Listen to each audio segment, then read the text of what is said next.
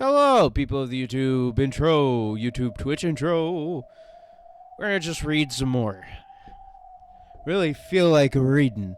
So, I had a somewhat close theory, apparently, to canon being furniture, I guess, which is them being furniture being made because somebody wants to love somebody else, i.e., Jessica being jealous of her friends for having boyfriends, and then all of a sudden Canon's there to be her boyfriend. But apparently I'm not there. Apparently, I've been in square zero. I would take a step out, y'all throw me back in. I'm in square one now. Cause I'm close. But I ain't there. So I've advanced a few squares, or maybe just one. But I'm finally out of square zero.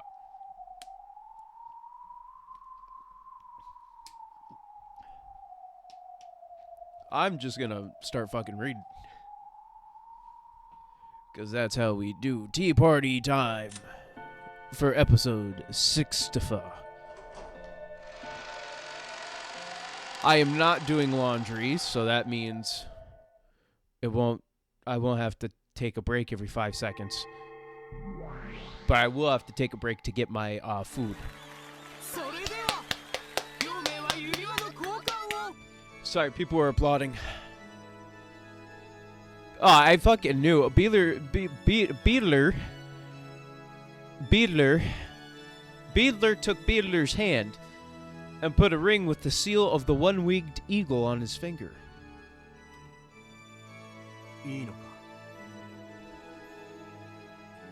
Is this... I don't think it's... Yeah, I think it's good. I don't know. I don't remember the volume levels. Hold on.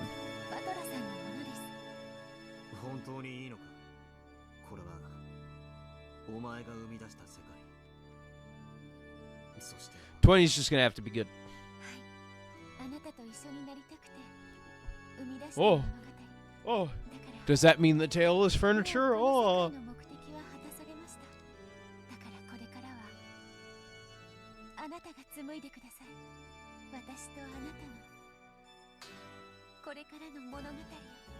This nerd.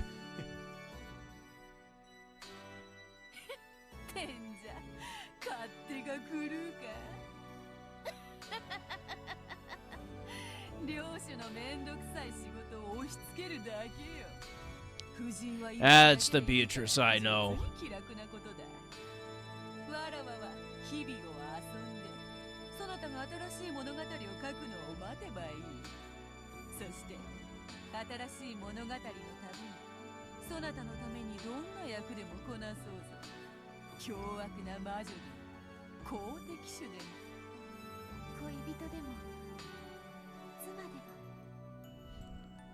Ho ho!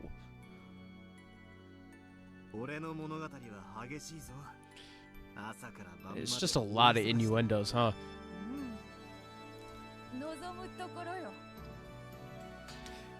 Beedler's hand relinquished the ring of the territory lord. Oh, well, this is immediate thumbnail potential right here. Very surprising. Immediate thumbnail potential. From Beedler, she received a silver ring with a crest that could only be worn by the wife of the territory lord. This fucking... Alright. They exchanged their rings and their wedding was complete. What? This is very different from what I wanted this to turn out to be. Very different. Then the pair turned around, faced the packed crowd of guests, and raised their rings high. A thunderous applause rang out for them.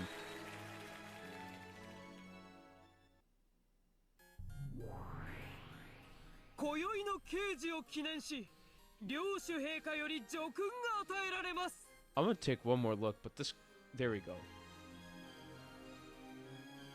Carl bots sometimes don't fucking work too well. As a memorial, yeah. Alright, I had to read it because I was looking away.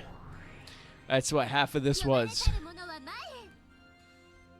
At Beedler's nod, Beedler read the name of the first guest to be recognized. Cannon, my dog!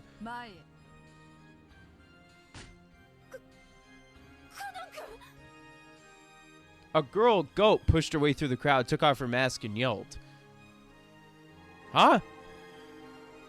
A cloud of gold butterflies gathered before Badler and Beto, and took the form of Canon kneeling in front of these two nobles. Canon had already died and vanished. However, all of the dead revive in the Golden Land. You fucking... oh.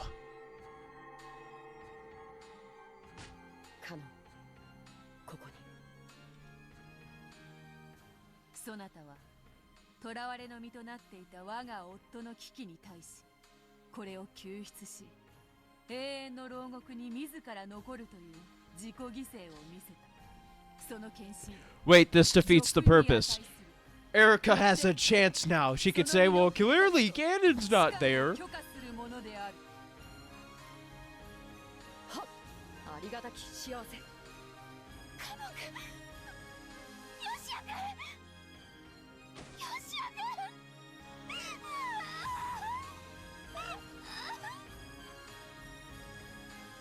Jessica raced forward and landed sobbing in Canon's chest. Canon patted her head gently and held her. Oh, alright. 家具として使えるんじゃないぜ。人間として使えるんだぜ。そこの意味、理解してるよな。I sure as shit don't.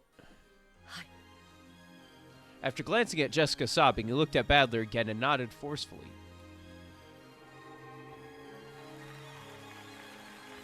そしてもう一組。後ろ宮ジョージ、並びにシャノン。前へ。はい。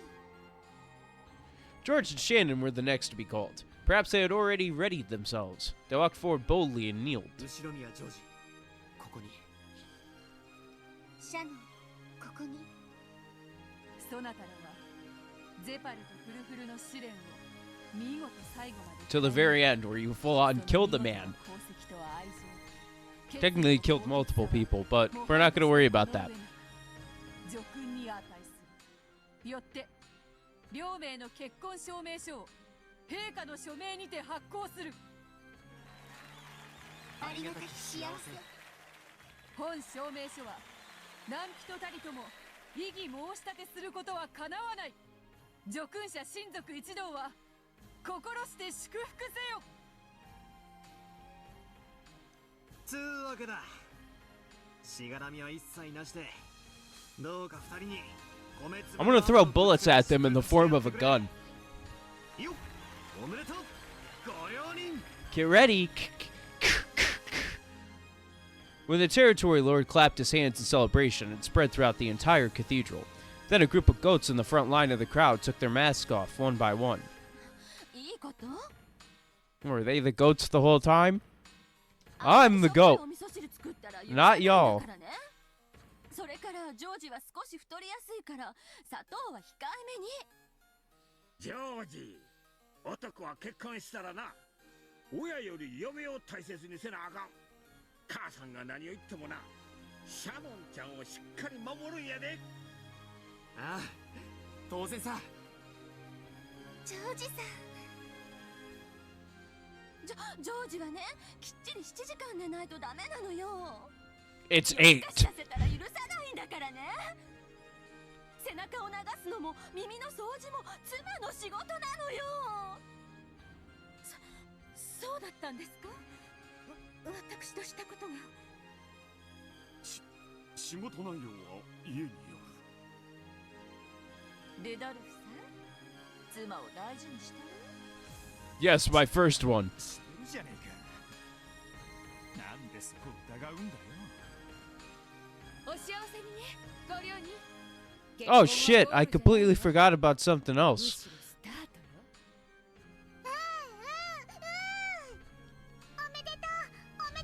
I wanted to really follow the ooh. So, going off of the love thing, because that's the one thing that's been like the whole fucking theme of this shit. I thought of something. What if the person who killed everybody is a person who's jealous of people who are in love? Or who have it? Now, I'm excluding the servants because they don't count. They technically can't get it unless it's some weird fucking situation that exists. So I'm excluding the servants. I'm excluding Jessica. I'm excluding George. Badler gets excluded immediately because he was the detective. Ava and Hideyoshi. All of them are like either can't actually have love or have love. I want to exclude Maria because she's 9 and can't kill anybody, but she kind of doesn't have it. Now, the people who don't are Rosa, Maria, Rudolph, Kyrie, Kraus, and Nazi. Rosa hates her child completely. Wishes that child did not exist. So there you go. Nothing. Maria is not loved by her own mom. But then Sakutaro came in, so I have no idea. That's kind of why I want to exclude her, because the Sakutaro situation is like, all right, does that count? Does that not? Rudolph, not really a long-term relationship type of guy, if you know what I mean. Kyrie hates Badler's mother for getting to Rudolph first. Kraus, probably bottom of the list because it's just in the share. But Natsuhi, top, for writing in her diary that she absolutely despises this family at points in her life. And then there's also the baby that got mysteriously thrown off a cliff, apparently. That also didn't receive any love. And it's probably the blonde-haired dude that I saw in the intro, which I'm just going to say killed everybody because it's a character I don't know, and that's the easiest so far. Nobody's here to correct me as far as I know. If they are, who cares? That's my theory. So if I had to go off of if I had to make a list off of who was most likely to kill everybody based off of love, that would be, let's start with the bottom. Kraus, Rudolph, Maria, Kraus, Rudolph, Kyrie, Nazi, Rosa. So Rosa's my top suspect just from that point. But probably wrong. Like I said, I'm only in like I've only finally have reached a few squares. Apparently we'll find out. See, this son of a bitch right here is the reason why I don't think Maria could have done it, because I think he loves her and she loves him. So that would exclude her from that, but I'm not sure how a stuffed animal would work in this equation that I've developed.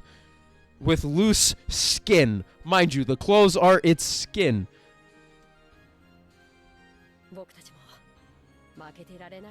Lose to what? You already lost. She shot you dead, my guy. She shot you dead. You already lost. All of the Ushiromiya family, all of the servants, and all of the spirits and demons in attendance celebrate the honorees with an even greater applause.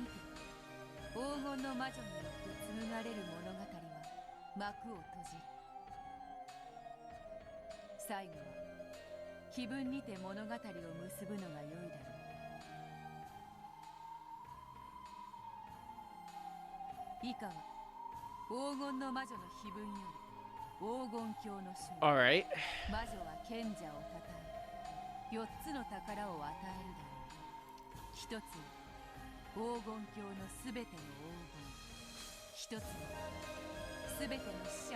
So far, correct. Yep, canon. All that just happened. She gave the gold to Badler. She resurrected everybody. She gave Jessica her love back, and she doesn't have to write the story anymore. So that all checks out.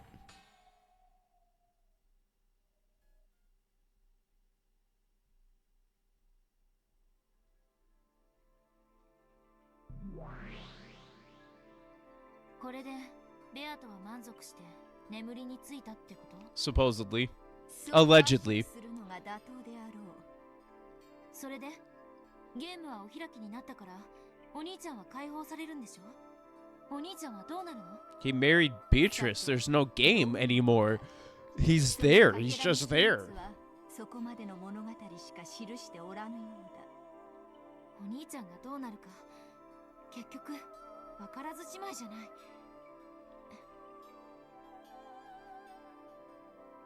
Nothing comes next for him. In the end, Oni-chan and the others never came back.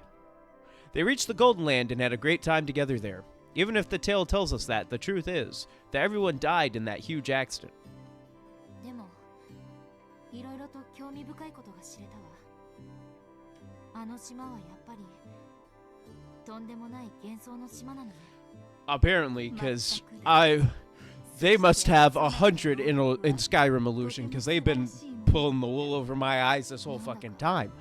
ぶっ通して6時間くらい映画を見せられた。 If that wears you out, try doing what I've been doing, and just try that. 本当にご苦労だった。 I've been watching a 6-hour movie for like 20,000 episodes, 20 streams. 数えることも忘れて久しい年月ぶりに心よりそなたに感謝するぞ。 Yeah, everyone's dead. Except, for some reason, Ava. She lives, apparently, from her future. But I don't know how time travel or, like, alternate universes work in this universe. Featherine sat down in a rocking chair and rocked it, apparently trying to think of something.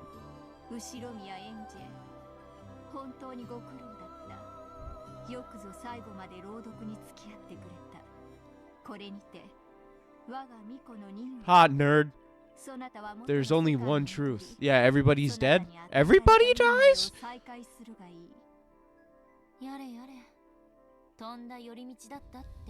No one comes back. They're the opposite of William Afton. Naff joke. That's a knee slapper. Oh, okay, I don't have to deal with alternate universes. Damn. That would have been real easy to explain everything else. I can just say Ant-Man quantum technologied himself into this world and killed people.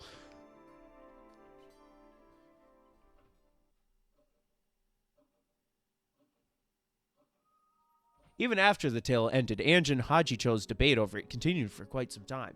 It had been very serious and fiery. Ange acknowledged that this tale was no crazy literary work, but a new message bottle which had drifted here once more from the Rakajima of 12 years previous, to tell her of one truth. And it seemed as though she had found her own interpretation of the truth she thought the tale was trying to tell. Too many T's. Of course, that was only one truth, and it did not mean an end to her journey. However, maybe it can be viewed this way. It wasn't sufficient to fill the 12-year gap in her heart. However, at that moment, just enjoying the feeling, along with the bitter coffee Hajicho had made, was enough. This seems like there's not 2 episodes after this. So I guess this really, I don't know. I don't care about that endless witch. I don't know even what. My brain's hurting. My brain hurt. By the way, I'm not sick anymore, so my voice is not going to die.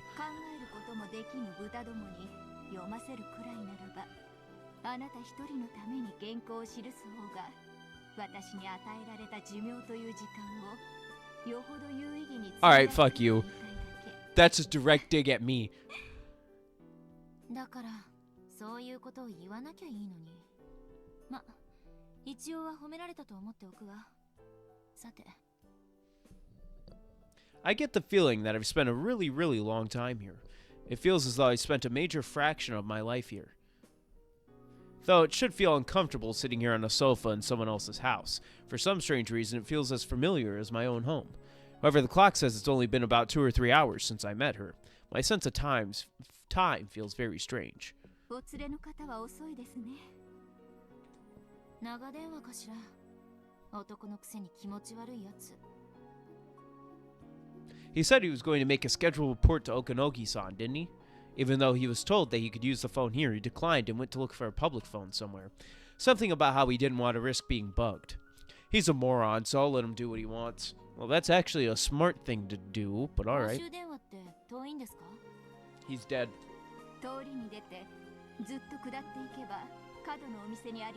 He got murdered. これでおいとまします。これ、洋館代にでも。そのお金をあなたに払ったら、また来て、私の新しい原稿を読んで、感想を聞かせてくれます。Well, suffice to say, she dies, I think. 私みたいな可愛くない女に原稿を読んでほしいんですか？いいえ、あなたは本当に良い、よく考える読者だった。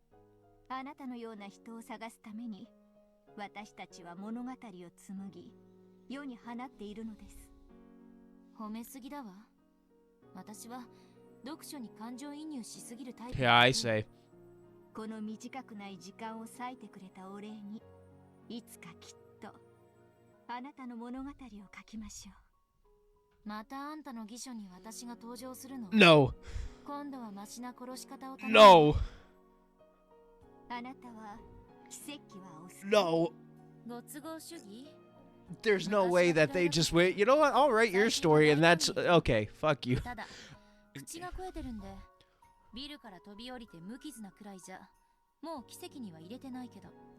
では、そんなあなたが奇跡に思える物語を、やがて、いつか。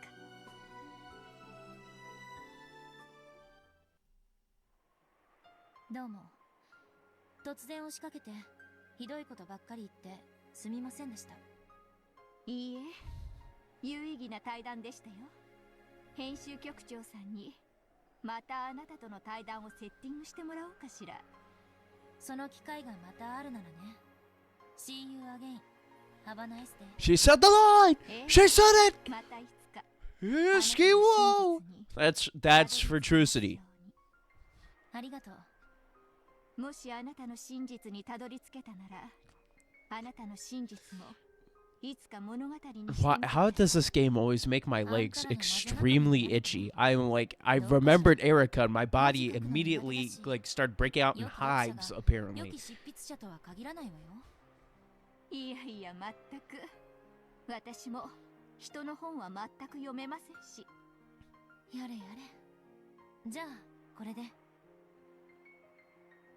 あなたとはこれで二度と会わないだろうけれど、 After this, I probably won't ever see you again.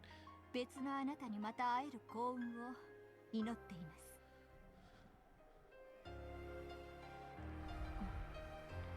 最後に一つだけ聞いてもいい？どうぞ。物語の中に登場したフェザリーヌって魔女。 Huh? あれはあんたよね。語るのもおこがましいですが、そのつもりです。 I'm like in the fucking Inception Matrix right now, apparently. あんたがフェザリーヌなの？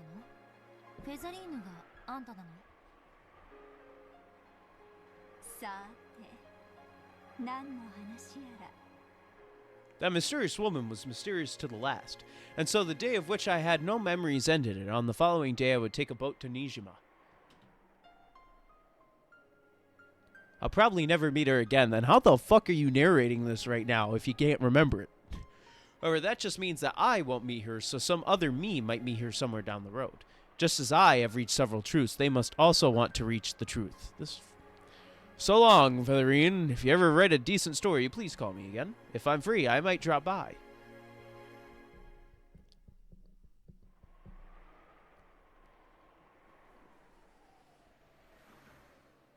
おかげさまでこんな豪勢なエスコートは初めてですぜ。お好みの旦那も招待したいくらいだ。遠慮する。もう俺は年だ。飛んだり跳ねたりは卒業したぜ。 The person on the other end of the line was Okanoge. Okanoge was also a man who tended to move from place to place, so it hadn't been easy to catch him even on the phone. こっちはクールな旅をしてますんで、今んところ飛んだり跳ねたりの必要はありません。スマデラカスミが死に物狂いで探している。情報屋の話じゃ、すでに六軒島への足まで用意させてるらしい。鉢合わせすると。予定通り。Ah, this son of a bitch. 5、6人前後のグループだろう。 I knew. おそらく拳銃手も。お前の敵じゃない。好きに暴れろ。 Oh, wait. 確実に殺す。お前好みのおもちゃは用意できた。 Fuck. もちろん。 Komatsu goes hard. 旦那もよくこんなもんが国内で手配できるもんだ。 Make sure you kill every last one of them. Behind Amaxa was the rental car that they'd borrowed under a false name, inside of which was now a black golf bag. スマデラ本家も了承済みだが、終わったらとっとと基本を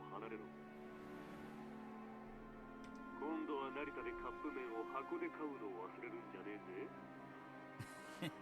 Wait, what? 今度は気をつけます I accidentally removed my headphones. Hold on a 超いい仕 second. 事です Was he in on it? He was in on it the whole time. 例の件も This motherfucker.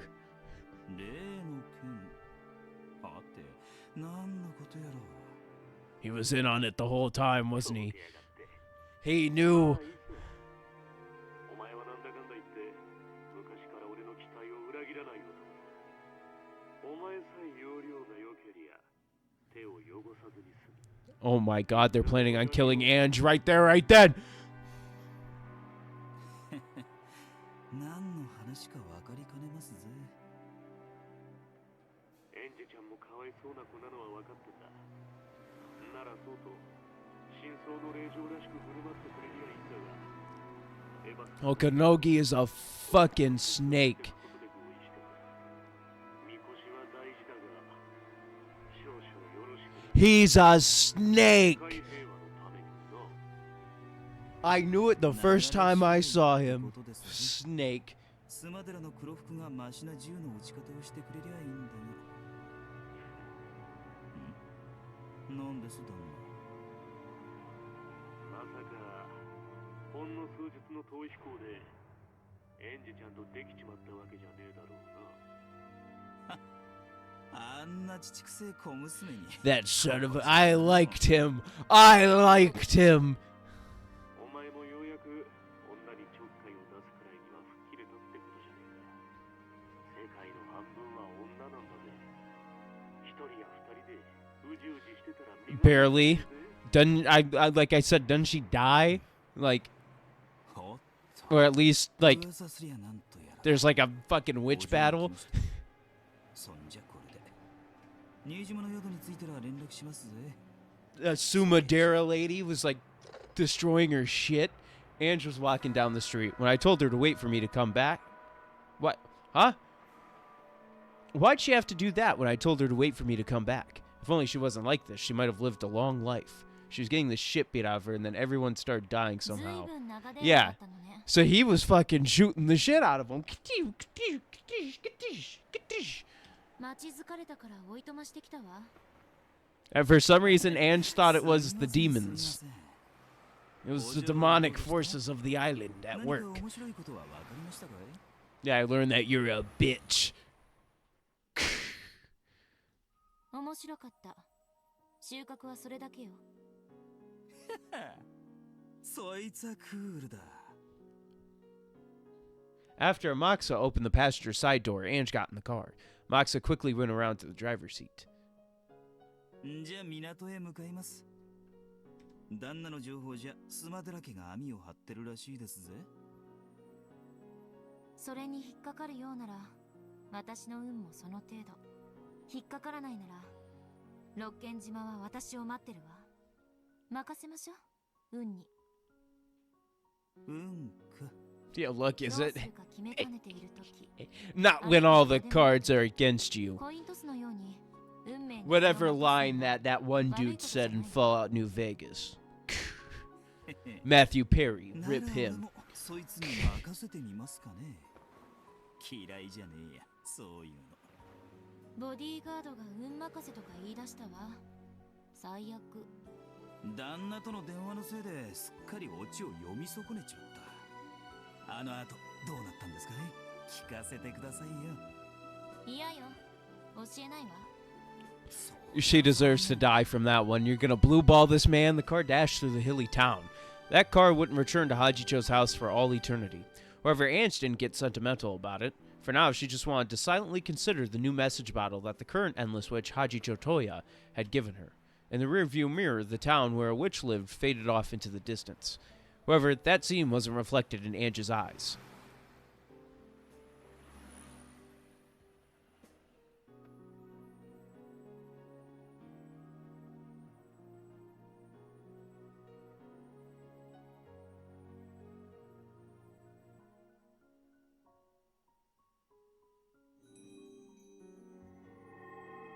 That was it for the... I expected more.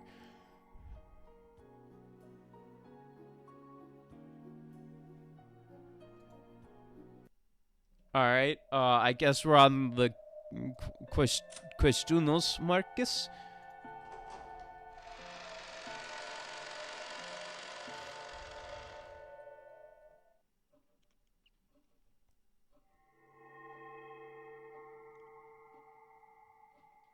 Ramda. Doko? Should have seen my face when I was staring at the screen. I was just like, oh, this bitch. Just having to say that felt like admitting defeat, and I didn't like it. Why is it that she's always so obnoxious and clingy when I don't need her, and then won't answer when I call her name? Where am I? My basement. Annoyed by the completely predictable ending, I'd left the cathedral. I planned on finding some terrace with a cool night's breeze to kill time on until the end of that farcical reception. 確かに人の顔を見たくなかったから人気のない方へばかり進んだけど This is what you get. さすがにこれはいないにも程があるわ You're a rat just like your fucking cat. I, the great Bernkestel, am lost. Miracle like that certainly wouldn't happen. Yes, miracles don't exist in this world. To create a miracle, you need an amount of time that can never be reached, a period that's no different from infinity. So when something that appears to be a miracle happens in a shorter span of time than that, it is not a miracle, but the product of someone's design. In other words, the reason I'm walking down this corridor is because someone's design has forced me here. 誰こんな手の込んだ真似で私を呼ぶの Are you sure this is a prank? よっぽどの恥ずかしがり屋みたい Welcome to London, motherfucker. こんな人気のないところに呼び出すんだから Then, from the other end of the dark corridor, I heard a sound. Patter, patter, patter, patter. It sounded as though some small animal, like a dog or a cat, was walking at a quick pace. No miracle could cause a dog or a cat to be in a place like this. Such a miracle would not be allowed. Since it isn't a miracle, that means I'm being guided in that direction. Very well, I shall walk in the opposite direction. This might be some new theme to keep me entertained. If this is some new joke of Lambda's, I'll cover her whole body with honey using my tongue as a reward. Huh? Stop. Brother. And then I'll stick parasol chocolates into her eyes and tell her to never do it again. In the direction the noise had come from, it was not only dim, but shrouded in complete darkness. However, I could sense something in that darkness. These witches gay as hell. Exactly. Let me tell you right now, they have been going crazy on the lesbianness of these witches. Oh, it's there are two emerald green glints, probably cat eyes. Like you, the eyes of a black cat that peered through the darkness. あなたが呼んだのそれともあなたが使う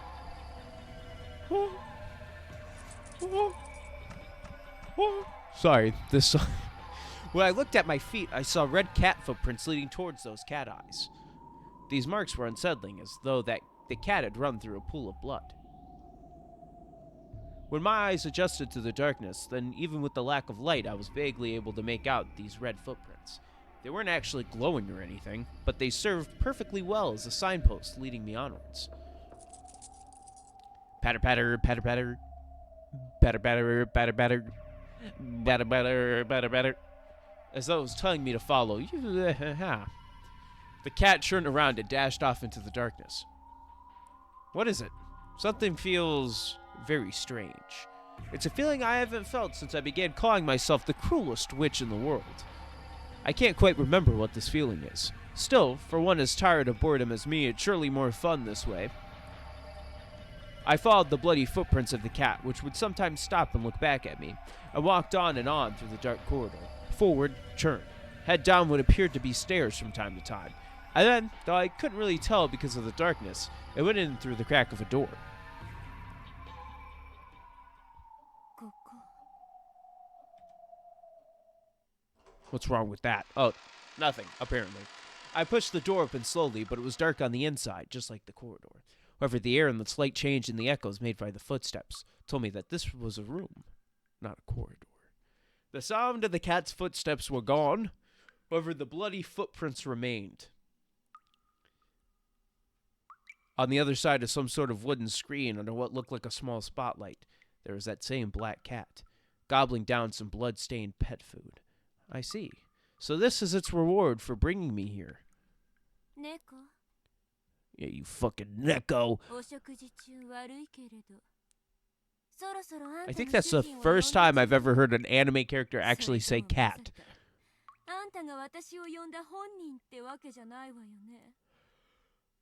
Talking to it didn't cause it to turn around. I guess it is an animal eating its food. If I kick it away, it'll probably run off to its owner. Is she beating the shit out of this cat? When I did kick the cat, it sailed away like a stuffed animal. Hit the wall and fell to the ground. It was fucking Sakutaro. Then it vanished, melting into the darkness. What's with this cat? Is it just an illusion? When I looked at its food plate, it was piled up with what appeared to be blood-drenched raw meat. It was as though someone had torn apart living flesh on the spot and piled it up on there.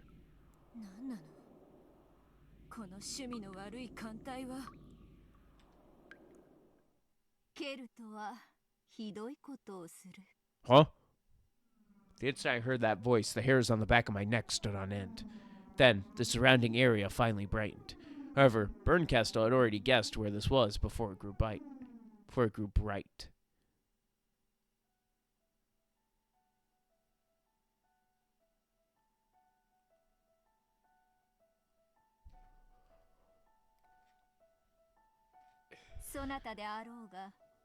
She appears twice. その猫は肉を食らい選ぶ道もあることを学んだ猫よ。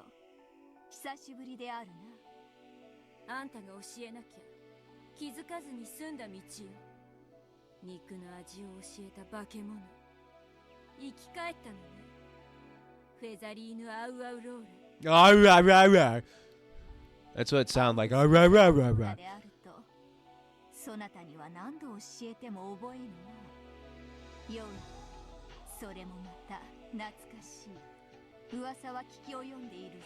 So was she the... 奇跡の魔女ベルンカステルを名乗り、あまり褒められぬかけら遊びをして回っていると。Is she the person who kept Burn, like, trapped? あんたの真似をしてるだけよ。到底及びやしないけれど。もし私の噂がよからぬものならば、あんたはそれに100をかけるべきだわ。Berncastle sat unreservedly in an antique chair, as though she was already familiar with the place. 何を怯えているか。私はこれまでで最も長く過ごした巫女との再会を喜んでいるだけであろうが、使いの猫がそんなにも気に入らなかったか。Berncastle's manner seemed completely relaxed. However, Featherine admonished her, telling her not to be afraid. And judging by the expression that had risen to Burn's face, Featherine had been right on the mark. Yes. 血の足跡を残しながら歩き、血まみれの肉を頬張る猫なんかね。別にも程があるのよ。怯えるな。よく見よ。血まみれの肉を頬張る猫など。Let me put on my eye binoculars. Plate of biscuits? That don't look like biscuits to me. That looks like a human face. Oh, never mind, it's candy. It was as though soot covering the plate at her feet was blown away, even though there was no wind. There lay an adorable and perfectly normal cat dish, with a pile of small biscuits on top of it. Berncastle didn't even hide her displeased grimace. Featherine shrugged and muttered, "You haven't changed, child of man," as she rocked her rocking chair. What's that one movie? There's a weird movie out there that I watched for some reason. I think I'm not sure if Germa watched it.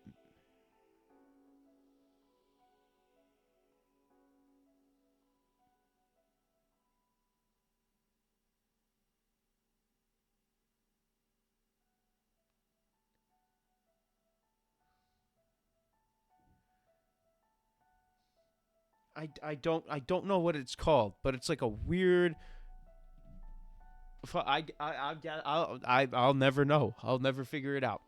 I think German watched it, but I also don't think he did, because why would he watch like a crappy, scary movie?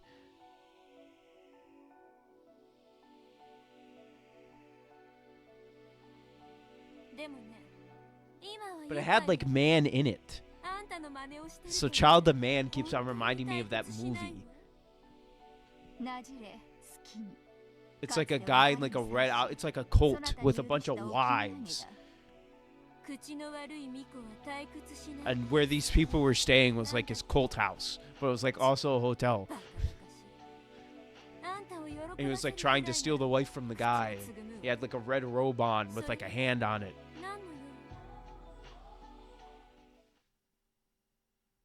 ベアトリーチェのゲームがバトラの勝利によって終わったそうだな。感激していた。なかなか面白かった。私が無様な役で、それは面白かったでしょう。Yes. とんでもない。なかなか光栄であった。ベアトもそなたに感謝しているだろう。それで、ベアトのゲームのかけらを 朗読しろって言うならお断りよ。私はもうあんたの巫女じゃない。 Except you are. Because 私はベアトのゲームをすべて感激して you are now.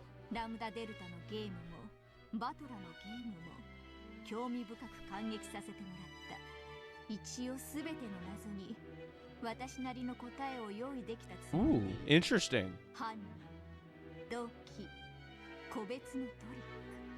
碑文の謎は最後がギリギリわからぬが、私が実際に六軒島に行き検証すればわかる程度のレベルまでの推理は持っている。それで無論真実は一つでない以上、私の推理も許される可能性の中の一つに過ぎぬだろう。しかしそれは可能性の範囲内であり、さまつな問題だ。何？ あんた、私とベアとのゲームの論争がしたいの？違う。したいのは答え合わせだ。人の子よ。 Ooh, the answer's fishy aroma. Shouts out. Those words of Featherines made Bernkastel straighten up. Her old master did not fail to notice that small reaction. そなたも出演者として参照のように物語を盛り上げてきた。 その過程で多くの真実も知るだろう。しかし、ベアトが巧みに隠してきたいくつかの謎については、そなたも知らぬのではないか。なるほど。私にまた腹渡を食いちぎって引きずり出す役をやらせたいのね。感激を終えればパンフレットを読み、舞台裏を知るのは そなた風に言うなら食後にたしなむ紅茶のようなものだ。それはたしなみだが欠かすことはできぬ。生きてるうちはめでて遊んで、死んだら肉を食らってご機嫌満腹。あんたに I'm hitting the gritty while sitting down. 二度役に立つわけだわ。 I think I'm gonna just end my life from that statement. 答え合わせがしたい。 そなたも知りたいはずだ。ベアトの亡骸を葬ると思い、その葬儀をそなたに取り行 Little gritty, no way, do the orangutan. Or I don't want to hurt myself. All right. I mean, I'm not on camera, so it don't matter. But when Featherine snapped her fingers, a thin spotlight appeared on the table, which was covered with cluttered books. There lay a folded version of the game board for Beto's game. The witch of theater going spun her finger in a circle, and the game board opened up by herself. I don't know why, but I was trying to read theater going. I was going to read it as orangutan, showing the black and white pieces lined up inside it. ゲーム版もコマもすべて揃っている。過去のゲームの寄付もすべて揃っている。 With a rustling sound, the book flipped through all of its pages of its own accord, front to back. shut itself, and flew to the side of the game board where it waited. Inside it, all of the movements of the pieces during previous games were recorded. なるほど。足りないのはプレイヤーと解説者だけってわけ。紅茶も足りぬな。梅干しも足りぬか。もちろん用意しよう。いいわ。それにからし大福もつけてくれたら。Oh God, mustard, mustard, or ketchup, or cat soup. I couldn't think of cat soup, so I said ketchup. I said the actual word that was supposed to be said. いろいろとおかしな解釈をしてしまうかもしれない。でもどう読むか、どう抑揚をつけるかは朗読者の自由。 Don't worry, I don't have any love either, Burn. 私は答え合わせがしたいだけだ。物語になど興味はない。そなたがどんな物語を紡ごうと全く興味がない。なるほど。ようやくそなたが何をしたいのか分かった。飲むでしょ。条件。いいだろう。私は答えが知りたい。そなたは鬱憤が晴らしたい。交渉は成立だ。 When Featherine snapped her fingers once more, a large chair appeared as though beckoning Bernkastel to sit there. It was a throne, horribly mismatched with the furnishings of this room.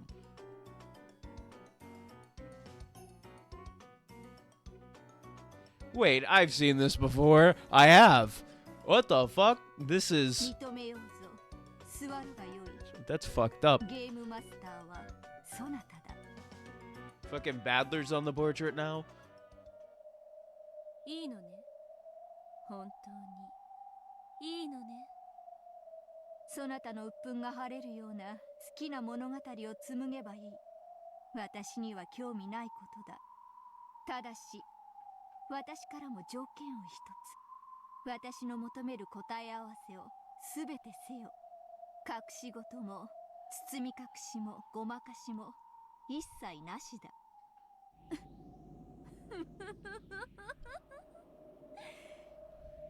任せなさい。腹渡引き裂いて中身をすべて引きずり出すのは私の最も得意とするところ。あんたの仕込みだ。 Cracked out specialty. 紅茶を入れよう。魔法でなく私自らの手でな。主が巫女に茶を入れて信ぜようぞ。 I just said I ain't your Miko, bitch. 紅茶を飲むなら魔女とに限ると言ったわ。我らにはどうやら違うようだな。This had a different title than the last one, so this might be with the music.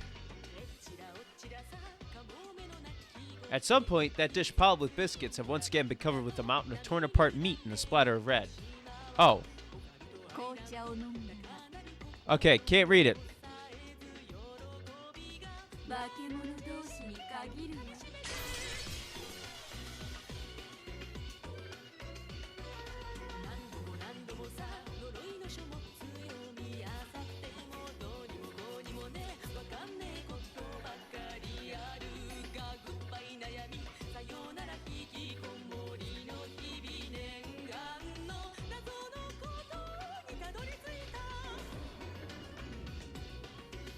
Yeah, I've been told that it was.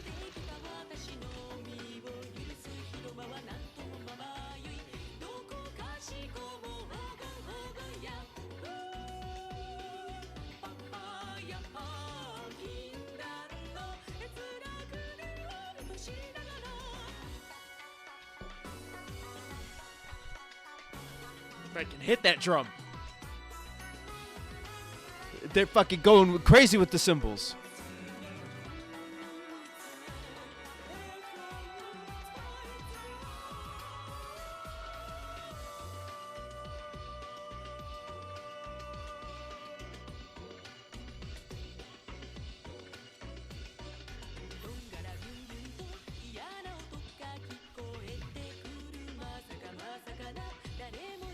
I can't wait till I get copyrighted for this one on YouTube.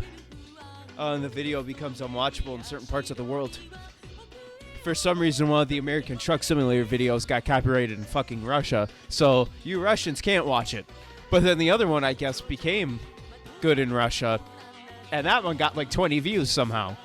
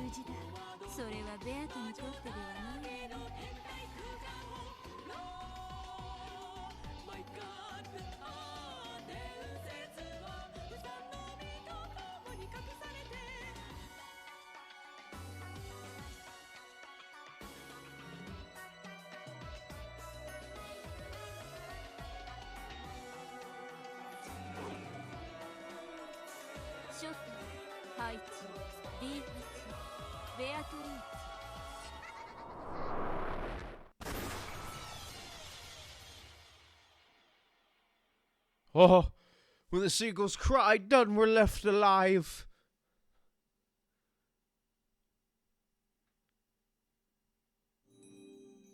Hooray!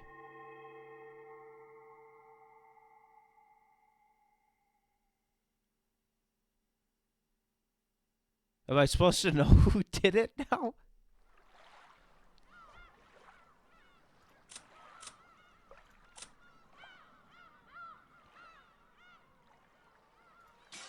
Kill him. Then resurrect him. What if I... Kill her. Kill him.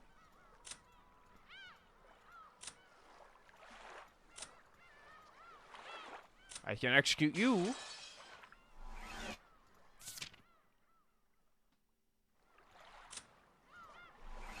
Like I can just resurrect him and kill. I wish you could do it to all of them. But you can't. That'd be cool if you could click execute on all of them. Edge, kill.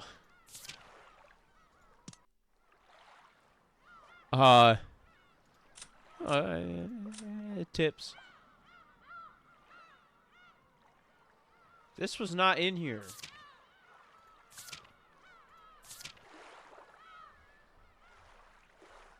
These are not in here. Spirit mirror, kept in the shrine built on a rock in the waters near Rakajima to suppress the evil spirits of Akujikijima. It is believed to possess a great power which holds these evil spirits at bay. This mirror is revered by the fishermen around the Nijima area, and several times each year a small ceremony is conducted jointly by the Ushiro-miya family and Nijima Fishery Cooperative. In the past, Kinzo ordered that it be cleaned on the change of the season. However, it is unknown whether or not he did this out of respect for the occult of the Eastern world. Set of dueling pistols. A set of demonic dueling pistols prepared by Zippar and Furfur. The number of shots loaded depends on the format of the duel. In most cases, each gun holds just a single round. The emotions of the duelists are loaded into them, and if the bullet grazes any part of the body, the concept of the target is denied without exception. In the past, duels were performed in the classic style with swords, but this took a great deal of time before an outcome was reached, which displeased certain impatient theater-going witches. For this reason, a dueling weapon that would always kill with a single shot was asked for and created. Of course, these weapons are not particularly popular among theater-going witches who are fans of drama. Do I just go straight into episode 7 without trying to figure out what the fuck it is? Fuck it.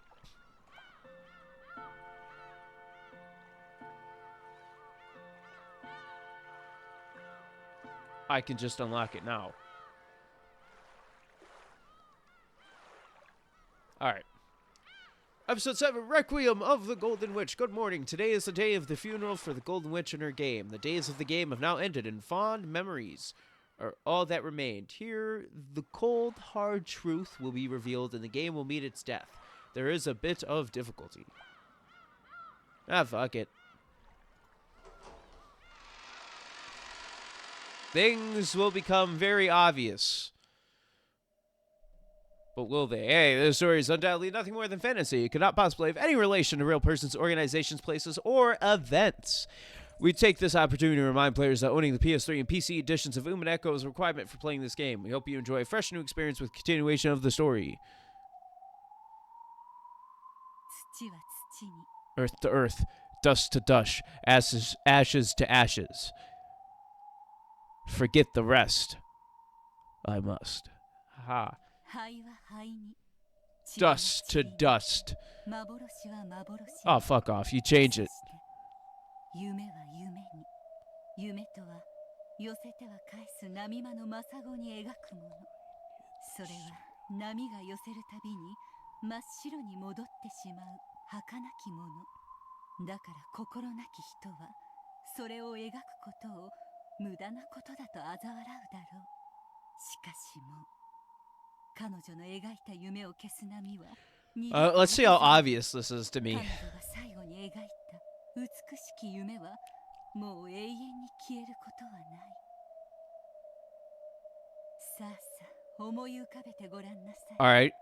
それは暖かき春の日の柔らかき午後の日差しがそのまま陰ることを忘れたかのようそれはとてもとても素敵なことなのだからあなたの最後の夢の立ち会い人プブリウス・ワルギリア・マロ Virgilia. Mark Marrow. The suspects were gathered in a room, and several inquisitors of hearsay were reporting on the results of their investigation. Their uniforms closely resembled those of Irsine Jungfrau, but they were slightly different. Also different were the badges signifying their department. Then came the sound of someone clapping their hands once. It was the lead female inquisitor. She was announcing that all reasoning had been completed. 近景以上にて命名以上の推理からあなたのアリバイが存在しないことの証明を終えるものなり At the other end of her pointing finger was a quivering maid with frightened eyes. Her name was... No, that's not important. What matters now is that she could have entered the closed-room study where the victim was found whenever she pleased. And furthermore, that her claimed alibi for the time of the crime had been proven to contradict the facts.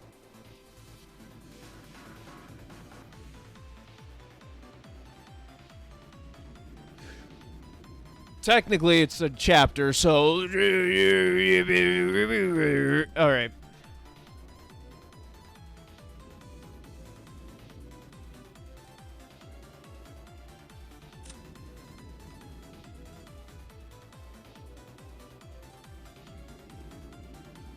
The Witch of Miracles and Miko to the Witch of Theater Going. In the 7th game, she conducts Beato's funeral. Met with defeat in the previous game and came out the loser. She has proclaimed that she will tear out the guts of Beato's game to satisfy her irritation, and yet... A little mage was earning the black blood from Kinzo. Meister class. I think I remember that. I think I remember you.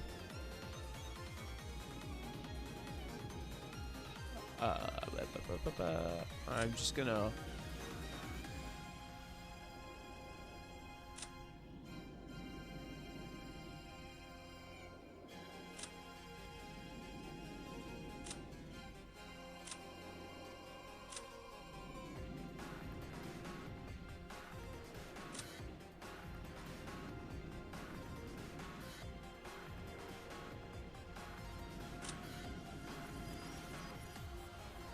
I'm trying to find the one that likes eating people.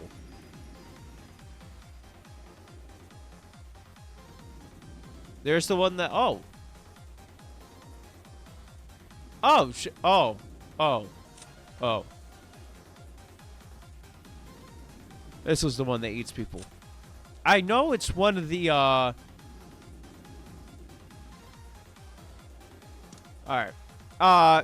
So maid woman. Maid with frightened eyes. Now, there's only 2 maid characters that could fit in this. And that's Kumasawa and Shannon. So one of those 2 potentially killed everybody. Which is fucking wild. That it could be Kumasawa. Does she count as a maid? Because, I mean, if we're going by basic definition, I'm assuming maid means female, because they could have just said butler. Shaking, the maid tried to continue in her logical pleading, but all of her statements had already been seen through. 以上にてフーダニットハウダニットの証明を完了するものなり、あなたが犯人である事実を揺るがぬものと知りたまえ。そんなどうして私が敬愛する旦那様を殺さねばならないのですか？ That doesn't sound like either of them. 動機がありません。理由がありません。誰がいかにして犯したか、それのみが立証できれば十分であると知 That りたまえ。 doesn't sound like any of them. 近景謹んで申し上げる。ミステリーに動機は不要であると知りたまえ。 The Inquisitor spoke. I feel like motives are important, though.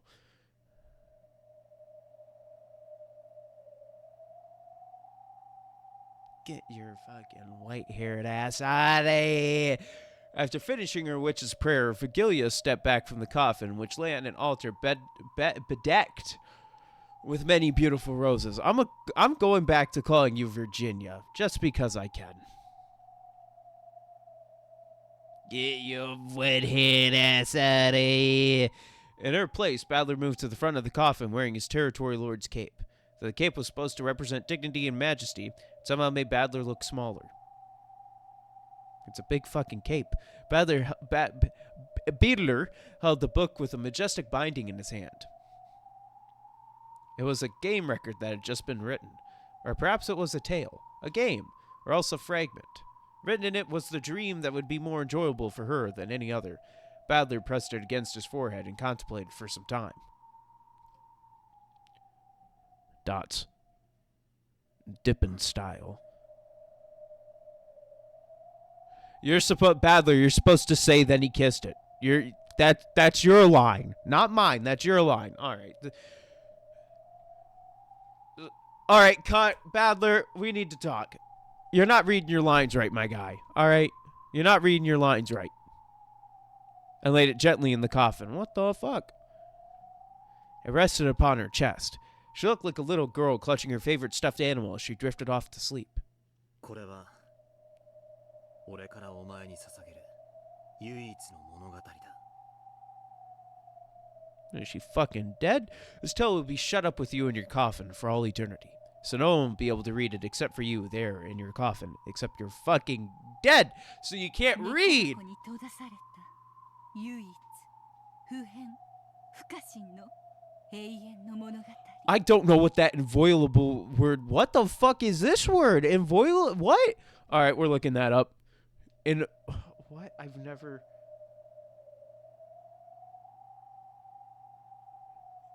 Yeah, okay. What the fuck? That word doesn't exist.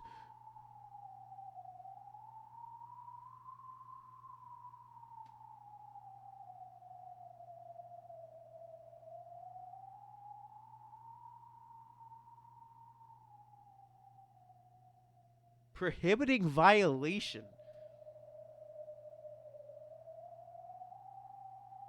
Oh, I was typing it wrong. Alright. It's still a fucked word. だから誰にも物語を汚せない。 Alright, 否定 alright. できない。 Got it, 反 got 論 it, できない。 got it. 俺とこいつだけ。 I would have gotten it if I just went further, because he says fucking defile it. 真実。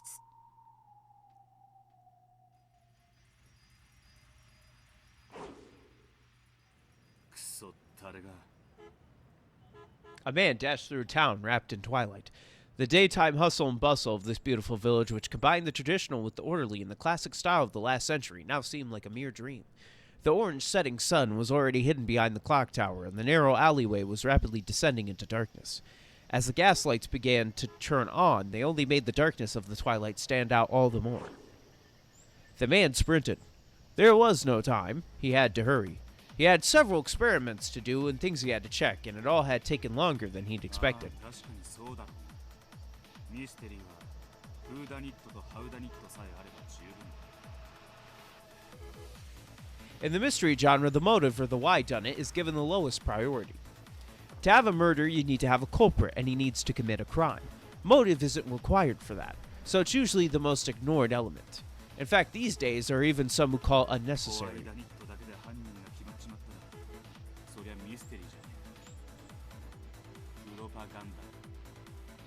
It's propaganda. It is the news. It's propaganda. 心ってやつをないがしろにしちゃいけない。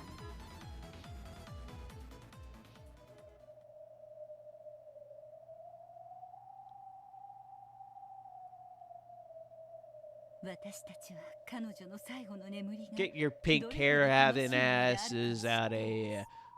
だから何人たりとも彼女の眠りを妨げることはできないでしょう。楽しい夢に微笑むこの眠りを妨げられるものなどいるわ I けが could. ないのです。 If the house is on fire and I need to wake up this child, I will disturb that fucking 私たち child. はもう I'll be like, get up! Ass needs to leave! You're gonna burn alive! 彼女の夢を眠りを覚ましてしまいますよ。 She's dead そ though. うだな。寝ている子には毛布をかけて部屋を暗くして静かに立ち去るのが決まりってもんだ。 After looking at the coffin one last time, Virginia turned around quietly. Beadler did the same, but then he stopped and turned to face the rose-covered altar.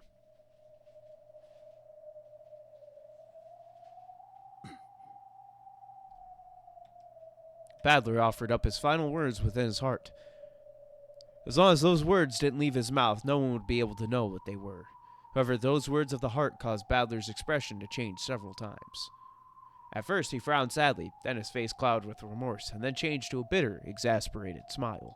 It flashed through several varied expressions. Then, the final expression that crossed his face was, surprisingly, a gentle smile.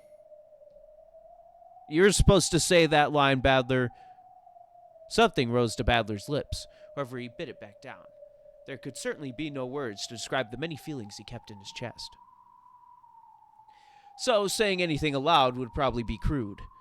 Badler understood this and stopped himself from speaking once more with a wry smile.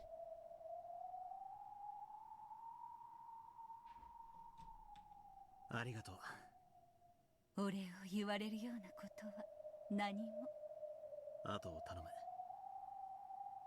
After seeing Virginia nod back at him, Badler turned away from the altar one more time and left the chapel. Virginia also disappeared. No! They took fucking Virginia from us! Ah! Sorry. Sometimes I gotta fucking act weird. And with that, all disturbances that might have interrupted her blissful sleep had vanished. The British! They took it back! The Inquisitors of Heresy listened with calm, no scornful gazes. They listened to the frantic babbling of the maid accused of murdering her master. However, nothing she said could bury the fault in her own alibi. They were all mere emotional arguments. I loved and respected the master so much, I have no motive for killing him, no matter how much she spoke. It only made her look more and more like the floundering true culprit, struggling pathetically. The requirements for the who-done-it and how-done-it had been satisfied. As for the why-done-it, the motive, the heart. No matter how much she spoke of gratitude for her master, who had graciously given her a job when she'd been left by the wayside after various misfortunes, it didn't help her case in the slightest in the mystery genre. Therefore, her motive didn't matter. All of that could just be squeezed out of the culprit afterwards.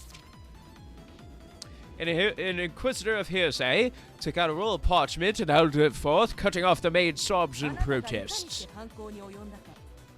その告発は大法院にて受理され、あなたの逮捕を許可したことを知りたまえ。これがあなたの逮捕状なり。動機など不要。犯人の特定には一切不要のものと知りたまえ。その上で慎んで申し上げる。我らが SSVD は罪を認めぬ犯罪者に真実を告白させる強制的手段を The Social Security VOD Department. No, Social Security Violation Department. Okay, that's isn't that a war crime? 自白すらも不要。補佐官一同、そのメイドを逮捕したてまつれ。私じゃないです。私は旦那様を殺したりなんかしません。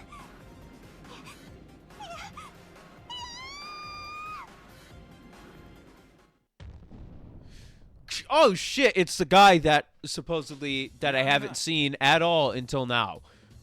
He was in the intro for the first time I saw him, I was like, I want to know who this guy is. And now he shows up. This bitch.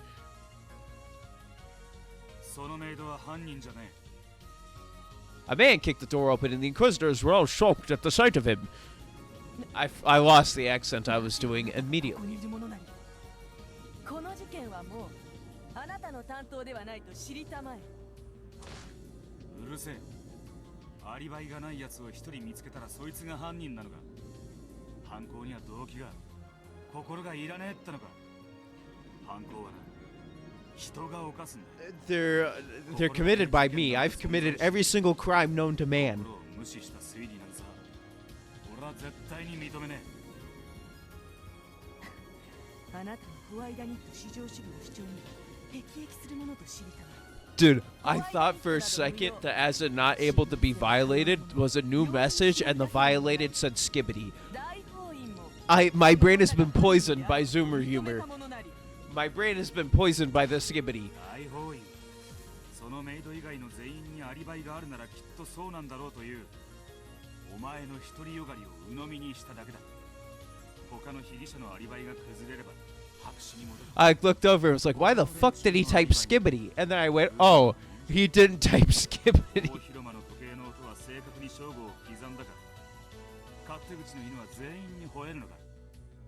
確かにお前はメイドのアリバイの偽証を崩した。それは見事なもんさ。だが、それで終わりなのか。メイドに犯行が可能でも、それを行う動機はあるのか。I don't like his coat. His coat looks like shit. それを探すことを怠るな。犠牲者に怨恨は、金銭関係でトラブルを。動機を捨てるな。心を捨てるな。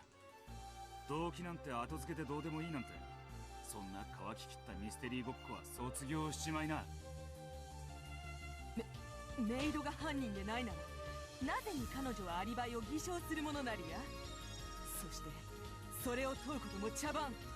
審問し赤き真実を絞り出し、犯行時刻のすべてを赤き地で署名させる。It's called false confession. You can go to prison for that. ああ、そうだろうな。お得意の拷問で全てを神の目線から客観的に赤裸々に絞り出せばいいさ。でもな、言っておく。心のねえミステリーと推理のやり方はな。Alright, enough of your little monologue. Can I have your name, good sir? ここに命令書もあるものなり。さあ、補佐官一同、構うことはなしと知りたまえ。そのメイドの逮捕を命じるものなりや。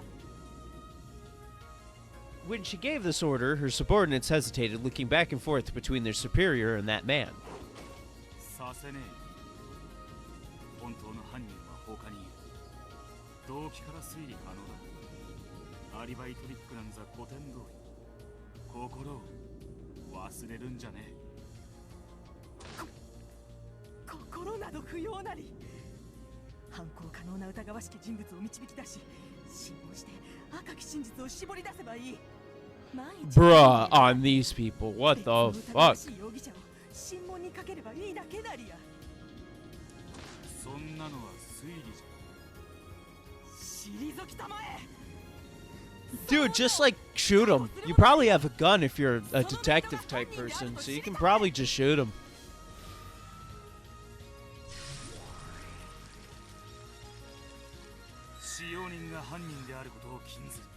Okay.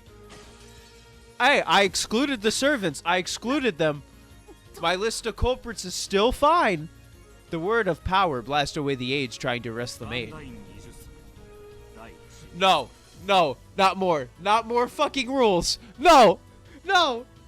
I couldn't handle the first 10, and you're gonna add 20 of them? 20 more? That's 30 fucking rules! No! Okay, let's see if Van Dyne writes a good story. Brother.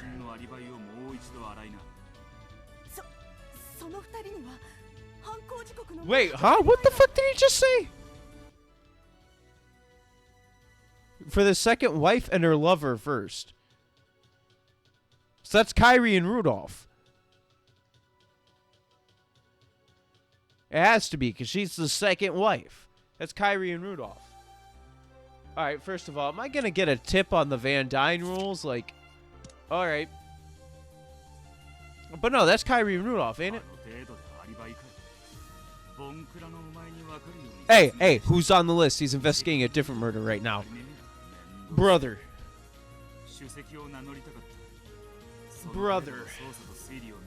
That then they should have explained that better. They should have explained that better. I thought I was onto something.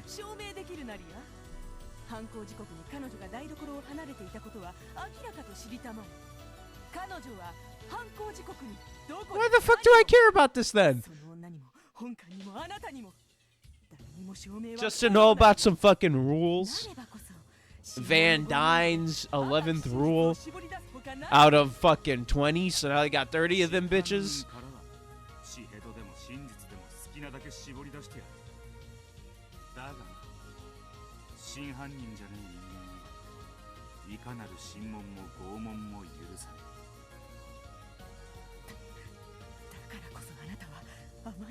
Hey, you gonna take that shit from him? Slap him.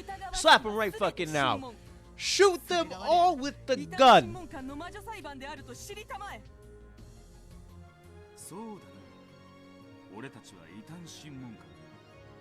Ain't these the Delanor people? Or is this another Department of Heaven or whatever the fuck it is? Wait, no, they did say, if I may speak or whatever. So yeah, these are probably the same people.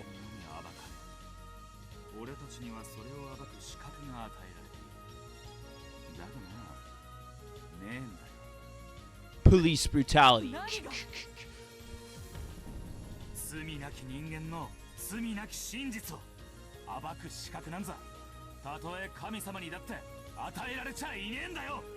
God is displeased with that answer. The maid finally realized that he was trying to protect her. After all this time, he's going, she doesn't have an alibi. You can't convict her. She's like, they're gonna kill me. She's a fucking idiot. She should be thrown in prison for being that fucking stupid.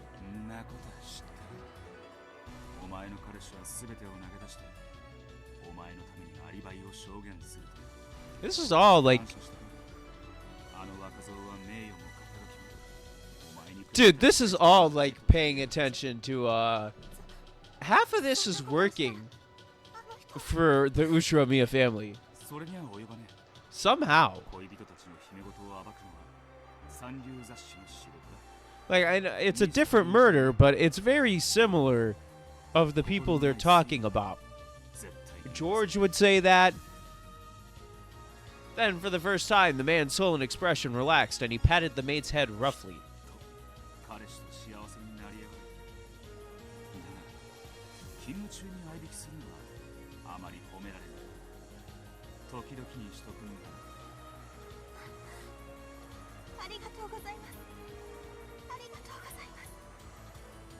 These words were heard only by the two of them. The man had learned of her innocence, which could only be proven by exposing the secrets of a pair of young lovers. He had rushed about in search of a solution, resentful of the arrogance of those trying to expose us by forcible means.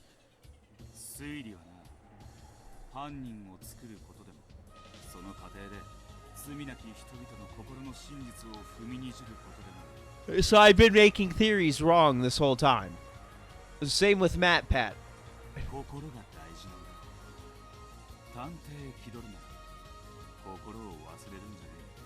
He's giving me the fucking stink eye right now. Hey, that's a crazy fucking... That's a crazy fucking stink eye.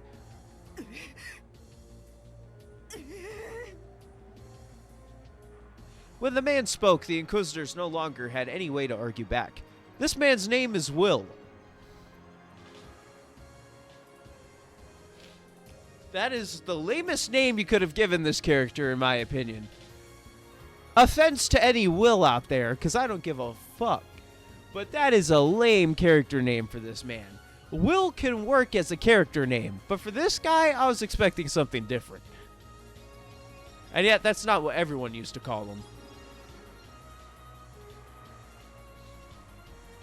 Head Inquisitor of Hearsay of the SSVD, the 8th District Repentance Enforcement Agency of the Great Court of Heaven.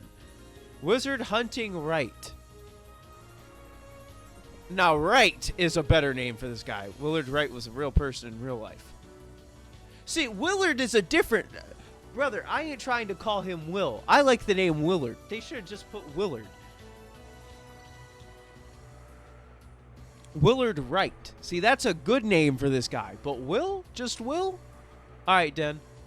Hey, Willard H. Wright. Brother, Willard Wright was a real person in real life. What message did I get earlier in the game? Nothing is absolutely the same as this person. Brother, you named him the fucking same. A member of the SSVD, the 8th District Repentance Enforcement Agency of the Great Court of Heaven. Inquisitor, ranked Archbishop, first class. Goes by the name Right of the 20 Wedges, or Wizard Hunting Right. He was an ace Inquisitor in his youth, and was feared for being both ruthless and merciless in his work. However, at some point, there's a change in his work attitude, and his previous flashy escapades became a thing of the past. His current style is often fickle, alternating between laziness and obsessive bursts of energy regarding mere trifles. By now, everyone has given up trying to understand him. He has already submitted his resignation and had it accepted. Only a few days remain before he will lose the name of Right. So what, he don't work there no more? S.S. Van Dyne. One of the repentance enforcement agencies supervised by the Great Court of Heaven. Its area of jurisdiction is the 8th District. The SSVD has a long history, even by the standard of the other enforcement agencies, and is known for its strictness and fundamentalism. Many say that the agency is at odds with the times, but is also highly praised by some for still continuing to preserve the basis of the spirit of the law. It is traditional for the agency's chief inquisitor to inherit the name Right. Okay. So his name is literally just Will, but his last name became Right because he's the chief inquisitor at this current moment. これがお前らへの最後の引き継ぎだ。魔術師狩りのライトの名を継ぐなら忘れるな。絶対だ。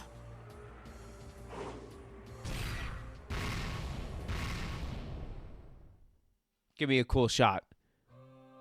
Okay, never mind. It gives me an opening.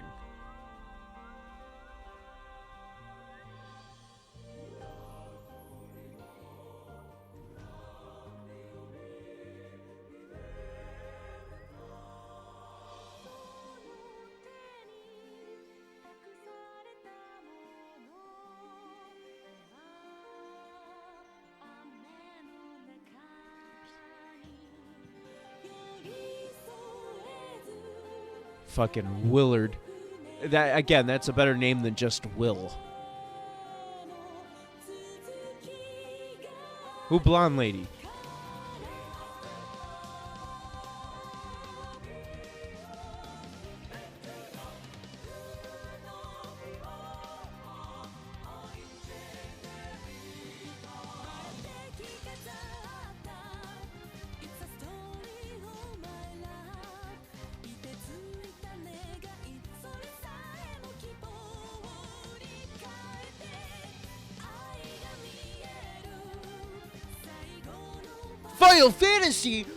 Final Fantasy 7, they're all connected.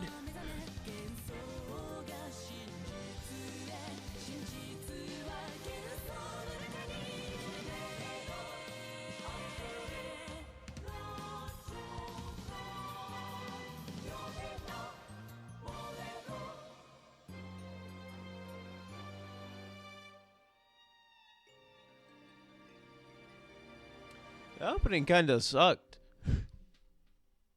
I'm gonna be honest, I don't like that song that much. Oh no! No! She's dead! Oh no! She died! Let me make sure my mic, yeah, my mic's still working. Lordy. Alright, well, come on, you know.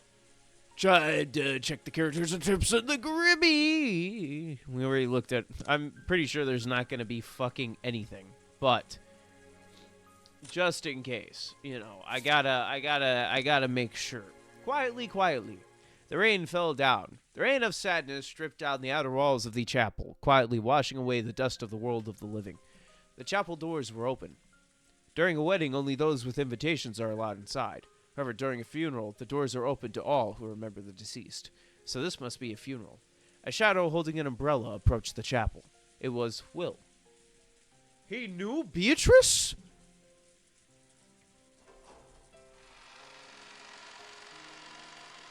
I mean, everybody knows Beatrice. A reception desk had been set up at the chapel's entrance. As the shadow approached, Cannon, who had been sitting at this desk, stood up and welcomed him with a bow. こちらが受付でございます。弔問の皆様にはご褒美を賜っております。ご記帳をお願いいたします。悪いな。弔問じゃねえ。待ち合わせだ。You came to a funeral to meet someone. A dubious expression rose to Cannon's face. Will pulled an envelope from the pocket and showed him the sender's name. 失礼いたしました。どうぞお入りを。 Get the fuck out of here, red-haired せめて bitch. そいつをもらえるか。ありがとうございます。きっとお喜びになられると思います。 Cannon handed him one of a set of golden roses which were being handed out to all the mourners. Will took it, silently bowed his head, and entered the chapel. Fucking Will. I'm not gonna get over that name. Inside the chapel, several people who appeared to be the family of the deceased were gathered, and they all seemed to be recalling memories of the departed. You're dead.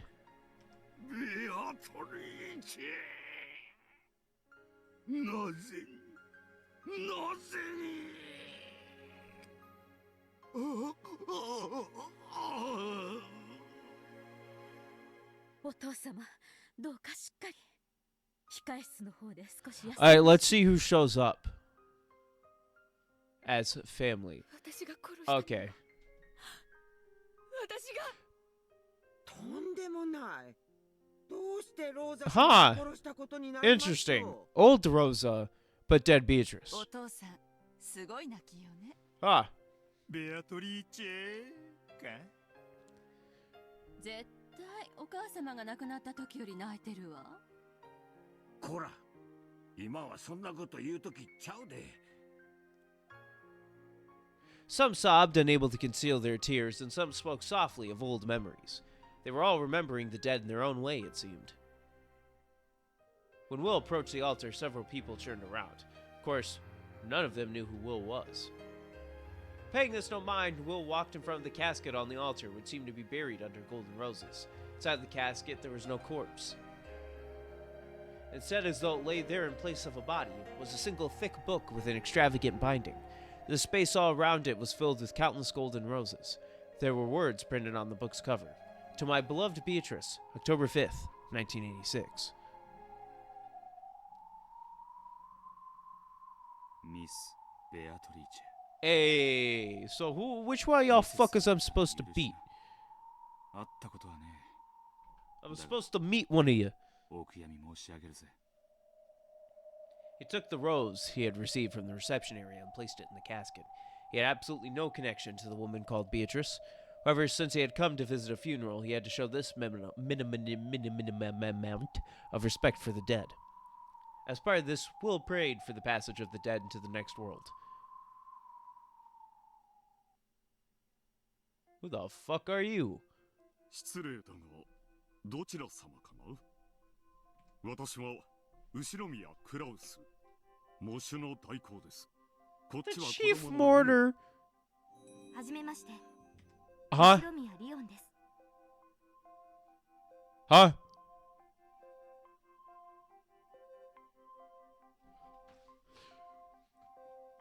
Excuse me. Where's Jessica? Why the fuck ain't Jessica here?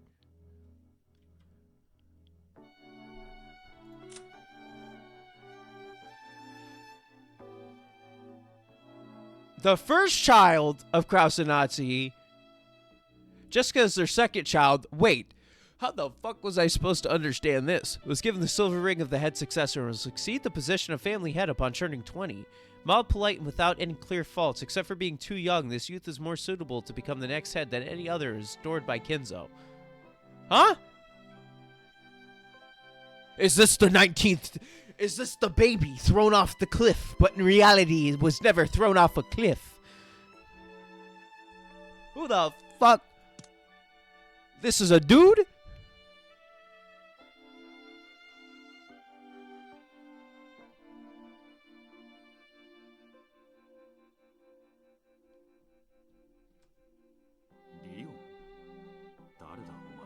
Yeah, who? I don't care how it's pronounced. Who the fuck are ya? Even Will stared at Lion's face, wearing a confused expression. I'm not saying Leon. It's fucking Lion. If they wanted Leon, they should have put an E. He hadn't seemed particularly interested in Kraus, but Lion had apparently drawn some sort of reaction from him. I like Lion, because then I can say it's Sakutaro. Rather than interest, it was more as though he felt like something was out of place. Oh, it definitely is.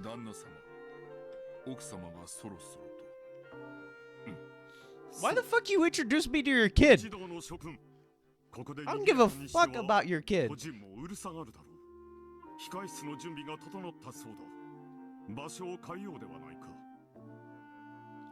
When Kraus called out to everyone, they began to move towards the chapel waiting room. I'm gonna fucking beat the shit out of your child. I will beat the shit out of your child if you leave me with him.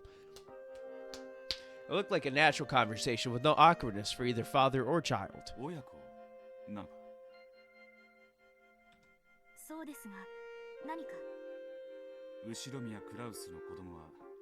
Exactly, he knows.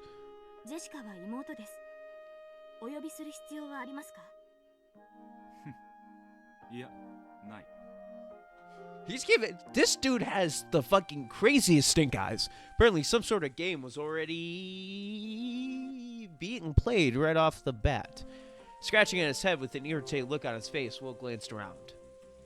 Is that the fucking. Is that the child that. Oh, off the cliff you go! Woohoo! Not at all. I'm supposed to meet somebody. In fact, I'm supposed to meet Jessica. Where is she? Since Lion was a fairly mild person, Will's behavior is met with nothing more than a blank expression. An old person probably put on a dubious look long before this. I don't like this kid. Will scratched his head again and yelled angrily at someone other than Lion.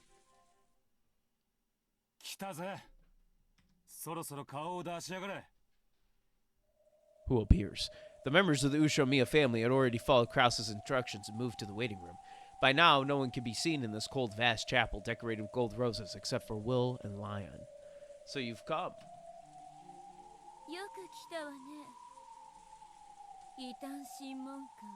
Wait, I know this voice.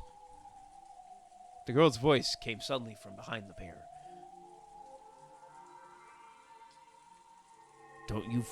Don't do it. Ah, I thought I was rid of you! When Lion turned around in surprise, a girl had appeared out of nowhere and drifted down on top of the altar. She landed softly on the sacred funeral altar as though this was perfectly normal, crushing the golden roses under her shoes. Of course, Lion didn't know this girl. Just why on earth were all of these people unrelated to the funeral? Popping up one after another. Well, yeah, maybe at this point in time you could be.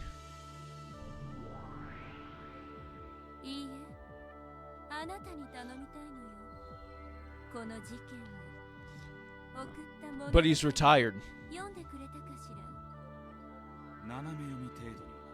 Look, dude, this dude has fucking stink eyes for days.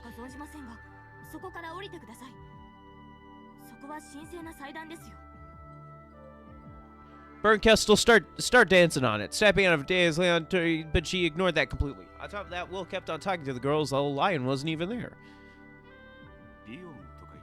I'm never gonna say fucking Leon.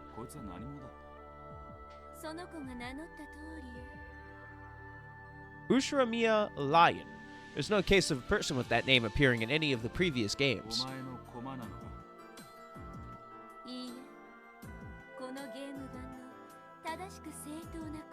It is the 登 child. 場人物よ。ゲームマスターはお前だ。ならお前の駒だ。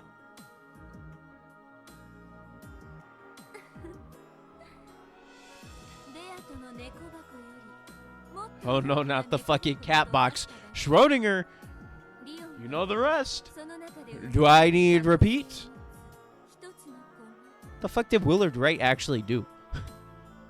Is he an author? Probably. Detective? Maybe? 結局お前の駒というわけ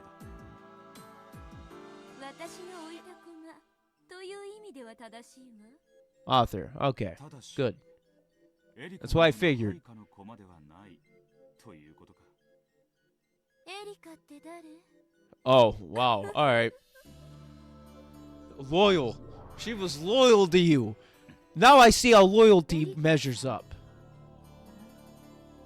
Yeah, what about her? しようとするな。頭痛になら。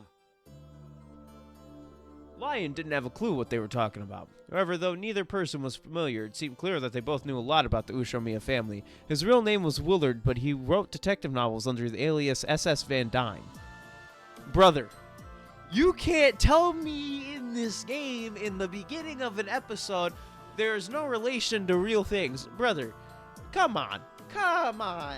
Come on. Alright. Alright. I see how it is. I see how it is. Now, what are the rules? What are the 20 fucking Van Dyne rules? Don't tell me. I'm sure it'll tell me. But there's fucking 30 of them now. There's 30 rules. We got fucking Knox and Van Dyne. SS Van Dyne is a goated name, though. I will say. Goated name. 私にはあなたたちが何の話をしているのか分かりません。とにかく No, that's my wrestling name. SS Van Dyne. その祭壇から降りてください。後ろ宮家次期当主としてお願い申し上げます。 Even Lion was finally forced to speak in a raised voice to that girl and continued to chat while casually standing on the altar. However, the girl ignored this completely. On the other hand, Will did show a reaction. 次期当主はクラウスのはずだ。父クラウスは私が20歳になるまでの間の当主 Yeah, which is fucking weird. 20歳になると同時に次期当主である私 Why? 当主を継 What 承 is... することになっています。 What's going on, brother? The GWB is gone, dude. It seemed that even Lion was starting to get ticked off by now. That calm expression appeared to twitch slightly. Let's make him mad, 次期 brother. 当主に許されている片翼のわしの銀の指輪です。これで証拠になりますか？ I don't know what that means, Jack. 銀の指輪 Usually it's gold, isn't it, dude? 当主の指輪は何度も登場している。次期当主の銀の指輪など This dude just has permanent stink eye. クラウスもジェシカもそんなものを指に通していた記憶がね。嬉しいわ。斜め読みにしてはちゃんと読んでくれてるじゃない。魔女のよこす文章はどこにろくでもねえことが書いてあるか分かったもんじゃねえ。ましてやそれが元老院の大魔女とくりゃ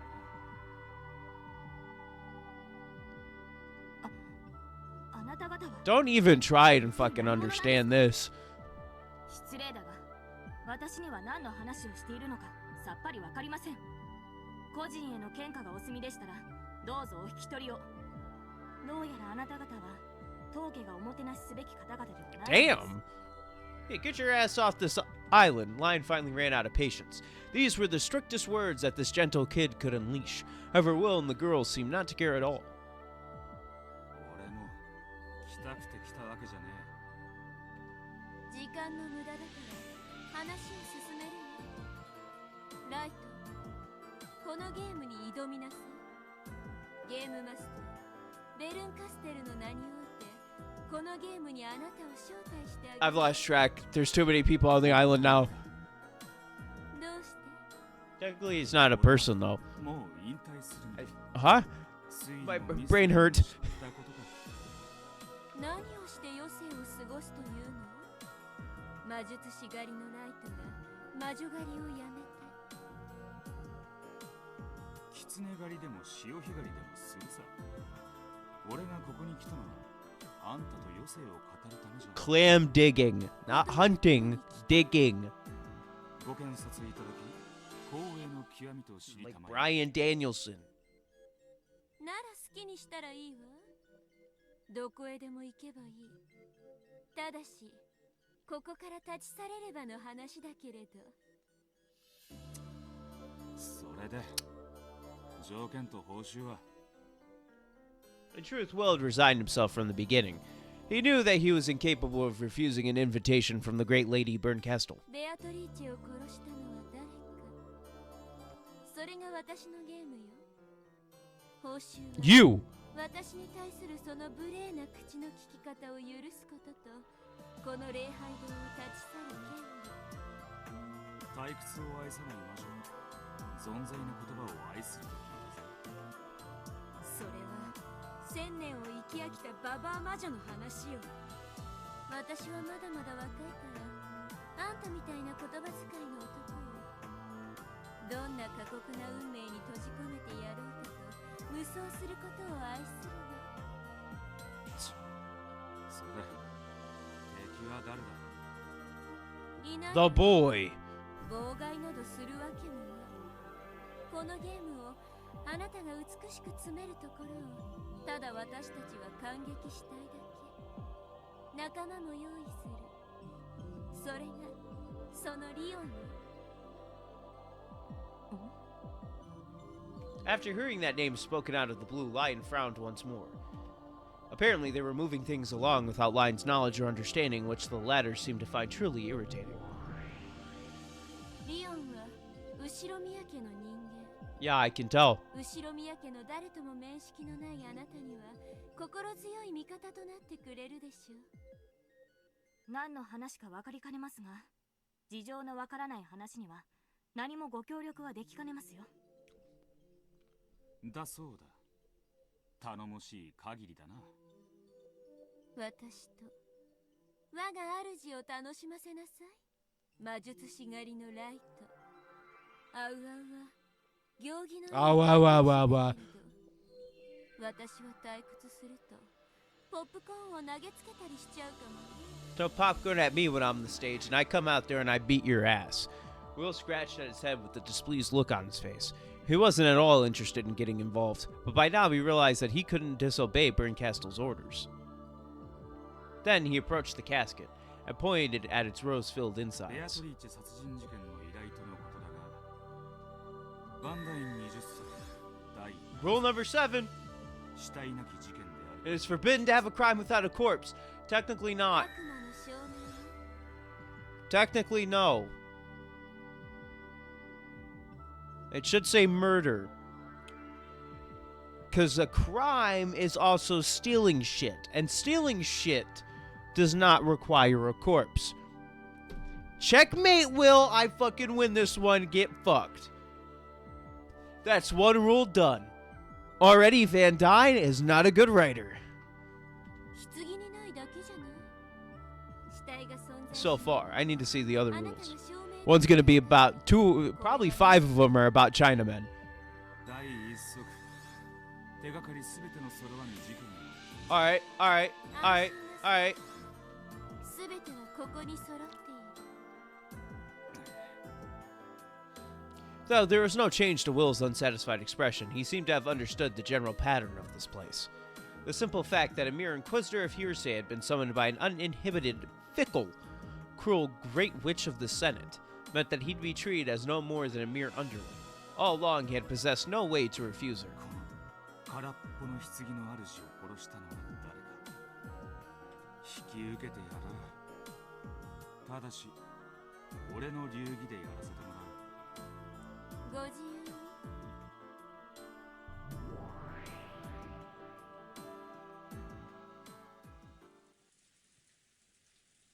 まず最初にすることはお前に現状を理解させることだな。 Hopefully, while you're doing that, you can help そ me れをお願い understand. できると私もとても助かります。 Lion's expression seemed nonplussed, angry, and confused all at the same キラ time. 実際に見た方が早い。いいでしょう。音もしましょうとも。Will signaled with his chin for Lion to follow him and spun around. After snorting once in an unsatisfied manner, Lion followed him as though resigned to see Will's little show. As she watched them leave the chapel, Bernkastel sneered silently at them, a cold smile on her face. 尊厳なる感激と戯曲と傍観の魔女フェザリーヌなんとかアウアウローラの巫女にして奇跡の魔女ベルンカステルの名においてこのゲームの開始を宣言するわ物語のタイトルは黄金の魔女のレクイエムベアとの葬儀にふさわしい物語を紡ぎなさいさてどんな腹渡を引きずり出してくれるやら Probably by hand. She usually have things to do. She watched until the pair left the chapel. Bernkastel's form evaporated into the empty air just as she had arrived. All that remained was her unpleasant cackling. Bring that back. Outside, it was still raining. Oh, this is the second mansion. Probably, because this ain't the first one. This looks completely different. When Cannon saw the guest and the successor approaching the reception desk, he bowed deeply. ご苦労様です。休んで結構ですので、外してもらえますか。カノンです。Oh, wow, you don't even know his fucking name! Cannon bowed deeply, then disappeared. 下々の名前まではいちいち覚えていないってか。Well, all of them's a little too much. 当家には若い使用人が大勢出入りしており、入れ替わりも頻繁ですので。さて、何をどう理解させてくれるのですか。あなた様は何者で、当家に Is the culprit Jessica? Let me ask that now. もちろん納得させてくれなくて構いません。 Did she kill people? Did I exclude her for no reason? もう帰れねえのさ。俺も誰もな。もういい加減にしてくれませんか。そのよくわからない煙に巻くようなしゃべり方。 Jessica's not a killer. Okay. 私にだって我慢の限界というものがあります。私では見送りにならないというなら、源氏とゴーダにお送りさせてもいいのですよ。騒ぐな。こいつを見た。Fuck it, I'm just gonna continue reading and hope that I can fucking figure it out. 葬儀用のバラです。まさか手品でも見せてくれるお Yeah. I made it disappear. Will took one of the flower offerings and showed it to Lion as though pointing out that there were no mechanism or tricks. It wanna know where it went? It went up my ass. I would say the rest of the joke, but you're a child. Then he slowly lifted it upwards. 見てろ。ええ、見てますよ。鳩でも飛び出すんですか。それともクラッカーと万国旗にでも。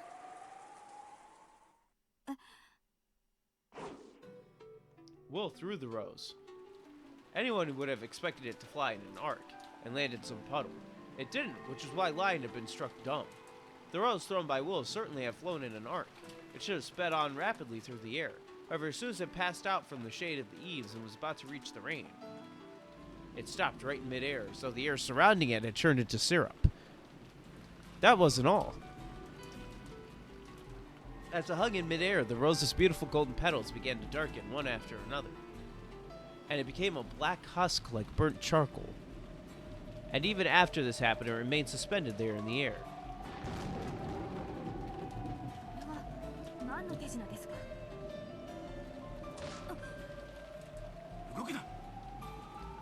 Lion had moved closer to try and touch the remains of the rose which still hung in the air. Will had roughly blocked the way with his arm. It was as though he was telling Lion that leaving this place meant certain death.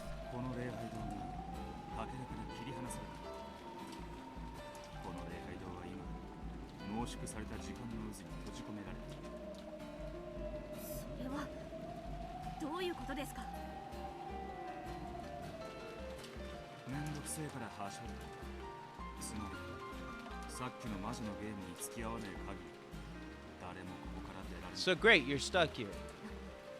なんですって。もう葬儀は終わっています。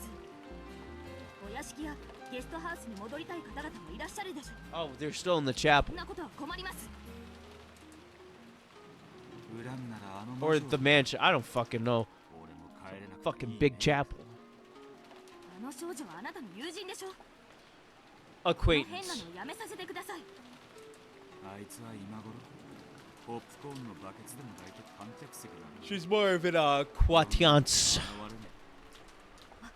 わけがわからない。 That short sentence described all of Lion's feelings at that moment. However, Lion had seen the rose will through wither in an instant in the rainy darkness. Lion tried doing the same thing with another rose, but the effect was exactly the same. No one would want to use their own body to test this fearsome something that could make roses crumble instantly. ここから解放される方法はただ一つ。ベルンカステルのゲームに付き合う。 We win the game. ベアトリーチェを殺したのは誰かでしたか。そいつを調べろと仰せだ。お前がそれを聞かせてくれりゃ話は早い。気まぐれ魔女は大満足。お前は厄介払いができて、俺は帰ってダイヤモンド程度だ。あまり待たせすぎると、またソファーをズタボロにしちまう。ベアトリーチェを殺したのは誰かなんて葬儀を押しかけて遺族に聞くこととは思えませんね。遺族に聞き込みはミステリーの基本だ。諦める。ベアトリーチェってのは当主金蔵の愛人だってのは The mistress. あなたは本当に不思議な人。 He's like, what the fuck? どうしてそこまで当家の What's wrong with you? やはり当家に縁のある方なのでは。 Will knew this much about the Ushiromiya family because Bernkastel had shown him all of the fragments so far. Of course, he had no sort of connection with the Ushiromiya family himself. The very plane of his existence was on a different level. Damn, get fucking sucked, bitch. だいぶ昔に死んでいる。現時の証言では屋敷の竣工前に死んでるってことになってるが、死んだ理由は明らかじゃねえ。正直なところ、殺されたってのは初耳だ。聞かせてくれ。私の名は後ろ宮リオンと申します。ウィラードだ。ウィルでいい。 For the first time, Will introduced himself. Their mutual introduction was finally complete, and Lion was finally able to talk with him on an even footing. However, Lion took a deep breath and looked up at the sky wearing a vague smile. ウィルさん。ウィルでいい。 Call me Will. リオンと呼ぶ。 I'll call you Lion. Don't you add any fucking honorifics. 私にもベアトリーチェという人物のことがよくわからないのです。なるほど。一応ゲームにはなるわけか。 If only Lion could have told him everything, revealing the truth without any effort from Will. Apparently things wouldn't be so easy after all. I mean, why did you expect it to be easy? It's from fucking Burn. ベアトリーチェの名と姿を後ろ宮家に出入りするもので知らぬものはないでしょう。大広間にでかい肖像画が飾ってあるからな。肖像画の掲示は1984年の4月だ。本当にあなたはどうしてそんなことまで。 I do my research. あれあれ。それを疑問に思うのももうやめることにします。どうせあなたにまた煙に巻かれるんですからね。 Lion was the successor and lived in the head household. That made conversations with Kinzo an everyday occurrence. Because of this, Lion must have been used to chatting with people who were moody or hard to follow. With the understanding that getting stuck on the details would be nothing but a waste of time, the conversation naturally fell into a pattern, as though Lion and this unknown man Will were longtime friends. Yeah, that's Futuricity. And that's also Futuricity. 当主金蔵だけだ。当主様は今日は特にお心が不安定でいらっしゃいます。タイミングを見て私が紹介しますので、なるべく慎んだ態度でお願いしますよ。 Yeah, change your fucking attitude, 話が bitch. てっきりもっと非協力的かと思ってたぜ。長年当主様のお相手をしていると大抵の理不尽な事態とはある種の諦めを持って接することができるようになりますので。 Bernkastel had set up a barrier cutting the chapel off from the rest of the world. To destroy that, they would have to find out who killed Beatrice. For Lion, who had already experienced many of Kinzo's rantings, understanding this much was more than enough.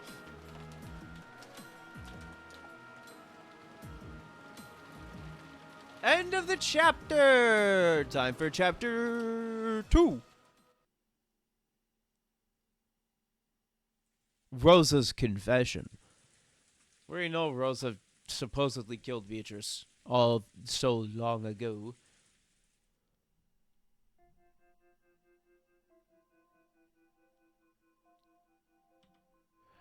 Hey, you know what time it is? Time for the characters, the tips, and the Grimmy. Oh, look at you. Look at this.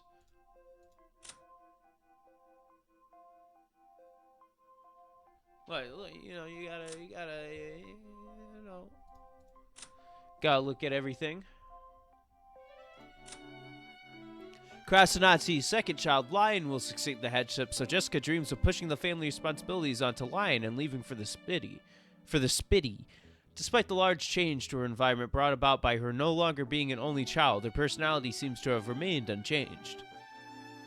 Oh, okay, that's nice. Yeah.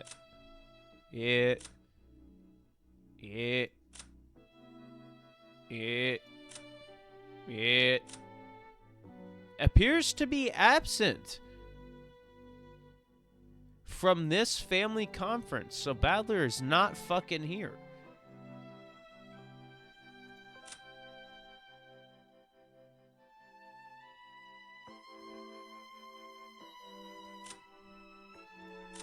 This is why you gotta look at all of it.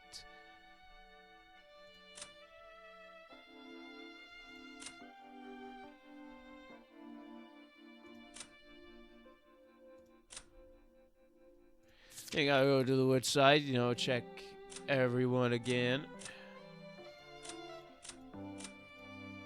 Even though I think I already did this. Alright. Grimmy! Yeah, you Grimmy! This showed me family members were relaxing here and there around the waiting room. A light buffet-style meal had been set up, but it was a bit stale and not particularly appealing. Even so, those voracious kids seemed to find it intensely interesting. The cousins had set up camp around it, with Maria at the center. The adult siblings had also formed a group in a different corner. Perhaps because of Kinzo's absence, everyone seemed to be a little more relaxed. Lion! Where did you go?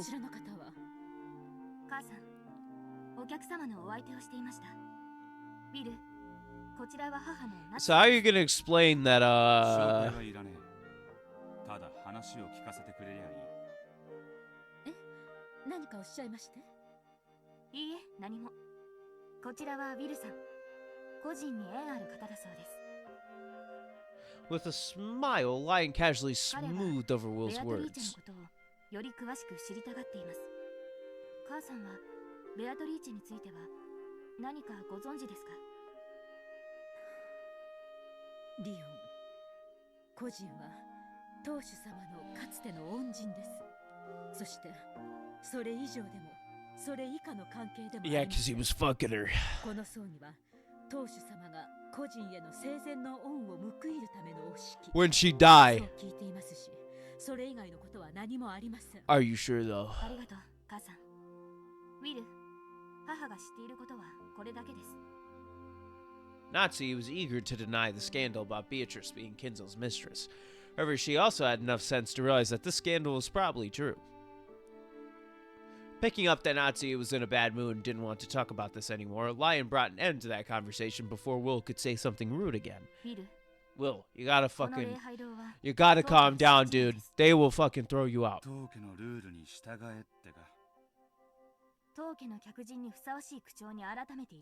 They will crucify you. その2つを守っていただけるようお願いいたします。努力すら。ベルーンカステルとかいう魔女に巻き込まれて大いに迷惑です。 I don't like this kid. ですから私も協力はします。しかしあなたと私の立場は対等ですので、それをお忘れになりません。 I prefer Jessica. 育ちがいいだけのお坊ちゃんだと思ってたらなかなか言うな。これでも後宮家の未来を背負う覚悟はありますので。わかった。仲良く事件を解決しようぜ、ワトソン君。Ah, I get it, because you're ご the 協力いただけて嬉しい fucking です。 calm Sherlock. 愛病のダイアナを待たせないためにも餌の時間は大丈夫ですか？今日は山盛りにしてある。多少は大丈夫だ。よくダイアナが猫 Well, you said tear up the couch. It was kind of obvious ソ it ファ was a ーを開い cat. て待ちわびる女性というのも少々個性的が過ぎると思います。 Brother, even I knew that one. それでまずは誰に話を？誰でもいい。全員だ。あそこにいるのはクラウスの兄弟たちか。向かって右からエヴァおばさん、秀吉おじさん。あちらがルドルフおじさん、キリエおばさん。そしてあちらが後ろ宮ローザだ。少女時代に森をさまよい、隠し館でベアトリー Oh チェ shit. He knows. 驚くまいとは思っていますが、本当にあなたは何でも知っている。 All right, talk to her お first. 前もその話は知っているのか？今日彼女がそう話しているのを漏れ聞きました。辛そうな話でしたので Says confirm that she こういう did that. ふりをしましたが、優等生だな。紹介してくれ。話を聞きたい。辛そうな話でしたので、聞こえないふりをした優等生の私に？ Even this outrageous arrogance is nothing compared to Kinzo. After muttering this several times mentally, Lion shrugged and nodded at Will. あら、次期当主様じゃない。 The fuck away from me. そちらの方は？ It's Will Trent. エヴァおばさん、こちらはウィルさん。個人のために献花に訪れてくれました。 I need a. そんなことはどうでもいい。You're at a funeral. Oh yeah, this dude went to pay respects. Who cares about that shit? Tell me how they fucking died. Tell me who killed them right now. Tell me. I'm a detective. Tell me who killed them. I need to take a moment to stand up and pull down my pants legs, because they are riding up the fuck up my legs.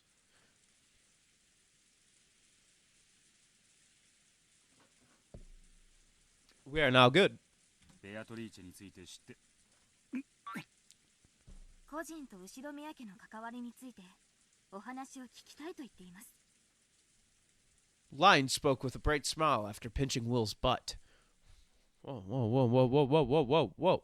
Will silently protested as though saying, I saw that coming, but damn, that hurt. But Lion just played dumb and smiled at Ava like a model student.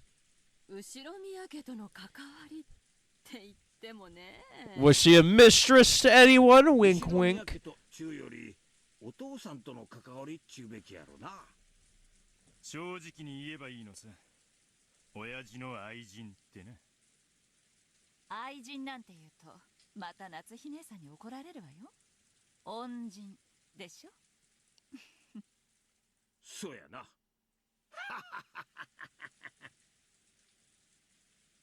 こんな具合ですが、ローザ以外には興味ね。ローザおばさんは確かベアトリーチェに会ったことがあると。 You just triggered her fucking PTSD. How do you know? This whole time, Rosa had been hanging her head. Lion's words made her shoulders quiver. 今日になって急に言い出したのよ。ちょっと信じがたい話だわ。本当なのよ。ベアトリーチェは私が殺したの。事件解決だな。早計です。 Rosa broke down crying and laid her head on the table. Kairi and Hideyoshi tried to console her. 六軒島はうっそうとした森に包まれてる。私たちが知っているのはそのうちのごくわずか。屋敷とバラ庭園 Alright, get a carrier pigeon, teach it to draw, attach a piece of paper to it, and have it draw a map. 広大な森のどこかに親父が隠れ屋敷を作って愛人を住まわせてるんじゃないかって話は相当の昔からあったんだ。ローザさんは多分その隠れ屋敷に偶然たどり着いてしまったっちゅうんやろな。しかしどうしてローザおばさんがベアトリーチェを殺したなどと。私が連れ出さなければ彼女は死なずに済んだわ。彼女は無垢なひよこのような人だったわ。私が連れ出したから素直についてきて。 And then I killed her like my brother. 私の後をぴったりついてきて、私があんな足場の悪いところを歩かせてしまったから。 I worked her into a shoot, and then she shoot me until I work. そんなつもりはなかった。ただ And then I killed my brother. 歩きづらそうだったから下に降りれば少しは楽になるかなと思って。それは殺したとは言わねえ。事故だ。私が連れ出さなければ合わなかった事故よ。私のせいなの。 She's becoming disheveled. 私は Stop talking to her. まみれの彼女を見捨てて She's gonna start drinking the toilet water. あんたのせいじゃねえ。ベアトリーチェは海を一度も見たことがなかった。それをあんたが初めて見せたんだ。つい浮かれて一歩踏み外しちまったんだろう。どうしてあなたはそれを。ベアトリーチェはあんたに感謝こそすれ恨んでるわけもねえ。そうかしら。本当にそうなのかしら。 Say it in red, or it ain't true, bitch. 柵の外の世界へ出たいと懇願したのは彼女だ。お前はその夢を束の間だけ叶えたんだ。俺がベアトリーチェならその束の間の時間をお前に。 Brother, who killed her? Why are we trying to console people? Come on. You take too much time. The speed run is failing. You are not getting the world record. There should be a world record for beating Umineko. I definitely have it, don't I? それは本当に。俺が保証する。 Will made that statement openly and boldly. It wasn't clear how Rosa took those words. However, it had apparently been enough to remind Rosa to take a handkerchief out of her pocket and wipe her eyes with it. ありがとう。その言葉はベアトリーチェが今もあんたにささやいてる。ありが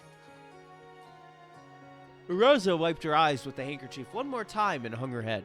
It no longer looked like a fit of sobbing, but more as though she was speaking with the Beatrice of that day within her heart. One last time. よくもそんな無責任な言葉を。 I forgot something I was going to say earlier. But, be on the lookout. The second channel is very close to getting launched. And that second channel is going to feature things that are not gameplay videos. So anything content I want to make that is not a gameplay video / stream will go on the second channel. It will be known as WorkNet Leaf Saber. Because fuck it.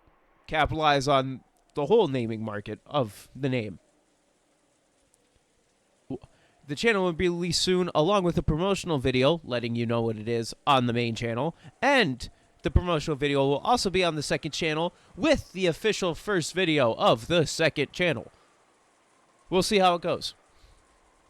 But I'm not going to upload different videos other than gameplays on this channel because this channel is in the gaming algorithm already. It's been in it for a while. In fact, it's probably in the fucking visual novel algorithm as well. Same with this Twitch channel. Twitch is literally me streaming games.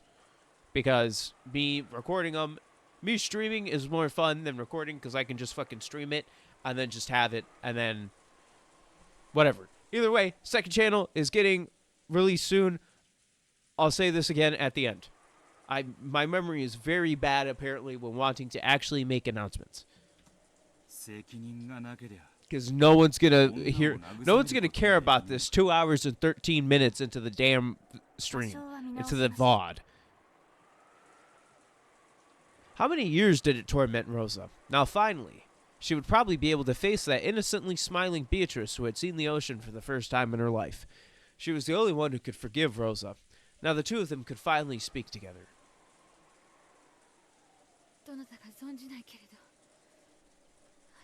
I'm Will. What do you mean? You got introduced to me. I'm Will.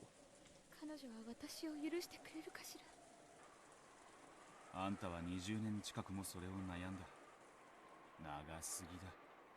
彼女はもう勘弁しろと言ってだ。そうですよ、ローザおばさん。あなたが悲しめば悲しむほど、きっとベアドリーチェも悲しむでしょう。あなたまでありがとう。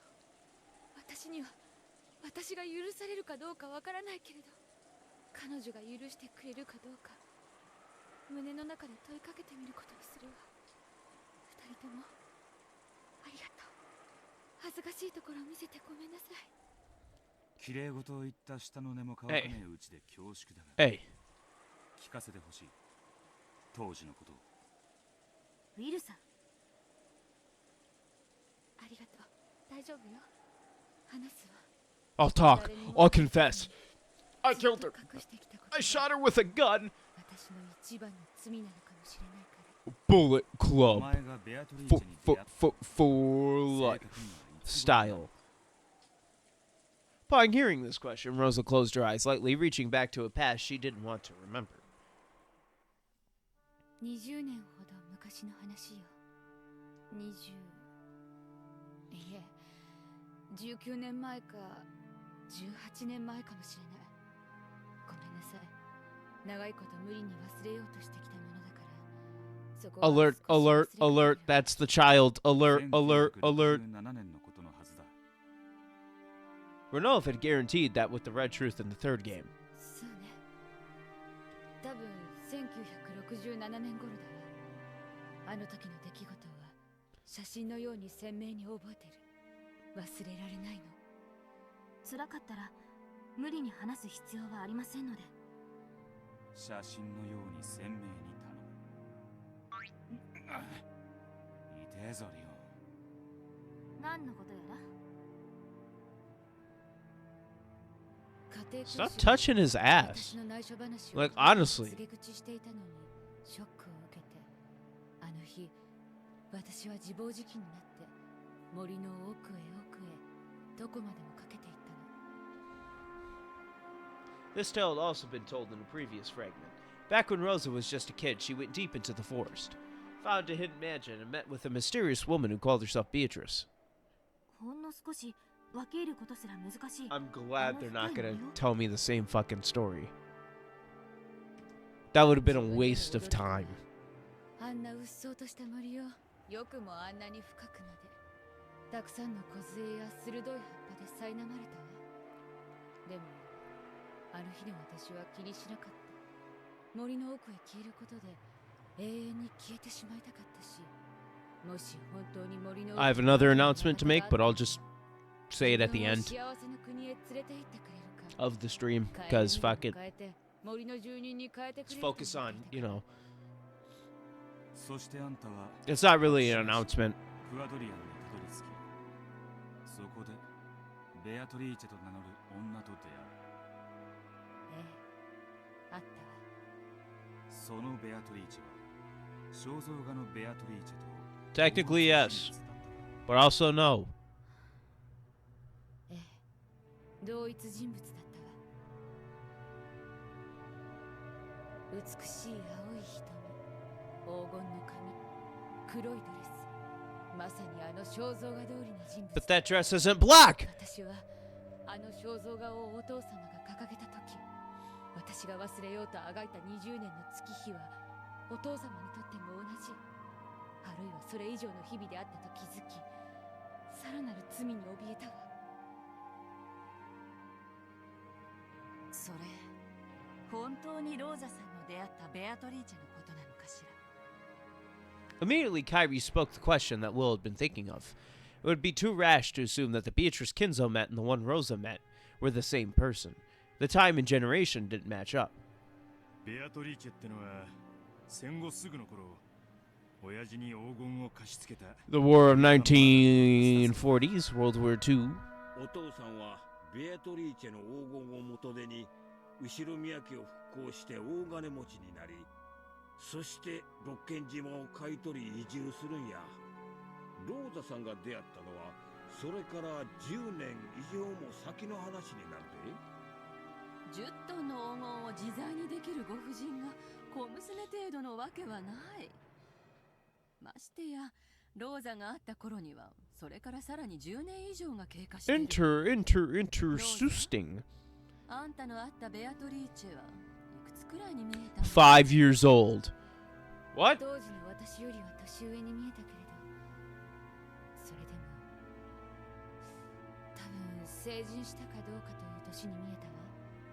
そう、まさに肖像画のベアトリーチェくらいに。 Give me a fucking number. 中年あるいは壮年に見えたか。大人か子供かって言われたら明らかに子供に近い年齢だったわ。中年なんてとんでもない。だからそれじゃおかしいのよ。あんたの会ったベアトリーチェとお父様に黄金を与えたベアトリーチェ、年齢が合わないのよ。つまり別人ということだ。よく似た同じ名前の別人。 It's been established. 娘かもしれんな。親子ならよく似とったに違いない。 Brother. 愛人の娘。 There ain't no fucking way someone looks exactly like Canon and just calls themselves Canon. お父さんは隠し子を設けたとか。 That's fucked up. ローザの出会ったベアトリーチェ2世ってわけか。 It's fucked up if that's true. 辻褄は合うな。 Or somebody else. なるほど。 Doesn't have to be Canon. つまりベアトリーチェと呼ばれる人物は2人いるわけですね。 That looked the same, mind you. Kenzo secretly raised his mistress's child in a hidden mansion. It made sense. Everyone nodded, agreeing. However, Will's expression was slightly unsatisfied, and he scratched at his head. どうやらこの葬儀は隠したがゆえに弔うことができなかった2人のベアトリーチェのためのようですね。ローザ、思い出したくねえだろうが、事故の時の話を頼む。ベアトリーチェが転落した時、まだ息はあったの。 No, she did. いいえ、目を大きく見開いていた。頭から真っ逆さまに落ちて、岩浜の岩の鋭い角に頭をぶつけて、それもあの高さから。頭部は陥没して裂けてたわ。美しい黄金の髪がみるみるうちに赤黒く溢れる血に染められて。一目見て死んだと確信できる外傷だったのか。割れた頭の中身を見たわ。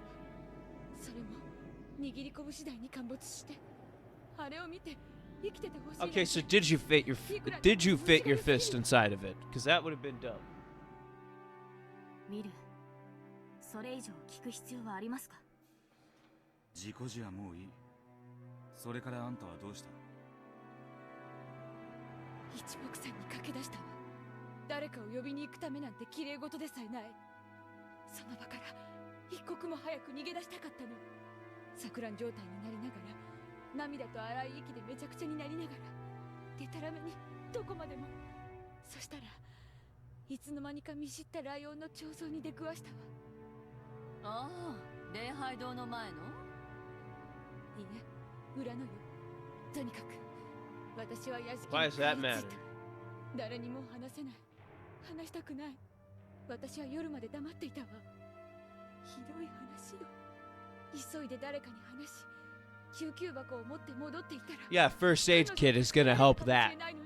A giant hole in her head the size of a fist. 救急箱の何で救えたってんだ。お前が殺したわけじゃない。もう気にするな。それでローザおばさんはどうした I んですか？ threw up because seeing a head, 後で何度も願いを seeing a brain being exposed made me vomit. excessively for the next 5 years. 電話して打ち明けたわ。源氏は何と言った？自分に全て任せ、誰にもこのことは言わないようにと。後日きっとお父様に呼び出されてひどく叱られるだろうと数日の間怯えたわ。でもそれはなかった。源氏さんはいつものようにしずしずと仕事をする日、お父様は相変わらずの書斎曇りで何もわからない。 I just saw a shadow mist on the wall. 少なくとも私たちの耳には入らなかったわ。 Granted, hitting my head yesterday, hitting the back of my head yesterday could cause a lot of shit potentially, so. But I just saw shadow mist on the wall. 隠し子っちゅうたって血を分けた子供や。その葬式もまともにあげられんかったんなら、そらお父さんも心苦しかったやろうな。それがこの葬儀というわけですね。 Now, Detective Man, do you have a gun? And can you give it to a certain child of somebody named Rosa? 俺が知っている話もそれで全てだ。これ以上 Because I need to say it at least once every stream. 話した。誓うわ。 Same with Everybody Dies. I'm waiting for glass to break. Will scratched at his head, letting his gaze wander. It had taken Rosa a lot of determination to make this confession, but it was nothing particularly special for Will. It had apparently been little more than a review of information he already knew. ありがとう、ローザおばさん。 Well, yeah. I mean, it's the same story. 十分ですか、ウィル。これで話は。十分だ。おさらいになった。 To Will, Rosa's memories gave only information that was already known. This was the first time he'd heard all that about her running back to the mansion after Beatrice fell to her death. But none of it was particularly surprising. Apparently, Rosa didn't know any more than this. If he wanted to learn more than that was in the fragments Bernkestel gave him, he would need to find a new testimony. Lion. 金蔵に俺が話を聞きたがってると伝えろ。やはり本人に聞かなきゃ話は進まねえ。あなたはどちらへ？頭を冷やして整理する。 No, mingle with the cousins. それは I need to see 失礼。 Jessica. どうぞごゆっくり。 After giving an elegant bow, Lion made a face, tongue sticking out. Unless Will had eyes on the back of his head, he couldn't have seen this last bit. Will just goes, "Fuck you too, kid."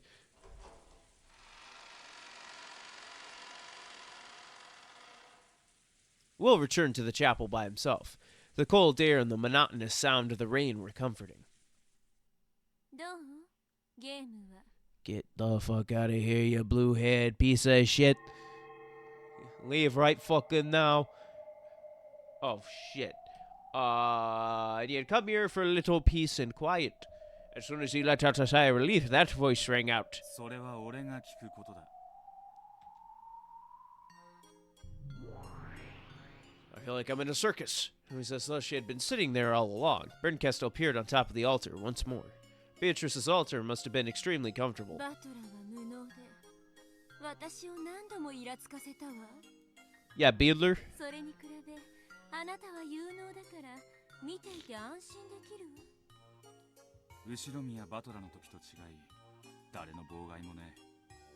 気楽なもんさ。もうそういうゲームは終わったの。物語は二度楽しめるわ。一度目はめでて、二度目は腹を引き裂いてね。What are you, praying mantis?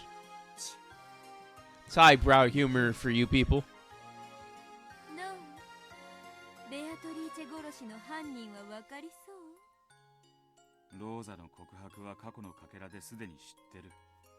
真新しい情報はない。進展はゼロだ。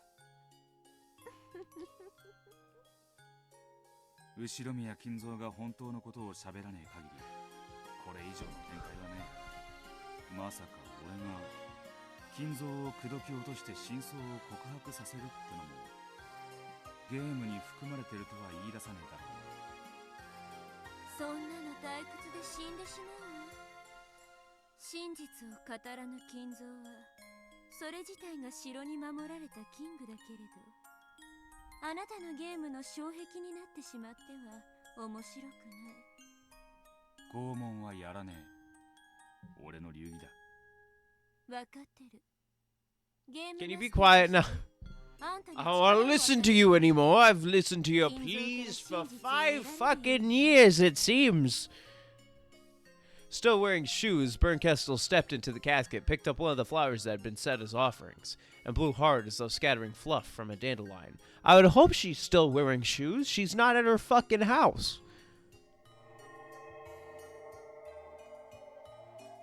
Then a single petal broke off and drifted down towards Will. No longer gold, but with the shine of a transparent crystal. 探偵権限か。 Oh shit, Detective's Authority? な Oh, hey, that ability was kinda OP. 違う。それは観覧席への招待状よ。感激者権限か。それを元老院の許可なく与えることは禁じ。 Theater going authority. What the fuck? 私を私のゲーム版で誰が禁止すると？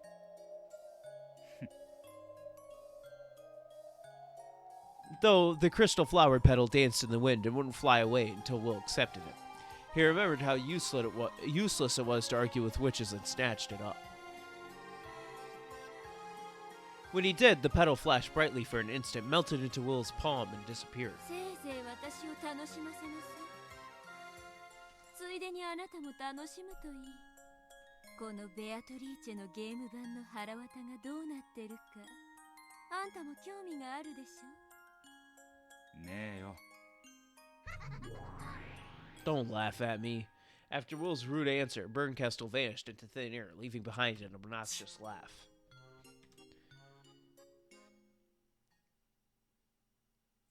After clicking his tongue, Will turned around unhappily. When he did, it felt as though his gaze had crossed that of a shadow standing right in front of him near the door that led outside. 誰だ？ Who is it? Shadow! Leave. どちら様かと思いました。 I will slap. シャノンか。今度はお前が受付をしているのか。はい。カノン君と交代で受付を担当させていただいております。 Shannon's like, how do you know my name?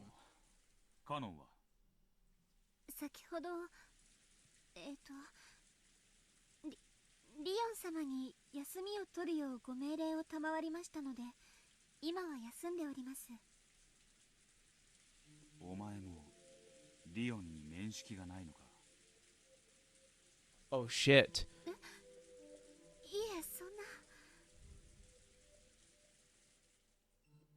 後ろ宮リオンは銀の Wait a 指輪を minute. 許された。 Wait a second. We got some creepy shit happening? 10年も務めたお前が名前を言いよどむのはおかしい。安心しな。リオンに面識がねえのは俺もだ。次期当主はクラウスのはず。子供もジェシカだけのはずだ。リオンなんてやつが後ろ宮家にいたかけらなんて一つもなかったはず。 When she realized that Will didn't recognize Lion either, Shannon relaxed. Oh shit! She knows! Apparently she was a bit relieved to find that she wasn't going crazy by herself. However, her expression quickly grew uncertain once more. ここはどこなんでしょう。後ろ宮家の礼拝堂と思います。でもどことなく雰囲気が違います。それにリオン様という方がおられたなんて。 Shannon, what do you know? What are you? 全然知りませんでした。 That motherfucker is not real! 様も奥様も親方様もお嬢様も親類の皆様も当たり前のようにお話をされています。 Who knew that title would actually work well? Because Lion isn't real. He doesn't exist. リオンはベルンカステルの置いた駒だ。奴を置くためにさらに大きな猫箱に変えたとも言っていた。それだけでなく、どうもここはいくつかのかけらが継ぎはぎして作られたまともじゃない世界らしい。 It's as though this is a special stage set up specifically for this game. I'm sure she's nodding at my thoughts right now, laughing and chopping down popcorn. この世界のお前は何年ここに勤めている10年です。 I see, so it really is a special stage. After all, right when I entered the chapel, I spotted Kinzo. Since Shannon has been working here for 10 years, this would take place in 1986, the stage of Bito's game. In that case, Kinzo shouldn't exist. However, he definitely was here a few minutes ago. Bernkastel promised that all of the information needed for reasoning was gathered here. She must have really packed it together to fit everything in. I see, so it really is a special stage. お前はそれだけの長い間後ろ宮家に仕えてたならベアトリーチェのことをどれだけ知っている親方様が深く愛された方くらいにしか。 Anything involving breaking a mirror? あとその六軒島の夜の主と Anything involving breaking a mirror to be in love with Jorge? 夜な夜な屋敷を徘徊するとささやく亡霊の名もまたベアトリーチェだ That brings the number of Beatrices to 3. The first is a Beatrice from more than 30 years ago who is said to have given Kinzo the gold. The second is the Beatrice from 20 years ago who met Rosa. The third is the Beatrice of the ghost stories who was rumored to be the master of the night on Rakenjima. フルドエリカの推理は正しいだろうもともと六軒島に存在した悪霊の伝説そこに金蔵のオカルト趣味と謎の女ベアトリーチェの名前や肖像異分が次第に加味されていき黄金の魔女伝説に統合されたそして夜の闇が魔女という人格を得たそれが3人目のベアトリーチェだそれが連続殺人犯のベールとなる I have no idea what the fuck you're talking about. Apparently she didn't understand a word of Little's sudden monologue. Shannon tried to follow along, but she seemed to be having difficulty. 無理に理解するな頭痛になら Then don't say it out loud, dipshit. 申し訳 Of ご course ざい I'm ません。 gonna try and understand what the fuck you're talking about if you're talking it to me. カノンもリオンのことを知らないのかはい。 So Cannon also knows. 私と同じでした。 Shannon and Cannon, is it? What about Genji? Does Genji know? If Genji knows, then that means the 3 guaranteed furniture do not know who Lion is. I don't know what that means, but that means something if Genji doesn't know. カノンも呼んで2人に話が聞きたい When Will said these words, Shannon's face went blank and her eyes went 申し wide. 訳ございません。受付を開けることは許されておりませんので、私には呼びに行くことができ You ま don't せ got ん a。phone? なら誰か代わりを呼んできて受付を変わらせるあんたとカノンと俺リオンを知らない3人で一緒に話がしたい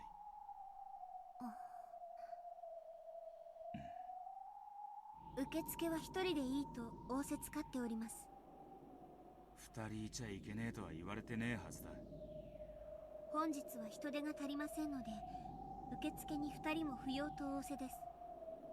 誰がそう命じた金蔵かクラウス Lion. それともリオンか確認する私の命令権者です。 Oh shit, her eyes are changed. 逆らえません。 Her eyes changed. その命令権者は誰だそいつに交渉する交渉などできません。私たちの命令権者です。 She's speaking in all capitals. ここへカノンを呼べ俺は拷問も感激も綺麗だ Slowly, Will pulled his right hand out of his pocket. He's gonna pull a fucking gun out. When he slowly opened his fist, a small bright glow emanated from it. The flower petal given to him by Bernkastel had become a glowing, sparkling mark on his hand. He held that hand out towards Shannon and slowly approached カノン her. を呼べお前たちに Call Cannon or else I'm gonna Iron Man your ass. お呼びできません。それでもなお、それをご希望ですか？呼ばねえならお前を感激する。どうしてもとおっしゃるのでしたら、特別にお呼びすることもできますが。There's some kind of incomprehensible tension between the two. Will stood there, his left hand still in his pocket, and his right palm glowing and stretched out towards her. Shannon just stood there, her hand still folded, politely in front of her, her posture beautiful. And yet, it felt oddly as though windswept drops of rain were sparking and crackling in midair. I don't like this.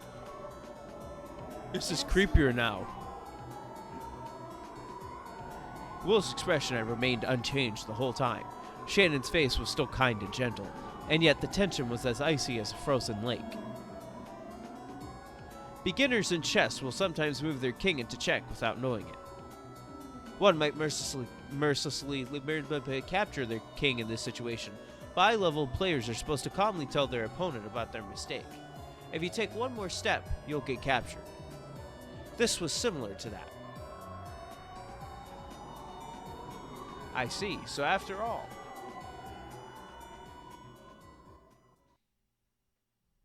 もう分かった。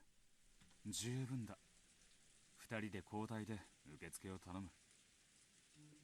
Slowly, Will lowered his head, his hand. ご理解いただけまして助かります。 The glow slowly vanished from Will's palm.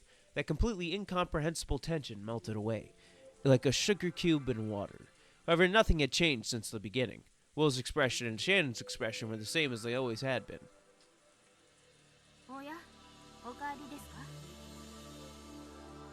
Footsteps approached them. It was Lion. 立ち話をしていただけだ。こいつに聞きたかったことがあったんだ。それは何でしょう。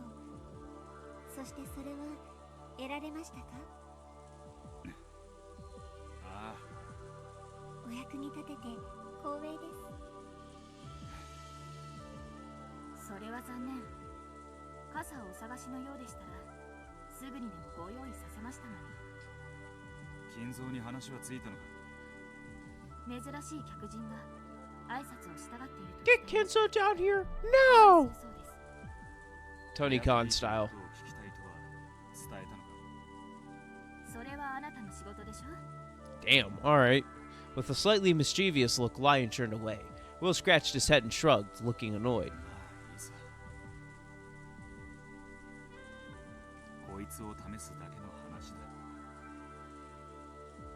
Will opened his right hand and showed it to Lion. It was just a hand without anything remotely remarkable about it.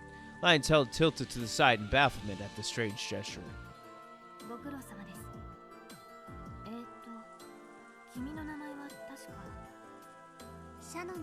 He doesn't even know.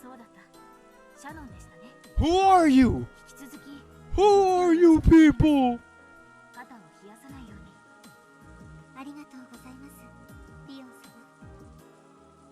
Shannon bowed deeply in response to Lion's kind words.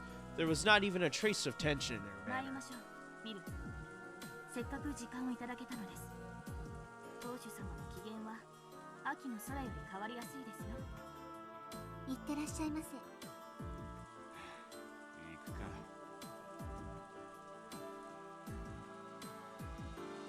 End of the chapter. We're on chapter 3. Ushinomiya Kenzo. Alright. You know what it's time for. You know what it's time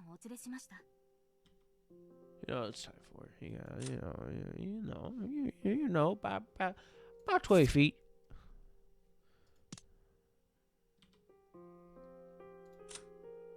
Damn. Grimmy! Fuck. Alright. I brought Willard.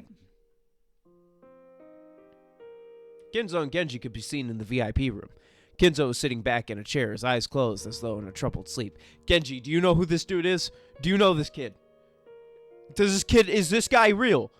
Is he a lizard on an airplane? お客様がお見えになりました。 Yeah, wake your old ass up. Get the fuck out of here. Get your old ass on out of here. Kenzo slowly opened his eyes. Those eyes were red from crying. They regained their focus and slowly fell on Will. I am Ushiromiya Kenzo. Who the fuck are you? ウィル。ウィラードだ。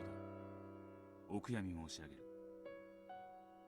ベアトリーチェの葬儀に訪ねてくるとは、そなた Yes. 何者なのか。 No one of importance. 誰でもない。 Importantes. Oh, importance. 考えるな。頭痛になら。もう少し言葉遣いにご注意をお願いいたします。You're supposed to say the word smile. それでこの私に何用か。ベアトリーチェのことを聞きたい。何？ Kinzo's gaze grew sharp. Lion felt a bit lightheaded and wounded why this guy had to be so direct, and wondered. 聞いてどうする？お前は誰でもないのである。ベアトリーチェのことを知ってどうすると？ Why do you want to know about my mistress? 何の意味がある？ Who are you people? 俺が誰でもないからこそ、お前の物語を公正に聞き、残すことができる。お前はじきにこの世を去るだろう。その時、ベアトリーチェのことを何も語らずに死んだんだろう。お前の子供たちは彼らが好き勝手に考えた物語でベアトリーチェを就職し、記録に残すだろう。You tried to sweet talk me. 面白い若造だ。お前は遺言屋を気取ろうというわけか。だが、それは余計なお世話というものよ。ベアトリーチェは私だ。She's dead, old man. 誰が何を語ろうとも、私とあれの物語は誰にも怪我せん。何の意味も持たん。クラウスたちがどう曲解しようとも痛くも痒くもないわ。ウィラード様、親方様は遺言を好まれ I'm not here to write a will. 生きているうちより何事かを投げ出すお方ではございません。だろうな。らしからぬこととは思っていた。誠意ある限りあがいてこそ人間であろうが、それを早々に諦め遺言に残そうという浅ましさなど少子千万。確かにその方がお前らしい。死ぬかもしれないから過去語りを記せと言い出すのは確かにお前の柄じゃねえ。当主様がベアトリーチェ様のことを深く深く愛しておられたことは存じ上げております。私たちにとって当主様は最大の尊敬の対象であるとともに生きるすべての模範です。どうか迷え This is る why 私たち Kento の likes the kid, because he butters him up crazy おじい style. 様が彼女を愛し抜いたか、愛ゆえに生き抜いたか、その愛の強さを私たちにお導きくださるようお願いすることはできないでしょうか。なかなか達者だ。あなたが言葉を選ばないからです。若造、 Boy. お前はベアトリーチェの何を知っているというのか。真に無知なる者は関心さえ持たん。ベアトリーチェの名を知っている時点で無知なる者ではなく縁なき者でもない。道理だな。俺が知っているベアトリーチェは、お前がかつて六軒島に屋敷を設ける以前に出会った最愛の女だ。しかし、おそらくは死別して娘を残した。それがクワドリアンで育てられていた娘だ。ウィラード様、当六軒島にはクワドリアンなる建物は存在いたしません。そのクワドリアンという名前、さっきローザおばさんと話した時にも口にしていました。それは一体何なんですか？ I forget what it means. 察しはついてるはずだ。愛人の娘を囲う六軒島の森の奥深くにある隠し屋敷の名だ。面白い。クワドリアンの名を知ろうとはな。続けよ。お前に興味が Kenzo's 出 like, た who ぞ。 the fuck are you? Kenzo shrugged and grinned. クワドリアンにいたのはだが、少なくともお前はそうは思っていなかった。ほう。ならば何だと思っていたというのか。後ろ宮ローザはクワドリアンにて多少の身の上話を交わしている。その中でベアトリーチはお前のことを指して金蔵と呼んでいる。これはお前を前にしても同じだ。彼女はお前を父と思っていると言ったにもかかわらず、父とは呼んでいなかった。呼ばなかったのか、呼ぶことは許されなかったのか。それが意味することは一つしかない。それは何だというのか。生まれ変わりだ。Reincarnation, お前 sure. は娘を I was thinking something 忘 different. れがたみだとは思わなかった。死んだベアトリーチが新しい体で蘇ったと信じたんだ。源氏、あんたはかつて夏日たちの前で金蔵とベアトリーチに子供はいなかったと証言したことがあるな。記憶にございませんが。 Of course, this game's Genji probably wouldn't remember that. However, near the end of the first game, when the survivors had all gathered in Kinzo's study, Genji was asked whether Kinzo and Beatrice ever had a child together, and he denied it, saying, "I've not heard of anything like that."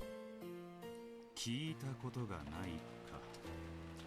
ある意味で金蔵の腹心らしい模範的な返答と言える。何しろ金蔵にとってその娘は生まれ変わりであった。娘ではないんだ。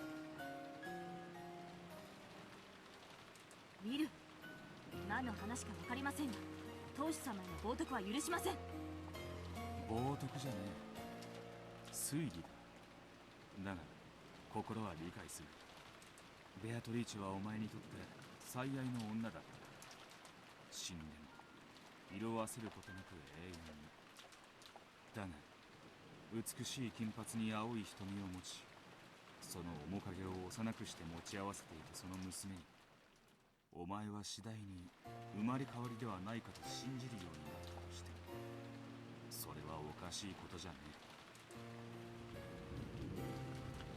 え。親方様、 Reincarnation. よろしいのですか。 Master, shall I kill him? Shall I drag this rude child out? Genji asked Kinzo. For a while, Kinzo hung his head in silence, as though remembering something from his own past.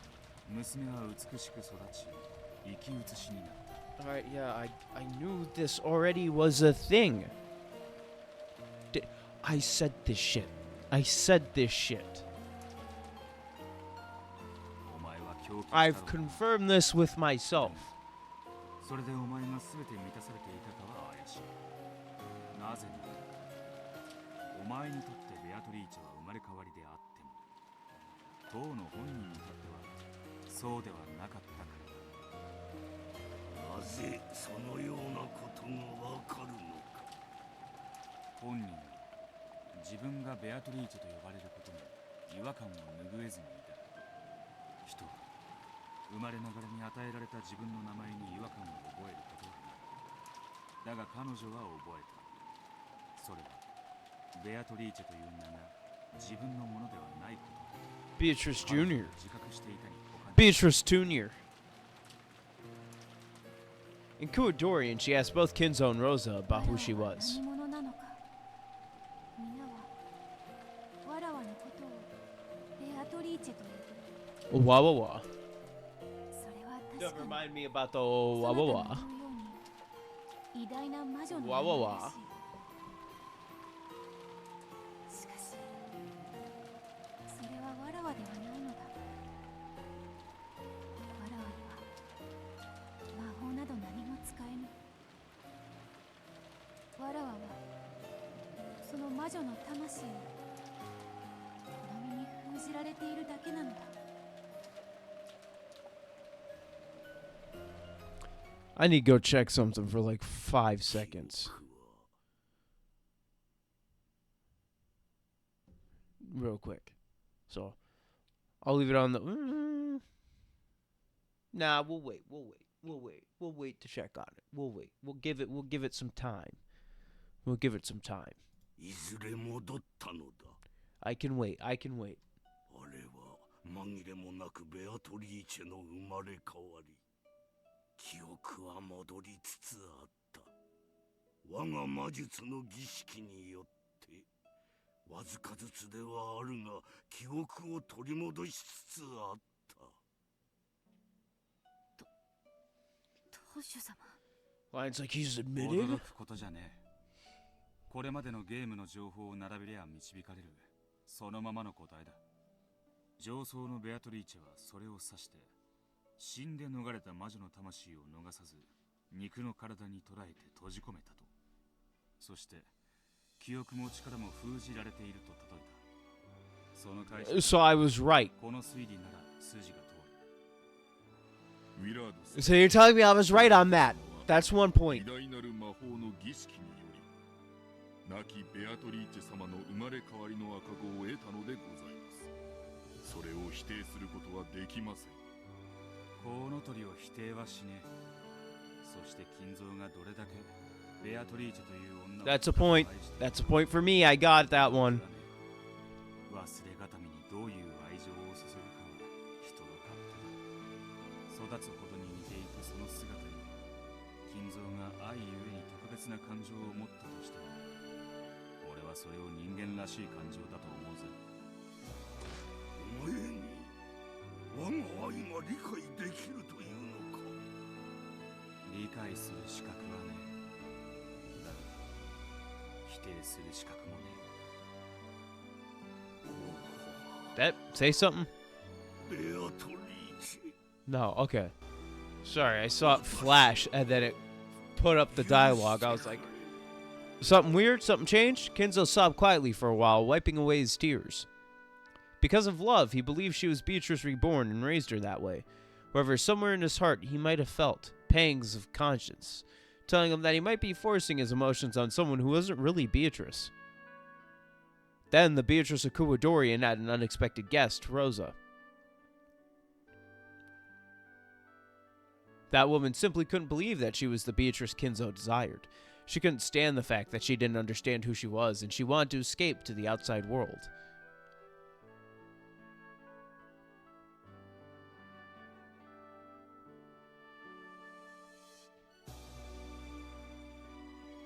Do I get to see her die again?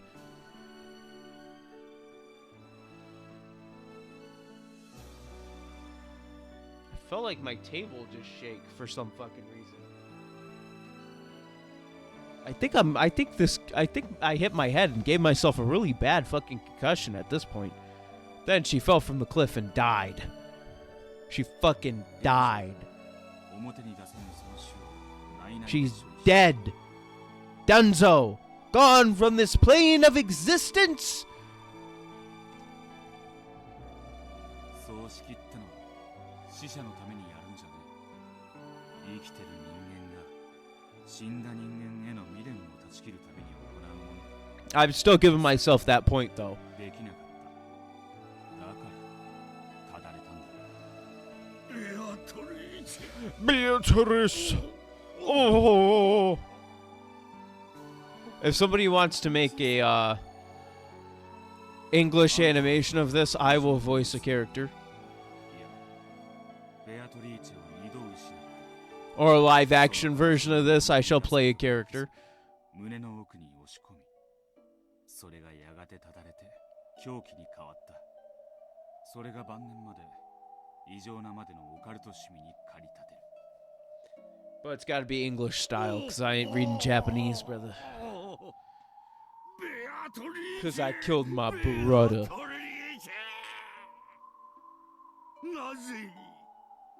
なぜに二度までも私の前から去るのか。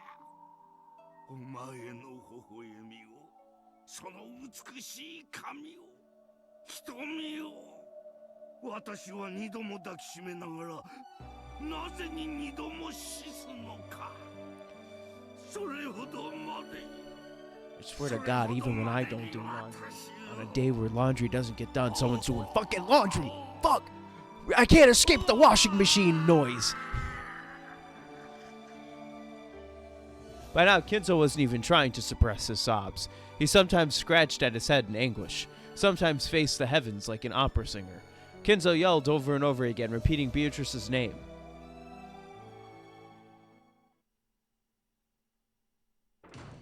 At that moment, there was a quiet sound of a door closing. When they turned around, she was already there. Kumasawa had appeared.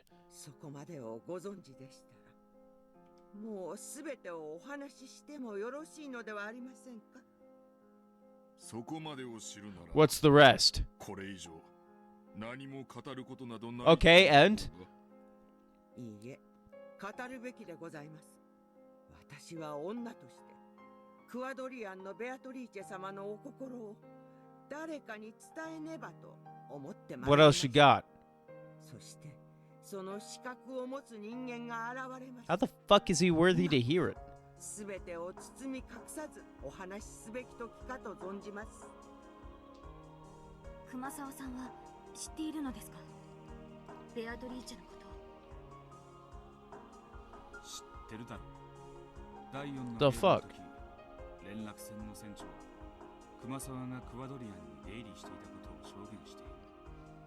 おそらく熊沢は屋敷とクワドリアンの双方で異なる勤務シフトを持っていたに違いない。若い娘の世話だ。育児経験の豊富な熊沢はさぞ重宝されただろう。さようでございます。乳母であったとおっしゃっていただいてもよろしいかと思います。そんな、信じられない。本当にウィルさんの話は本当なんですか。はい、事実でございます。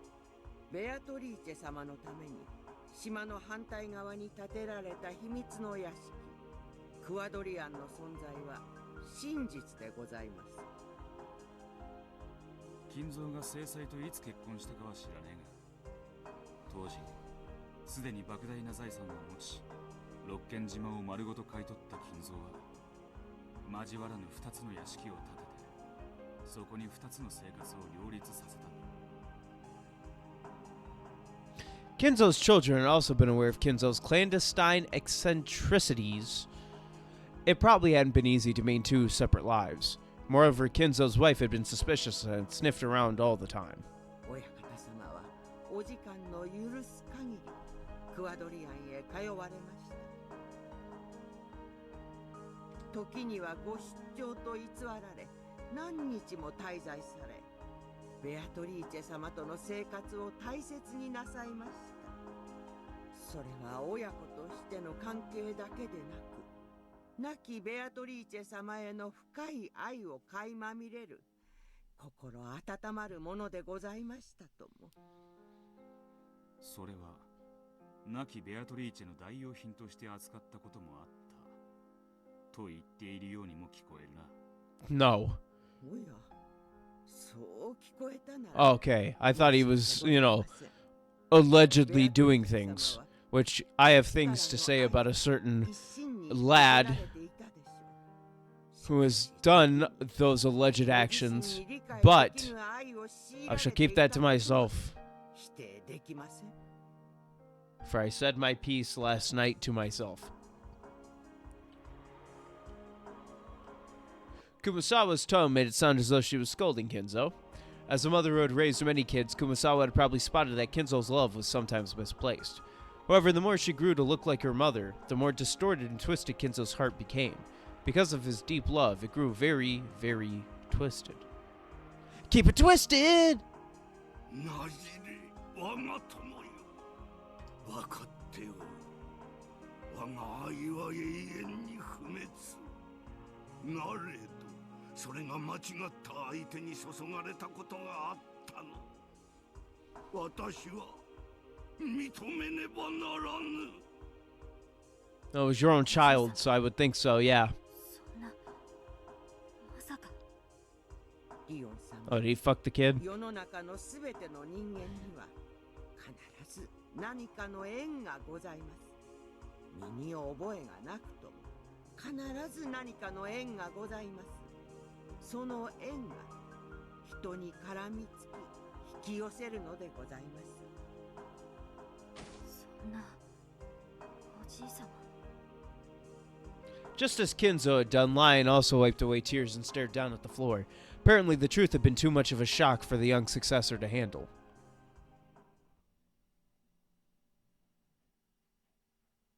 親方様、もう語る時ではございませんか？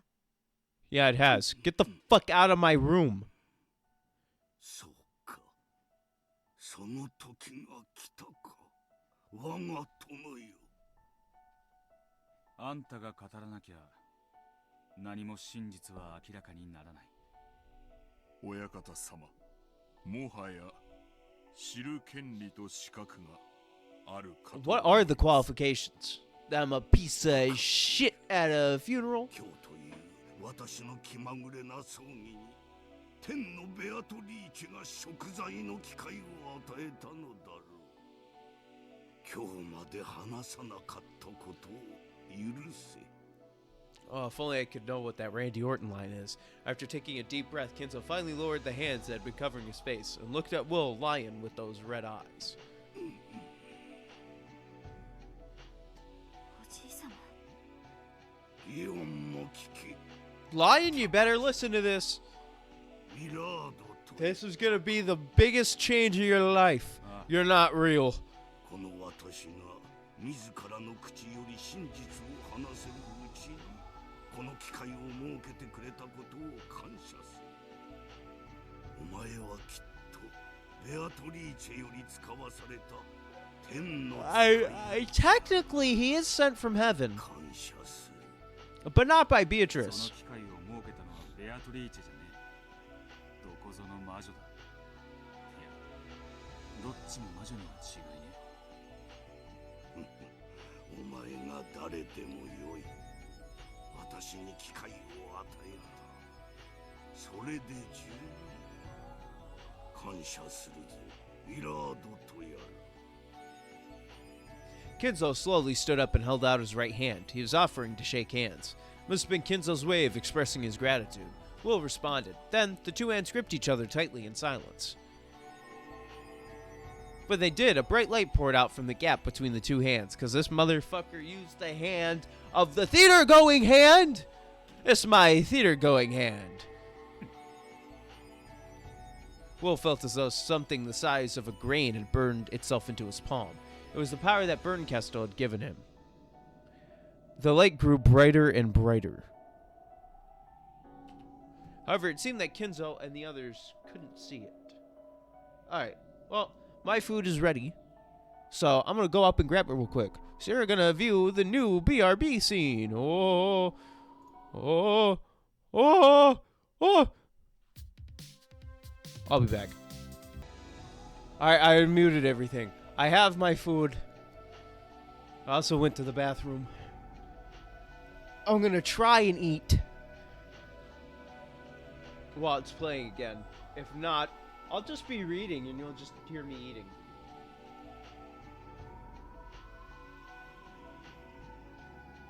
It's gonna be hot, so I need to like separate it.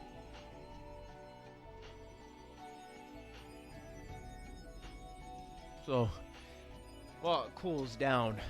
However, it seemed that Kinzo and the others couldn't see it. We'll get to where they're speaking. Did I not? Okay, I wasn't clicked on it, but I'm assuming whatever got muted got unmuted. Oh, wait, they're speaking, so. Well, it's still gotta cool down, fucking assholes. You couldn't speak later? 私がベアトリーチェにベアトリーチェ・カスティリオーに出会った。 Hopefully that's good enough. Beatrice Castagnoli? She's fucking Italian?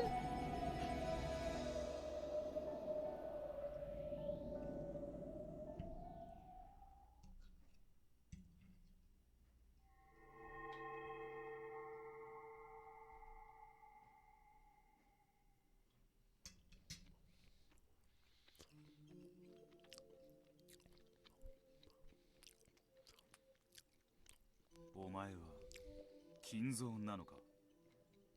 昔のおじい様です。写真で見たことがあります。これは一体。ベルン・カステルのくれた感激者の力だ。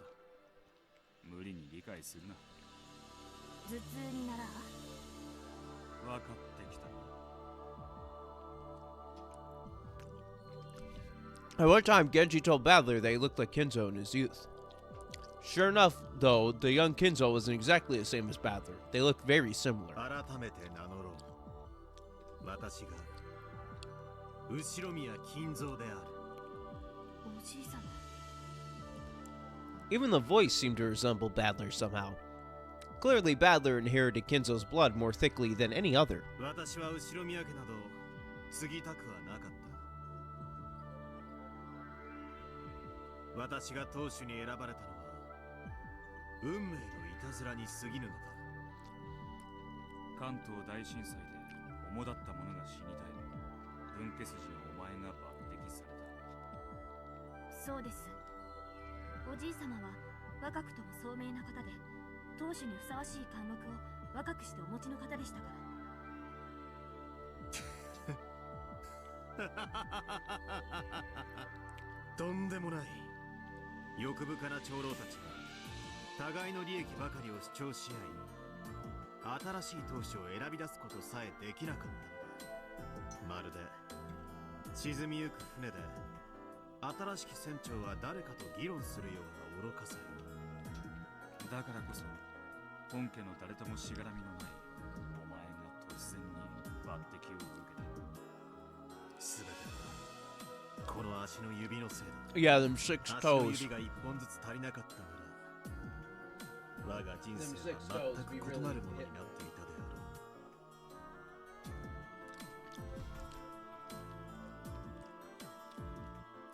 う。In the Ushiramiya family, polydactyly was seen as a mark of good fortune. After all, many of the great ones in their family history had possessed it. くだらぬ話よ。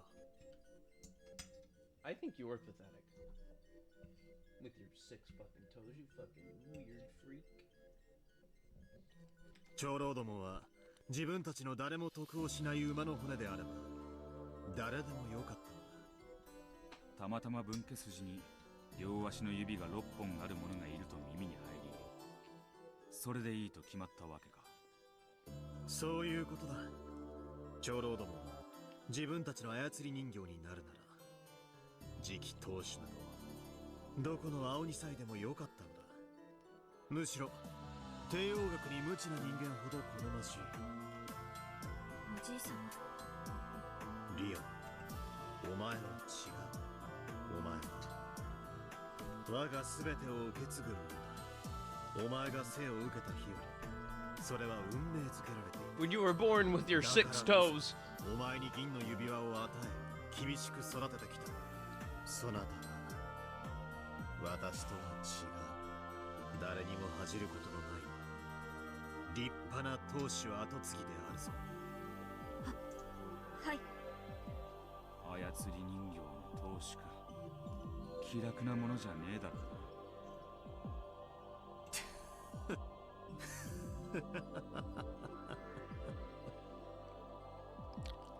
As he pondered about where to begin, Kinzo laughed bitterly. It'd probably bring back painful memories no matter where he started from. あれはあまりに長い灰色。それは Oh, 私には I thought he was done speaking. That's my bad. 岩に蒸す苔のような They get to speak for me, 気の遠 Wami. くなるほど長い長い死んだ時間。 Oh. I became the rope in the tug of war between the elders who thought of nothing but their own profit, and I probably could have snapped at any moment. However, people are far more resilient than one would think. Though I spent so many days as though I had been killed, I was not killed, so I was forced to search for death on my own.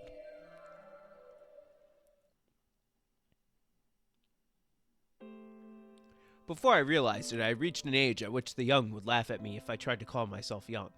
That dizzyingly long stretch of gray was left completely empty. It lasted for a full 20 years. In 20 years, a person can be born, find a purpose, and even become their own man with their own place in the world. In short, if one truly becomes a human only when they have become a working adult, then I spent a period of time long enough to create a human, doing nothing but playing the part of those greedy elders' puppet. Ironically, though, that time aged my body, it did not age my mind. My mind alone was still as young as it had been during those rich, happy days before I was summoned to Odawara. And yet my body alone grew older and older. Eventually, the vast gap between the two reached almost incomprehensible levels. So I could hardly believe that the worn-out man in the mirror was really me. No, it really wasn't me. The head of the Ushiromiya family was just a name. It had no power. It didn't require that I have any independence. There was no need for me to get involved with anything. I was just a doll sitting there on the doll rack gathering dust. I remembered nothing but lazily flipping through Western books I liked, locking myself up inside my own world, doing nothing but playing with roses and drinking terrible drinks, and it lasted a full 20 years. Before I knew it, I suddenly had a wife I did not know. It wasn't any wife I had chosen. It was a daughter of some noble family that the elders had chosen and forced on me for their own reasons, but that did not matter to me. I did not love my wife, but neither did I dislike her. I just didn't care. I fathered a few children, but that wasn't out of love for my wife. They were just born before I knew it. That's all there was to it. Well, you had to have sex with your wife to have the children being born, so you at least fucked her. None of it mattered. No, that's not quite right. Everything was decided by someone other than me, and I simply obeyed. That was the job of the Ushiromiya family head. ああ、このまま自分は静かに殺されるなとうっすらと感じていた。信じられません。強胆なる名君と称えられたおじい様がそのような日々を送っていたなんて。リオンよ、自ら生きぬ人生ほど希薄で長いものはない。なのにそれはあっという間に過ぎ去るのだ。心せよ。自ら生きる人生。生きるってことは意志を持つということだ。殺された日々だったろうよ。そうだ、私は生きたかった。いや、死にたかった。操り人形はどうすれば死ねる。糸を断ち切ることです。そうだ、それが死ぬことであり生きることであり解放だ。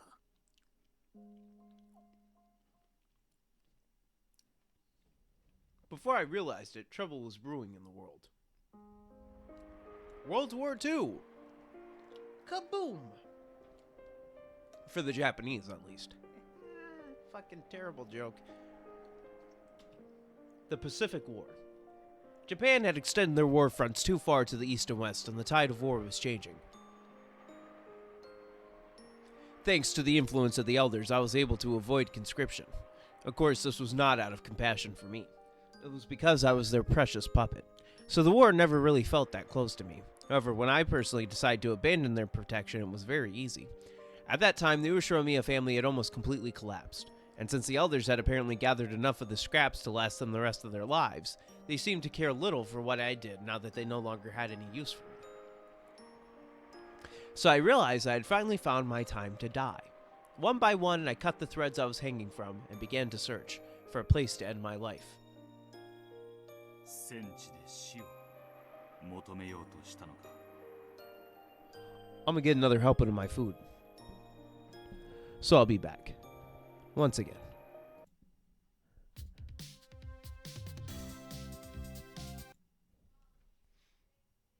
I muted the wrong thing. Hold on. I read M and muted the wrong thing.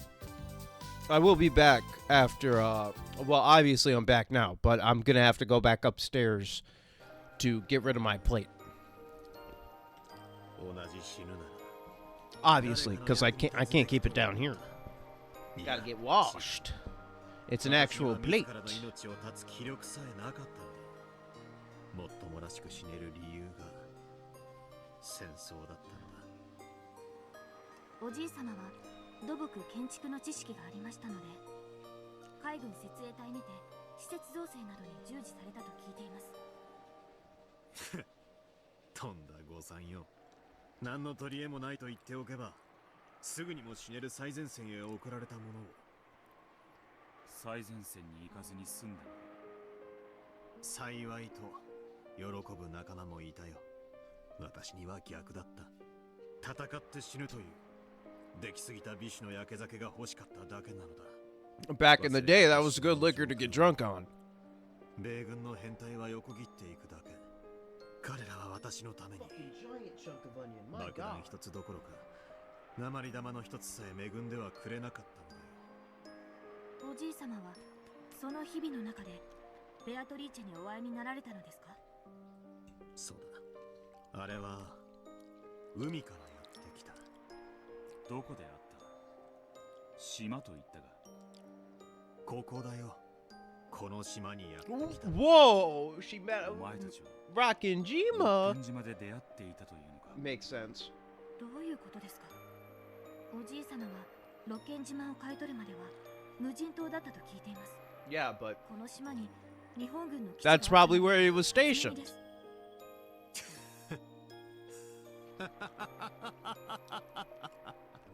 そうだな。あんなものは基地とは呼ばぬ。ただの岩窟よ。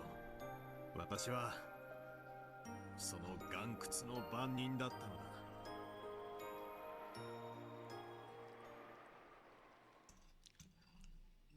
So what you're telling me is he's a loser. Due to the honorable I knew I wasn't gonna straight shot. Due to the honorable defeats at Saipan and Guam, Japan's absolute national defense zone strategy was in shambles. Well, Guam we still fucking have, so fuck you. 1944, it said 1944. Where had the gallantry shown at Pearl Harbor gone? In the fucking trash, because you made a mistake. The old attackers were now the ones on the defensive. At that time, it was said that the last trump card for the Japanese military was a type of manned torpedo known as the Kaiten. It was said that these ultimate weapons, packed with 1.55 tons of explosives, were capable of sinking any kind of warship with a single blast. To strengthen homeland defense, the Navy drafted a plan to build a string of hidden bases from Hachijo Islands to Yokosuka, all to house submarines loaded with Kaiten torpedoes. 八丈島に基地が作られたことは知っていました。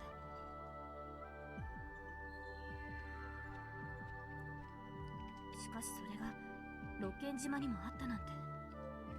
どこの間抜けがこんな何もない島に作ろうと言い出したやら。一苦情の都合バカバカしい。お上の考えることなどわからぬし、私にとってもどうでもいいことだっ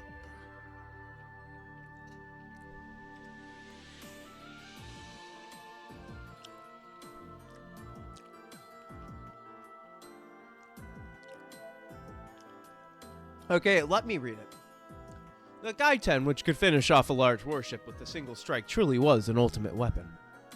It was hoped that the presence of submarines capable of loading these weapons in the waters just off of Japan would allow for a powerful sea ambush as a final line of defense. So, to aid in the establishment of a base with absolute secrecy, the uninhabited island Rakanjima was raised as a possible candidate.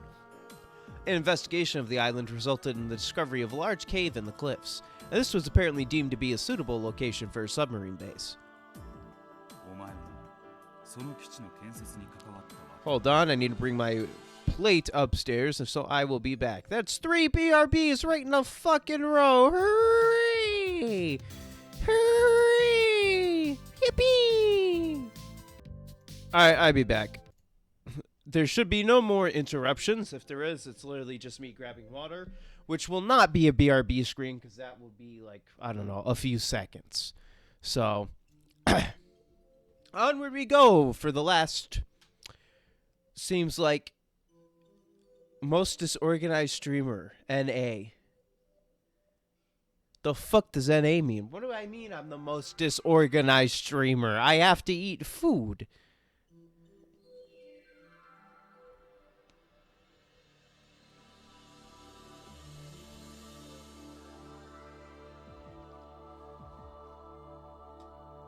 And why are we bringing North America into this, good sir? Food is for nerds. Yeah, that's what you think, mister. I'm hungry. You ate all my food. Now I'm gonna starve. Alright. Look, I'm gonna be on to like at least 10.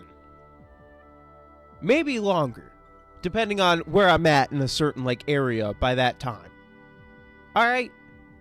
So we still got like at least 3 hours and 15 minutes. So we're pushing the 7-hour mark again, which is fine. So don't you say I don't get far.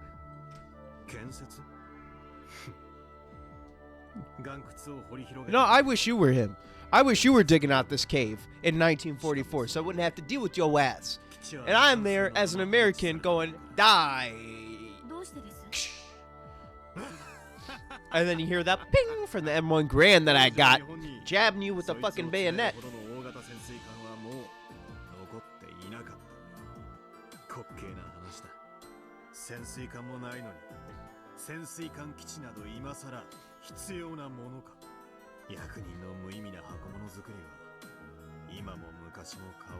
Well, hey, that just means it's better.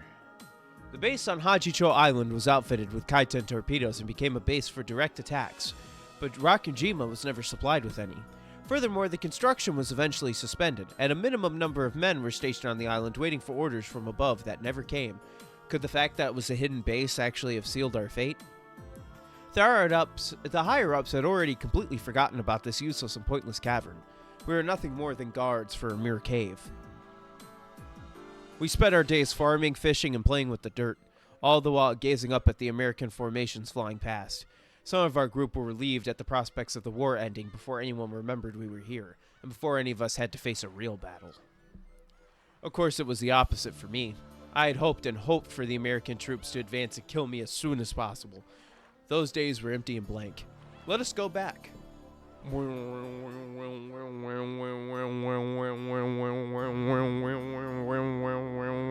Back to the turning point in my life and fate.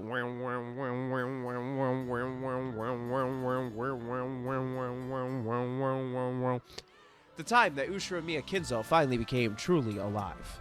I'm gonna blow my nose so you can hear it in the mic. Oh, this is the end of the chapter. Perfect. That's 3 chapters down.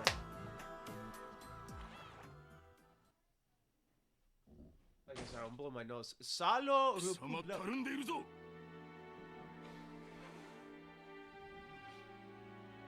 Oh, I know you heard that. I'm not sick, but apparently me existing and streaming made my body go, quick! Make him feel like he's dying!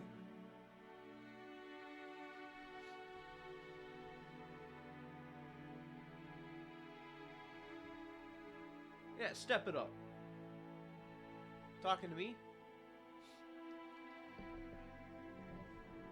Wow, I'm surprised all 3 of the snot rags made it into the trash can. Step it up! Stars seemed to spin around inside my head. I could just lie down on the floor, but that'd only make him more angry. I've got no intention of being obedient. Still, it'd be stupid to get myself punched for no reason, so I got up and stood at attention.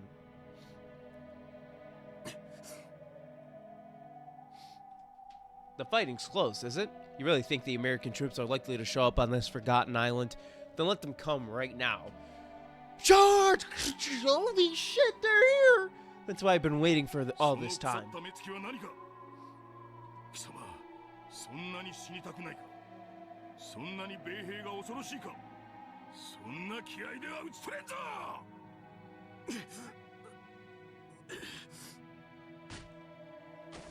I got hit again. Could you please quit your whining already?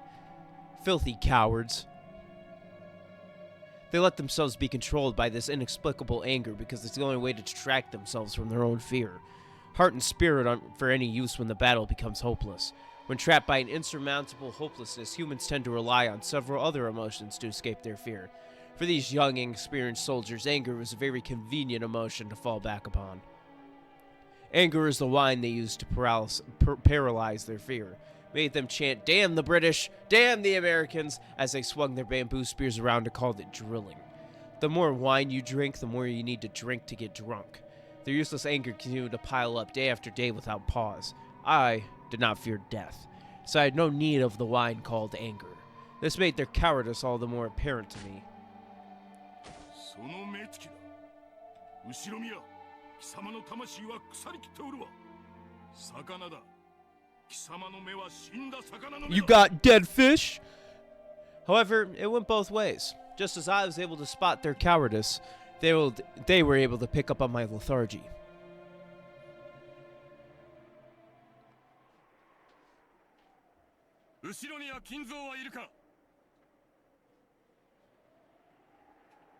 Wait, did Beatrice already know?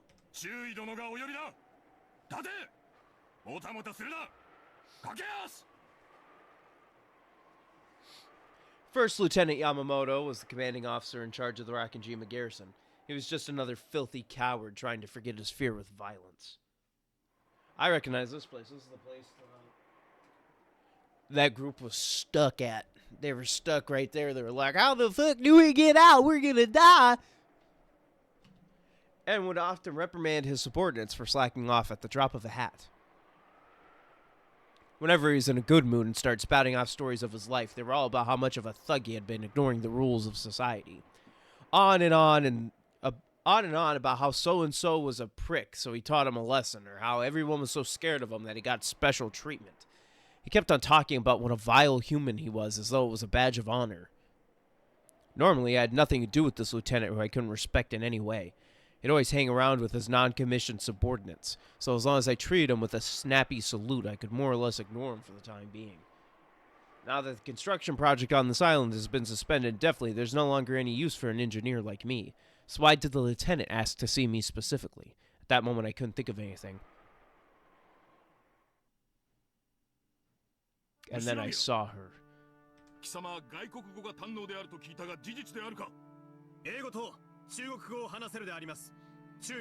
In English, wow.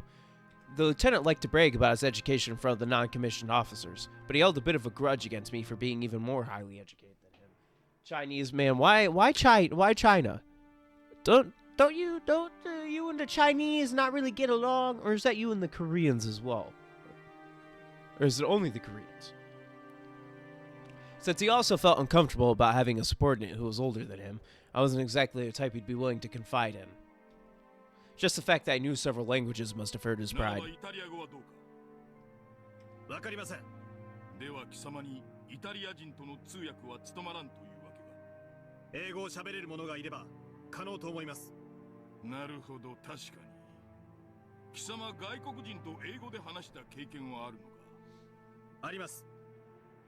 Why on earth would he need an interpreter in a cave on an uninhabited island that even our superiors forgot about?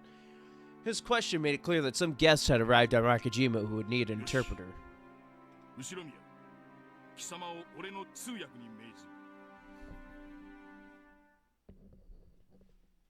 That evening, I found out exactly what he was talking about.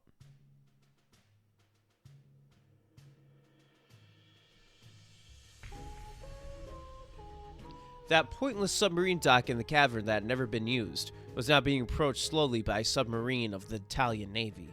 Of course, I knew that the Italians were our allies. However, this was the first time I'd seen anything from their military with my own eyes.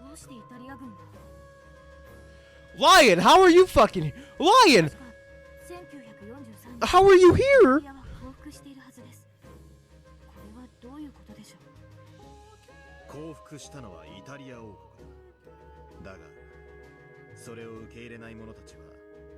Oh my god, I didn't even know that it happened. I didn't even know Mussolini set up a fucking thing called the RSI. Oh, hold on. Hold on. You wanna know something I didn't do? I didn't check the characters and tips in the Grimmy.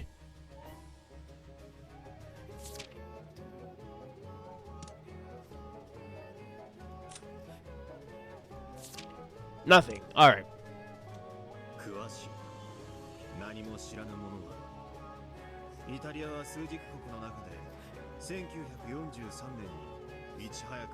Okay, so when did they actually surrender?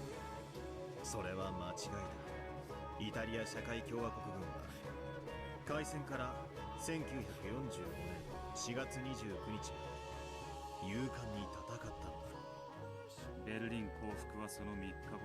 So they were still the first to surrender. 大健闘だな。しかし RSI 海軍が日本まで航行できるような潜水艦を持っていたとは驚きだ。そうでなくともはるばる日本までやってきたこと自体は驚きです。 Beatrice is in there. She stole it. なぜ日本に Beatrice Castagnoli. The submarine was both weather-worn and massive. I doubt anyone had even imagined that a foreign submarine would come all the way out here, when we never even had one of our own submarines dock. All of the guards on Rakajima, of which there were only about 30, stood at attention at as the submarine docked. イタリア軍なんて初めて見たぜ。なんでも事故か触雷で航行不能になったんだぞ。換気装置がやられて塩素ガスが換気できなくなったって聞いたぞ。注意殿の話によると何か重要なものを運んでるって話だ。 Yeah, Beatrice. 暗号変換器か新型エンジンなんかの設計図じゃない。オラ積み云々より上層部がまだここを覚えててくれたことの方が驚きだぜ。後ろ宮、早く来い。貴様は通訳だろうが。はい、注意殿。 On top of the hatch was a young Italian saluting us. Normally this should have been the job of a commissioned officer, but his clothes looked like those of a sailor, and it really didn't look like he had the dignity and composure of a ship's captain. That probably meant that all of the commissioned officers in charge had died in the accident that had befallen the sub. Crew members crawled out of the hatch one by one, but they all looked pale and entirely worn out. I'm not sure how long ago the accident happened, but being crammed together in a tiny sub filled with chlorine gas for any amount of time can't be good for your health. Not only had the ventilators broken, but traveling about carelessly on the surface of the waters around Japan these days would be foolish in the extreme. It had been like a trip inside a can of poison gas. Almost all of them were unable to walk without leaning on someone else. Looked like a bunch of people staggering out of a hospital boat. 艦長は誰か聞け。私がこの島の指揮官であることを説明せよ。ようこそ日本へ。英語がわかる者。 The crew members seemed to understand that I was speaking English, but looked as though none of them could speak it. Eventually, someone who seemed to be dressed as an officer よう saluted. こそ日本へ。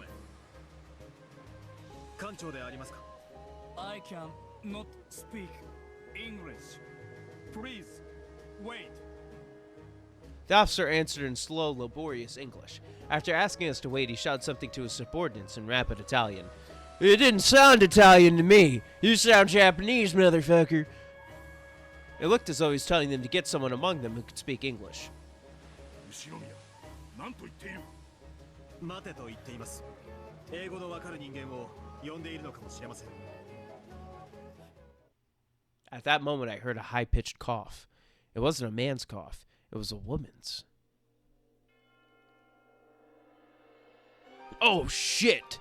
私英語わかるわ。 Oh, shit! As she came down from the hatch, a woman with beautiful golden hair said this in English. In this filthy cavern, the appearance of one as beautiful as she was seemed like an angel descending upon us. ようこそ日本へ。 This is how it happened. 艦長はいますか。艦長は死んだわ。士官はあそこの彼だけよ。お悔やみ申し上げます。何かお手伝いはできますか。新鮮な空気と水が欲しいわ。まだ息のある人間もいる。休ませる場所が欲しいわ。協力しましょう。他に英語のわかる人間はいますか。いたけどみんな死んだわ。私だけよ。後ろ宮、女は何を言っている。艦長は誰だ。さっきの男なのか。その女は何者なのか。早く通訳しろ。 The lieutenant has been yelling like that for a while now. He must have been surprised to see such a beautiful woman appear from a submarine, and more than a little annoyed to see all of her attention focused on me alone. It was a mark of how divinely beautiful she was. Fuck you. 注意殿。 I'm gonna slap the shit out of your mouth. 彼女だけが英語をわかるように。 Because that's the only thing you're speaking. 彼らの通訳になります。艦長は死亡。代表者は先ほどの士官のようです。うるさくあなたに叫んでいる男は何者？まさかあなたの上司なの？不幸なことに私が美しいお嬢さんを独り占めしているのが気に入らないんでしょう。あら、東洋人にお世辞をもらえるとは思わない。Oi, oh, hey, hey, hey, racist. Racist. あなたは育ちが良さそうだわ。あの怒鳴ってるみっともない男とは大違い。あなたがここの将校だったらよかったのに。おや、私も西洋人にお世辞をもらえるとは思いませんでした。あなたは面白い人だわ。名前は？後宮金蔵です。よろしければお嬢さんの名前をぜベアトリーチェ・カスティリオーニ。ひ。ようこそベアトリーチェ。 Hey, is she related to Claudio? That was when I first met Beatrice, the woman who would capture my heart for the rest of my life. ベアトリーチェとはイタリア人だったのです。 She was fucking filthy Italian. She was eating pasta with pasta. My God.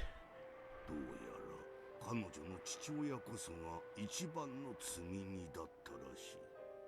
残念ながら六軒島にたどり着いた時にはもう死んでいた。その高官がなぜ日本に、スエズ運河からインド洋を越えてはるばる日本まで来たというのか。確かに同盟国としてはドイツの方がはるかに近いはず。なぜ I mean, it's literally the same continent, so it would be closer. 途方もない規模の遠大な作戦か何かだったのかも。 Why would Kinzo know? その全容はわからん。 He wasn't an officer. その潜水艦がただならぬ任務を帯びていたらしいことは後に理解することとなる。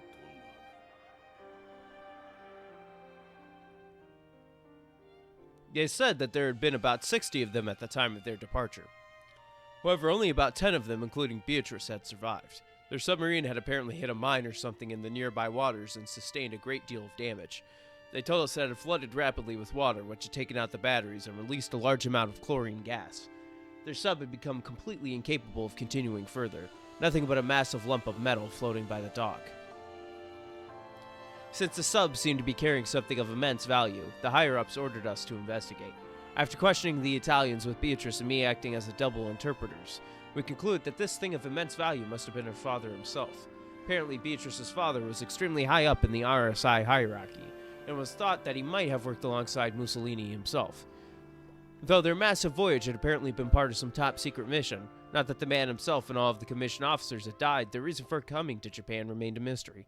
And our higher-ups were telling us to investigate, which meant that even they didn't know what it was.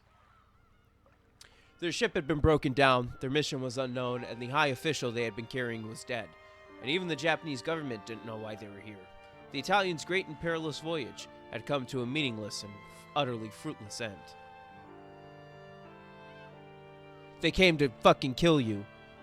They're gonna fucking murder you all. Speak in English if it's in English. A fucking racist bitch. They're both fucking racist bitch. アルデンテに仕上げるには茹で加減が難しいの。なら日本人はみんなスパゲティネーロだわ。よくご存知で。日本人はシャンプーの代わりにイカスミを使います。金蔵はすごいわ。何でも知っているのね。イタリアに来たことがあるの？ありません。しかし本はいろいろと読みました。 Oh wow, we read books. I read books too. ニッコロ・マキャベッリ、ダンテ・アリギエリ。だからあなたが永遠の淑女であることも存じていますよ。おお、なんてこと。金蔵はとんでもない勉強家だわ。あなたはひょっとして日本では高貴な家の出身なのでは？さあ、どうでしょう。 あなたは他の野蛮そうな日本人とはまるで違うわ。私にはわかるの。あなたはきっと高貴な家の人間だわ。後宮家は日本の貴族の家柄なの？ Theoretically, yes. 宝石で一山当てただけのただの成金の一族です。私が勉強していたのは高貴なるものとしてのたしなみではなく、何をすることも許されなかったら本を読むかバラをいじるか酒に溺れるかしかやることがなかったからですよ。 Sounded like a good life to me. There had been no trace of malice in Beatrice's words. It had just been a curious question asked to a friend from a faraway country. However, Beatrice was from a noble family herself, so she could tell. She could see the faint, gloomy look on Kinzo's face. 許して金蔵、あなたのような高貴な人がどうしてこんなおかしなところで兵卒の身分に甘んじているのか深く考えなかったわ。私の一族などどうでもいいことです。死ねば後ろ宮などという姓は何の意味もない。そしてそれこそが Wow, so look how far that went. Oh. 金蔵は死にたくて軍隊に？そんなのダメ。家族が悲しむわ。家族など私には誰も。 I have a wife for the sake of public appearances and children. However, I've never wanted any of them. Everything is a fleeting daydream created by those selfish, greedy elders. So at least while I'm on this island, I can forget about all of that and find some peace. Peace. But haven't I spent each and every day complaining that I wasn't sent to the front and haven't managed to die yet? 私にあなたの苦しみはわからないけれど、私の心ない言葉が傷つけてしまったことはわかるわ。 They're having sex tonight, I can tell. 許して金蔵。 Forgive me, Kinzo. Yes, those words are probably what did it. All of the Japanese called me Ushiromiya. Remind me that I was the property of the Ushiromiya family every time they talked to me. But she was different. She called me Kinzo, not Ushiromiya. So maybe just for the time I chat with her like this, I can forget that cursed family. 金蔵。 I didn't mean to make Beatrice feel guilty, but she seemed certain that her thoughtless words had hurt me. ありがとう。 What? あなたが私を金蔵と呼んでくれるから、私はやっと自分を取り戻すことができる。私はようやく本当の意味で。 No, you're just one of the only countries who put last names first. 金蔵、あなたはとても遠い異国で出会った外国人だけれど、あなたの心はとても繊細で美しい。私たちはきっと近所に住んでいたならとても当たり前な友人になっていたわ。私も嬉しいのよ。あなたは私のことをベアトリーチェと呼ぶ。カスティリオーニのご令嬢とは呼ばないわ。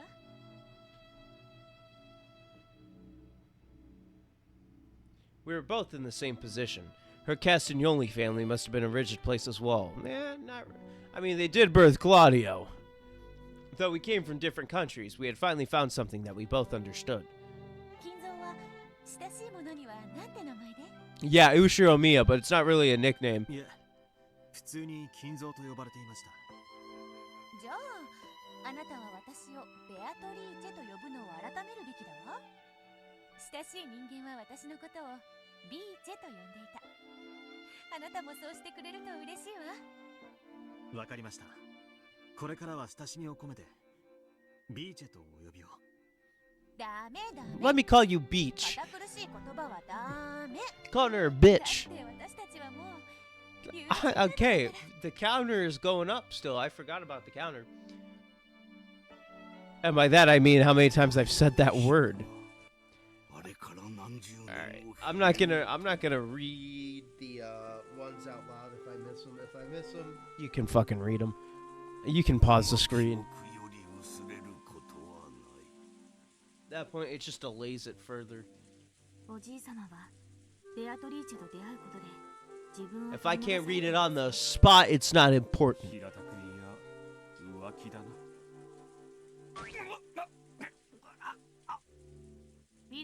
Stop touching his ass!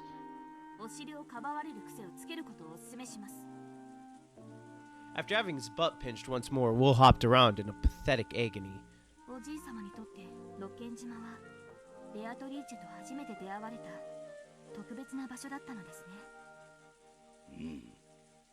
私がこの島に来ることがなければ出会うこともなかった奇跡の島なの。Yeah.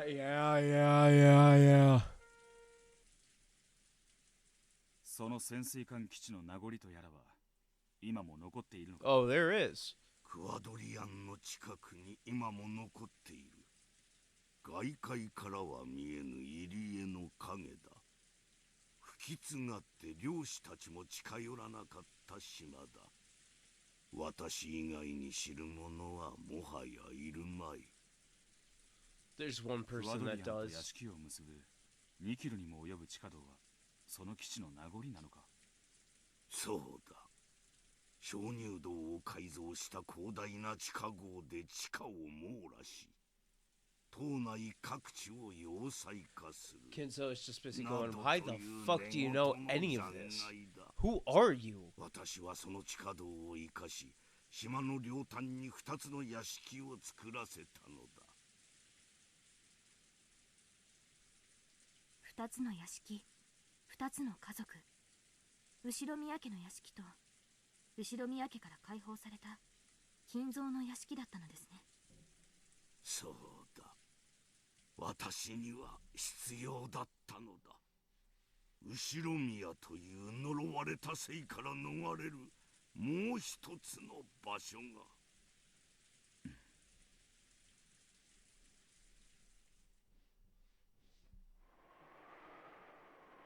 しかし同情するよ。はるばる日本までやってきて任務を成し遂げられなかったとは。 I don't care about these people and the fucking World War II era bullshit. よくわからないわ。どこか遠くへ逃げ、大切な日までそれを隠さなければならないと言っていた。それとわからないわ。それはとても大切な It もの。 was you. 大切な日まで何年も隠しているつもりだったみたい。いえ、それと一緒に隠れているつもりだったみたい。 It's the gold. 私に異国の地で長い時間を過ごすことになるかもしれないと謝っていたから。アンジェロ少尉は積み荷は特になく、君の父上が輸送すべき要人だったと言っていたが。少尉はあなたたちを信用してないわ。私でさえ知っていることをいくつも隠してる。 Well, then why the fuck are you telling me this? パパの目的と積み荷を知っているのかも。それが何だったにせよ、それはイタリア軍の任務さ。俺らには関係ないね。むしろ同盟国なんだ。頼ってくれればいいのに。金蔵が良い人であることは疑わないわ。少尉にもあなたは信頼できる人間だと伝えてるんだけれど、どうして男というのは異教ではむやみやたらと厳格になるの？ Cause we don't know where the fuck we're at. もっと陽気な人たちばかりなのに。 You stick me in a foreign land, I'm gonna be like, I don't want to be here. Where the fuck am I? Why am I here? Why? How'd you get me here? I was sleeping in my bed. 常時銃を手放さないように命じてる。まるでここが敵地かのようだわ。 That was true. The Italians were clearly the very opposite of relaxed. Japanese soldiers watching this began to suspect that the Italians didn't really trust them at all.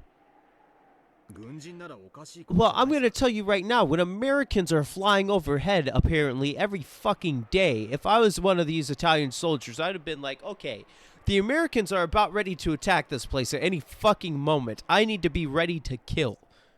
むしろこういう時こそ規律を引き締めて友軍に恥ずかしいところを見せたくないんじゃないか。就寝時には必ず根津板を立てるし、もう航行できないスクラップ同然の潜水艦に今もあなたたちを近づけないように見張りを立てているわ。私はなんだか日本人を露骨に毛嫌いしているように見えて気持ちが悪い。 You're no better yourself. True, they had set up a constant sentry by the submarine and refused to let any of the Japanese soldiers come near. This had made the Japanese particularly happy. However, submarines are treated as classified in all countries. Maybe it was just natural for them to stop foreigners from approaching it without reason. 慣れない生活を強いられてみんな気が立ってるんだろ Yeah, the soldiers are basically going, take off your fucking shoes! Take off your fucking shoes! 天候と女将の都合で君たちを本土へ運ぶ船の派遣がまた遅れてる。君たちをいつ本土へ送ってあげられるやら。 We had been told that a boat was being sent for them directly from the mainland, but apparently thanks to the weather, problems up the command chain, and the recent air raids, they had no ships they could spare on a forgotten island like this. There may have been political issues as well. After all, the Italians' homeland had already surrendered to the Allies. I didn't know the details. The only thing I knew for sure was that they'd been stuck on Rakajima for 2 whole weeks and no one had come to get them. Of course, we had some small boats on Rakajima. There was nothing physically stopping us from taking them to a nearby island. Still, Rakajima was technically a top-secret base, and contact with the outside world had been strictly forbidden.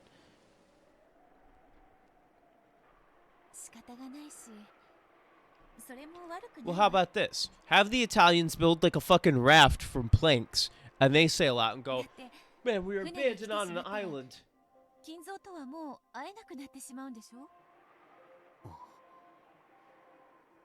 確かに。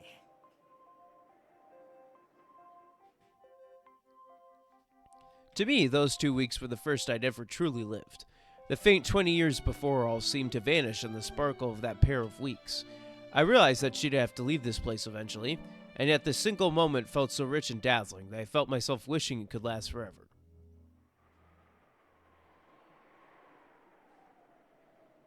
Then I heard a voice calling for Beatrice in Italian. Get on the submarine! They're launching the attack! お小言かしら。日本人とあまり親しくするなと最近うるさいのよ。 The second lieutenant approached, saluting Kinzo. After glancing at Beatrice as though asking her to translate something, she began to speak in Italian. Judging by his tone, it sounded like something serious. とても重要な話があるから、あなたたちの指揮官に合わせてほしいと言ってるわ。協力を求めたいと言っている。 何のことかわからないわ。重要な話。わかった。山本中尉を探そう。 Lieutenant Angelo and 2 of his subordinates with him wore a stern expression on his face. They didn't have to say anything for us to realize that this had to be something very serious. Hit the military music. The winch creaked and the thick chains rang out with a dull clang. Very, very, very slowly, it was lifted up out of the submarine's cargo hold.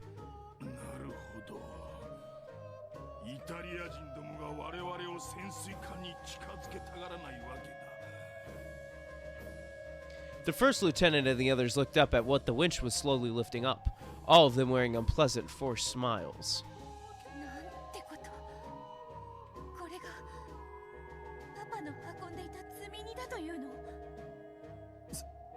すごい。こんなの生まれて初めて見た。 Called it. It was a mountain of gold ingots. Those carefully piled bars were being slowly lifted out of the cargo hold, one group after another. This gold had been their true cargo.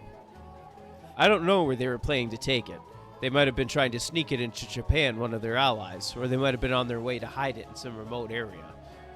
Was it some sort of strategy? A conspiracy? Embezzlement? Top secret transportation of wealth? This incomprehensible amount of gold led to all sorts of dark suspicions, but we didn't know anything about the truth. All told, the gold weighed an incredible 10 tons. That was the only truth we could wrap our minds around at the moment. They had strongly resisted showing this to us. However, the submarine could no longer make scene. It was apparently continuing to take in water, bit by bit. Rakajima had been outfitted in an extremely slipshod way, so we had no means of repairing it. Also, though we could unload the sub, there was no way we'd be able to lift it up again once it had filled with water and sunk to the bottom. Now that transporting the gold away had clearly become an impossible goal, they had apparently decided on unloading it. Of course, they made no effort to explain the reason behind all this gold. They just asked us to help them take it out. なぜこんな大量の黄金を国外へ？これだけあればイタリアの戦局を変えられたかもしれない。戦局を変えるのは武器。でも戦後は何の役にも立たない。確かに局を変えはするでしょう。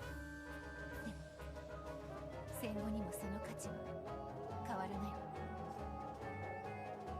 There's no longer any way to change the course of this war. The Axis powers will probably all surrender, leading to an Allied victory. Anyone could tell that simply by looking at the American planes flying across the sky day after day. However, gold does not lose its value after war. Everyone stared upwards, dumbfounded, as the winch slowly lifted the dully sparkling gold.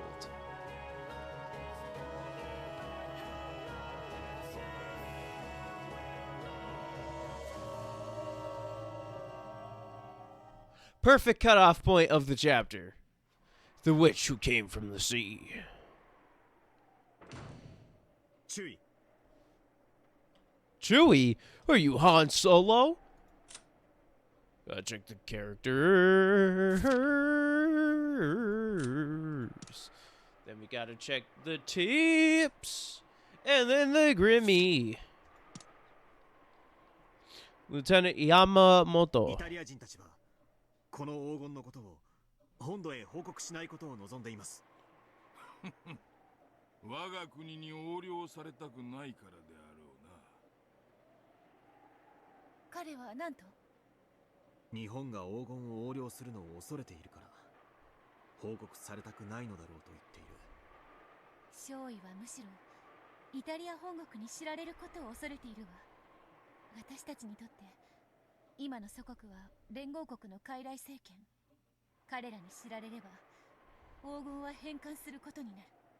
しかしそれは私たちの敵に黄金を渡すようなもの。 Interesting. They'd come all this way to make sure that the gold didn't fall into enemy hands. They needed to hide it from that puppet government until their homeland could be truly restored. 後ろ宮、イタリア人たちに提案せよ。我々は協力を申し出たいとな。協力とは？イタリア人たちの言い分はこうであろう。彼らはその黄金を祖国に知られることなく隠してい We る。 bury it here. しかし、この島から運び出そうとすれば、輸送船を手配せねばならなくなる。そうすれば本土に知られ、さらにはイタリア本国にも知られることとなる。そうなります。つまりあの黄金はもう六軒島からは運び出せない。 Their mission must have been to hide the gold in absolute secrecy until the day of their homeland's restoration. Later on, several plausible rumors would circulate about how Nazi Germany also moved much of its secret wealth to certain hidden areas in South America just prior to its collapse. It was a very natural conclusion to reach. That submarine was their only method of transporting the gold in secrecy, and it's become completely useless. They can't fully stop the water from seeping in, and it'll probably sink completely before much longer. There's no longer any way for them to transport the gold in secrecy. In other words, their mission had ended in failure here in the Far East. So just how is Lieutenant Yamamoto proposing that we assist them? Bury the gold on the island. この六軒島基地は誰も知らぬ秘密基地だ。近隣の島民たちはこの島を不吉な無人島と信じて近寄りもしない。言っている意味がわかるか、後ろ宮。彼は何と？前にも話した通り、この六軒島基地は誰にも知られていない。見ての通り、戦略価値は何もなく、上層部にもすでに忘れられてる。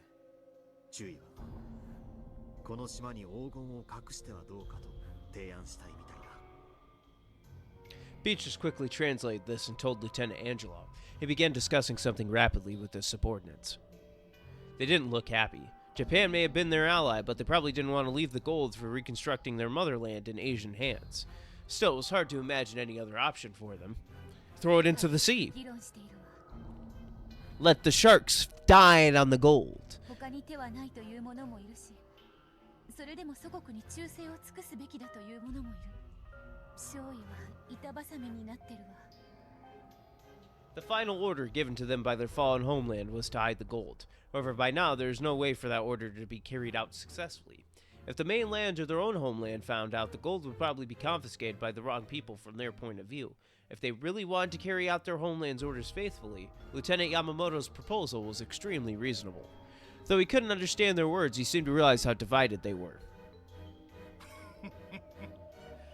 我々が協力すればあの黄金を厳重に隠すことができる。 We scamming these fuckers. 幸いなことに廃棄された地下壕が長々とこの島の地下を横断している。この島の地下に黄金を隠して埋めれば誰にも発見できないと言ってる。現実的な申し出だと議論してるわ。でも日本人の手を借りるのに抵抗を感じてるみたい。議論が難航しているようです。議論の余地などあるのかイタリア人。我々の協力なくばあの黄金は隠せんぞ。まさかいつまでも波打ち際に積み上げておくわけにもいくまい。アンジェロ少尉は黄金のことを知る人間を最小で抑えたいみたい。日本人は信用できないけど山本中尉の申し出が。 Well, I feel like everybody on the island knows about this fucking gold. いぶかしがってるわ。何を10トンの黄金を隠すという労力の提供と守秘義務を彼らが本当に無償で提供してくれるのかとね。五分と五分だ。注意、それはまさか。あの黄金の半分を我々によこせ。 Damn! 5 tons of gold? 残りの半分を厳重に隠してやろう。半分をよこせと言ってる。 The instant Beatrice translated that sentence, Lieutenant Angelo slammed his hands on the desk and stood up. Instead of flinching, Lieutenant Yamamoto, true to his boast of once being a thug who everyone feared, actually looked even more relaxed and confident than he had previously. Oh shit, we scamming the fuck out of these motherfuckers! それを敬意を表して五分と五分にしようと提案しているのだ。これは我々だけに有意な話ではない。イタリア人たちが外部にこのことを漏らせば、すべての黄金は日本かイタリアに接収される。我々には1円たりとも転がり込んでこない。我々は全員が共犯でなくてはならない。全員に着服の共犯になれと言ってる。周囲はすでに軍人としてでなく個人として話をしている。なんてこと。黄金に目がくらんだのね。I mean, it would blind me crazy style. Lieutenant Yamamoto was grinning. It really did look as though he had been blinded by greed, just as Beatrice said. Also, what about the fucking planes that are flying ahead? There's a massive 10 tons of fucking gold on a beach. It's gonna be noticed. Also, like, hey, there's something flashing down there. Let's go fucking bomb them. Hell yeah, brother. アンジェロ少尉は日本政府やイタリア政府にはどうしても知られたくないみたい。彼は自分が与えられた任務に最後まで責任を持ちたいみたいよ。つまりどういうのだ。何割かを口止め料として与えてでも島内に地中深く埋めることを望んでるわ。もちろん下士官たちには異論もあるみたい。5割は問題外だと憤慨してるわ。後ろ見、イタリア人たちの感触はどうだ。彼らも黄金がこれ以上の人目につくことを望んでいないようです。しかし取り分に異論があるようです。少尉は1割ならば検討できると言ってるわ。無論山本中尉がそれで納得しないだろうとも言ってるけど。後ろ宮、イタリア人の返事はいかに。1割なら検討すると。 This time it was Lieutenant Yamamoto who slammed down on the desk. But the Italians didn't flinch either. An incredible tension filled the small room. However, despite his violent outburst a second ago, Lieutenant Yamamoto's expression still looked smug and in control. He was probably confident that he now had the initiative. 1割。それはつつましやかな提案だ。いいだろう。なら1割を譲ってやろう。しぶろくだ。これ以上は譲らんと伝えろ。40% for the Japanese, 60% for the Italians. The lieutenant was talking tough, but in truth these negotiations were being made on an equal footing. If the Italians had just wanted the gold for themselves, there wouldn't have been much of a problem. But what if? What if they were true patriots and decided to return the gold for the purpose of reconstruction, even to the defeated puppet government of their homeland? If so, they would probably report the existence of the gold to the Italian embassy. Eventually, the Italian government would petition the Allied nations for the retrieval of their gold. It probably wouldn't all make it back to Italy, but it might be used effectively to repair and rebuild their battered towns. If that happened, Lieutenant Yamamoto and his friends would only be able to sneak out a few ingots at most. He was greedily planning to make this his own treasure island so that he and his subordinates could have an enormous fortune all to themselves. If he wanted to succeed, the Italians would have to keep the presence of the gold quiet. しかし疑問だ。アンジェロ少尉が誰にも黄金を渡したくないなら、沈みゆく潜水艦に任せて沈めればよかったはず。どうして荷上げを？考えたくはないけれど、 Because he needs to give it back. 遂行不能になった時点で、少尉はこの黄金を横領することを考え始めたのかも。彼は That too. 下士官たちに軍人としての意見と祖国に家族が待つ一個人としての意見を聞きたいと言っているわ。堅物の下士官たちが激高してる。The discussion between the Italians were becoming fierce and emotional. Though their homeland had fallen, they had come all this way in accordance with its orders. They had previously been given this mission because they were particularly faithful and duty-minded troops. It seemed they couldn't just agree to a foreigner's proposal to embezzle and split up the gold. Lieutenant Angelo looked like he was doing all he could to calm the unexpectedly fervent rage of his subordinates. Looks like the gold is blinding them too. Everyone's mixing up their true feelings with how they want to be seen, and they can't make up their minds. Oh, they're gonna split it 40-60, motherfucker? 周囲が返事を求めてる。考える時間が欲しいと言ってるわ。私はあなたと話せたから気が紛れてよかったけれど、他の人たちはそうじゃないの。とても長い後悔の果てに大勢の仲間を失って極限状態でここにいるわ。唯一の心の拠り所だった任務ももはや喪失してる。どうすればいいのか彼らも分かってないの。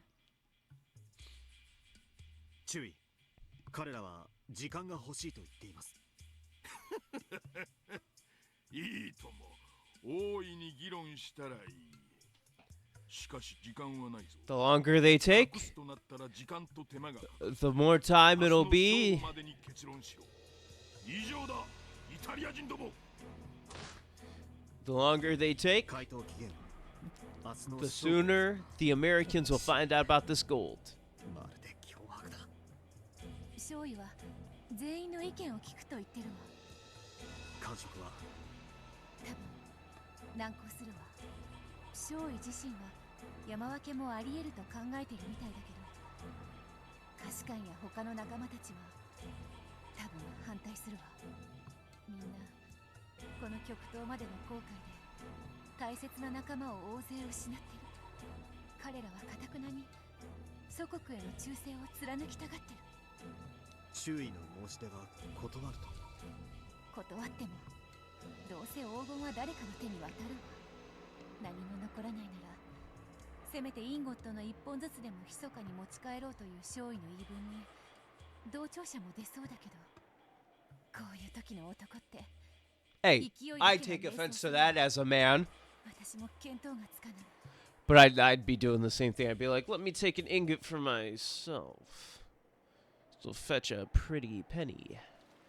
イタリア人たちの胸中は複雑でしょうね。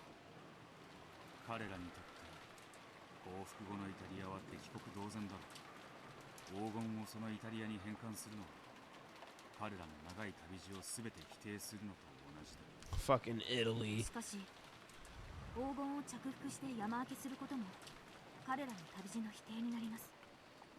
彼らが義理立てすべき祖国はすでに滅んでいる。その時点で彼らの旅路の意味などもう失われている。気の毒な話だ。 No, it's more like the fact that there was only fucking 9 of them left. インゴットの一本でもありつけた方がまだマシだと。そ損得感情で言えばそうなる。 Because I'm not counting Beatrice as a そうなら soldier. ねえのが男ってもんだがな。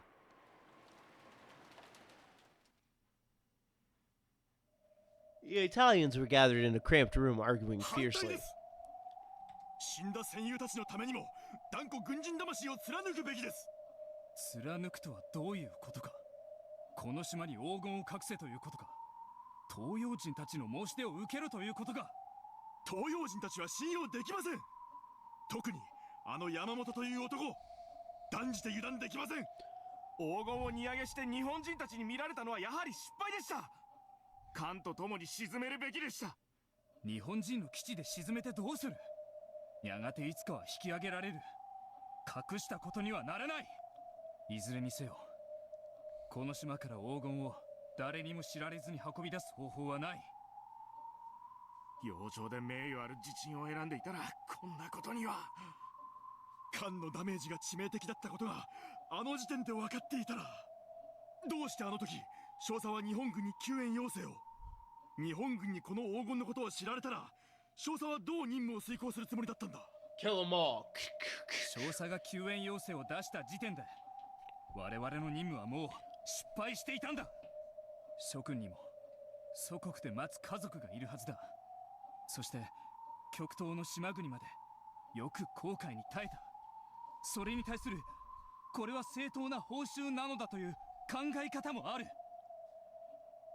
あの時日本人に助けなど絶対に反対だ。死んだ親友たちが浮かばれてこんな目に。少尉、日本人が友好的でない場合、我々は最終的解決手段を辞さない覚悟が必要です。 How are you gonna kill like 30 people? 伍長、最終的解決手段とは何か。 Someone gulped. A stiff tension hung over the room. 日本人たちはたるみ切っています。実戦経験もない腰抜けばかりです。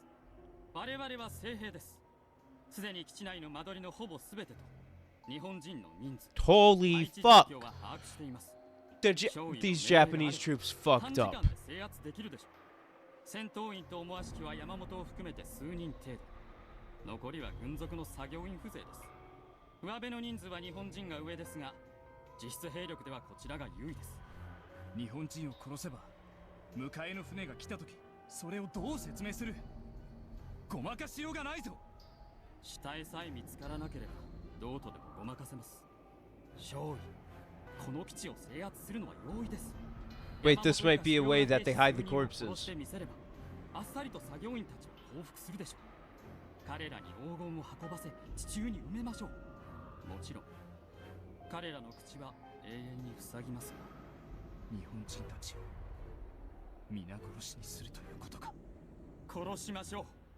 全員殺せば黄金のことは誰にも知られずに済むのです。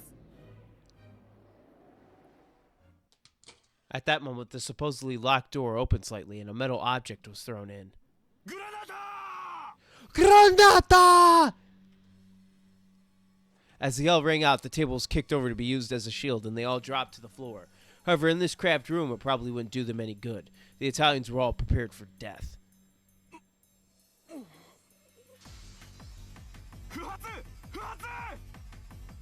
Fortunately, the shoddy grenade was a dud. The door was slammed open, and 3 Japanese soldiers wielding pistols jumped in.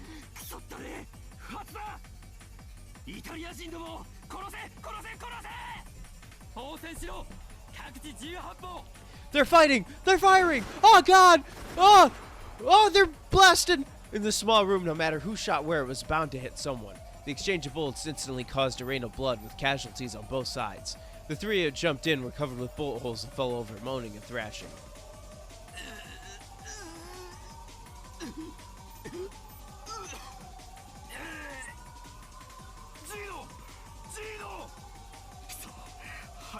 Not Gino! Fuck! He had good pizza!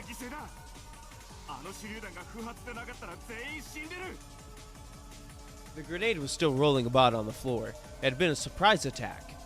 Lieutenant Yamamoto had probably judged that the negotiations wouldn't go his way and decided to make the first move. Or maybe he'd been planning from the beginning to put them in a position where they'd be gathered in one place to discuss his offer. Rakanjima was their island. If they killed all the Italians, then not half, but all of the gold would go to the Japanese. There's a chance the grenade might go off late. The Italians rushed out into the corridor. They heard gunfire from down the hallway. It was coming from the direction of the submarine dock. Clearly, the troops guarding the pile of gold were being attacked.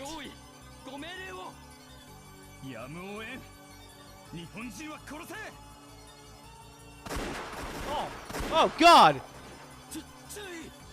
あいつはできます。この連中ただの船乗りじゃねえ。なるほど。黄金の番人を任されるだけの兵士ということだ。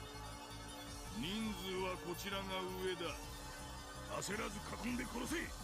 イタリア人狩りだ。 Let's go eat some fucking spaghetti! Ah!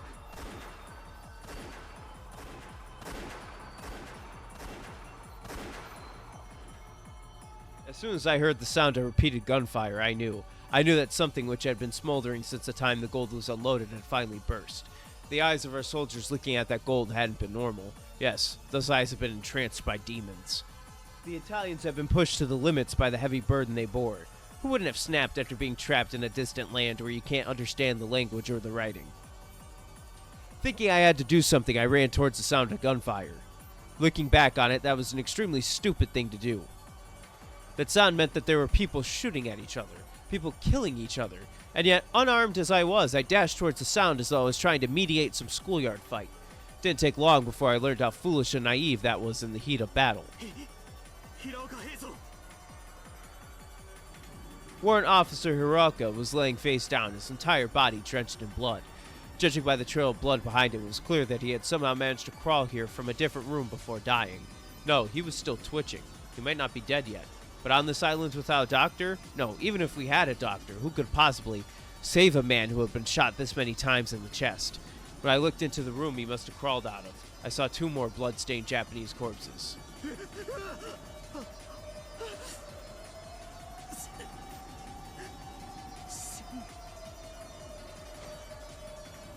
I fell backwards, pathetically on my butt, my mouth hanging open in shock. Come to think of it, that was the first time I had ever faced death in my life. The entire world was at war, even though millions were dying both east and west. This was the first time I'd met with a person's death directly. Ridiculous. Didn't I join the army hoping to die? Didn't I whine about not being sent to the front lines? Yeah, so rejoice, Kinzo. Isn't this the death you were looking for? Why not spread your hands and yell out loud, "Come for me, magnificent death!" Someone came running towards me. It was a colleague of mine, a Japanese man, Tajima-kun. Fucking get the fuck out of here! Run! He dashed towards me, pale-faced and out of breath. His face seemed horribly contorted with terror. Mine probably looked the same. Tajima-kun,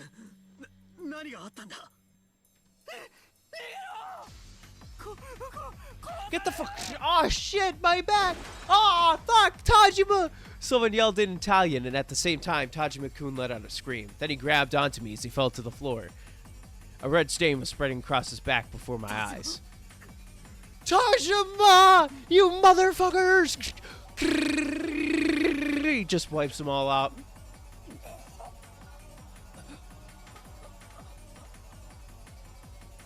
As he spat bubbles of blood, he said that one word and died.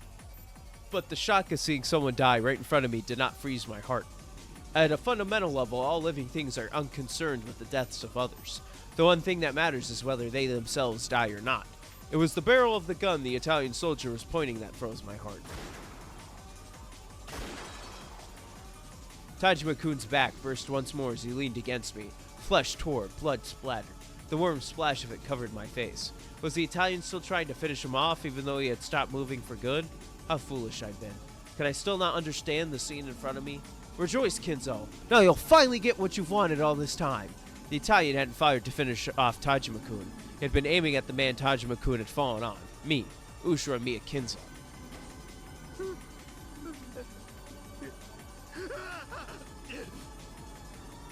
I pushed his corpse aside, scrabbled against the floor, and dashed away, tumbling over myself. My hands had pushed off against the floor hard enough to tear off the ring fingernail on my left hand. Fuck, man! When faced with death, humans truly can resist with all they've got. I tumbled over and over as I ran, scraping up parts of my body. It was painful, hot, but that didn't matter at all. I heard the yelling in Italian come from behind me over and over again. It felt like they were running, chasing after me. I didn't want to look back, so I kept on running and running as though the Italians were right behind me. This is death. Didn't you want to die? No, I don't want to die. Why? Didn't I want to die so badly? But now I know. I know how wonderful it is to be alive. She taught me. Bitch did. I can only be free when I talk with her. No. By talking with her, I finally came alive for the first time. I was born. Luigi, I'm born. I want to live. I want to live. I want to live. I want to live. I don't want to die. I want to live and see her right now. If I don't see her, I'll die. I'll be killed. Stay cool, Kenzo. She might be killed too. If you live and she dies, you might as well be dead. Before I knew it, my face was covered in tears, snot, and saliva. Fucking disgusting combo right there. When I stumbled into something and fell, I was finally able to come to my senses a little. I need some water, so I'm a quick run. Real quick. It'll be real fast.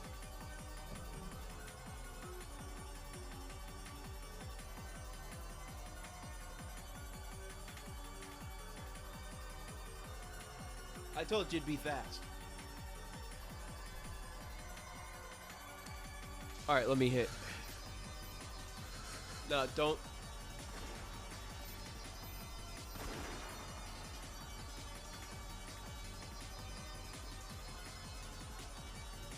I could still hear intermittent gunfire.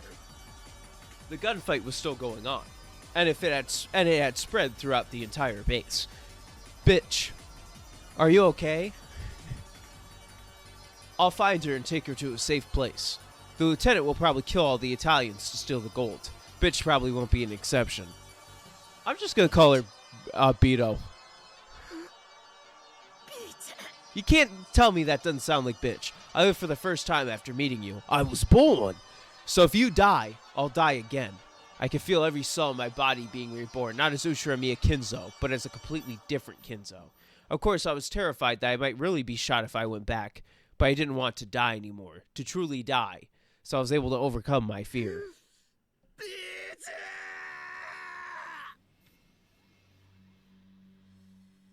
Now I'm just getting reminded of the JoJo scene.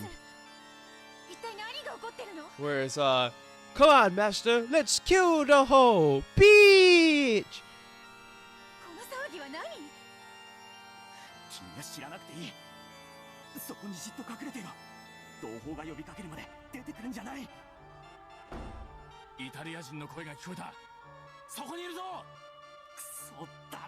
Hey, whoa, it's 2024, we can't be having that.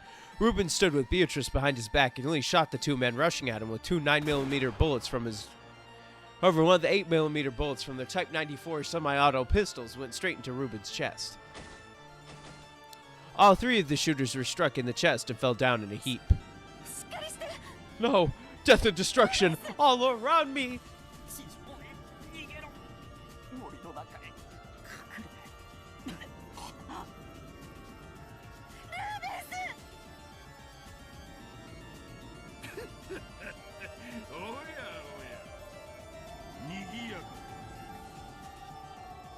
The next person to appear was the commanding officer of the Japanese soldiers, Yamamoto. The blast of 3 guns had just sounded. Adding on Beatrice's screams, it was hardly surprising that he had noticed the encounter.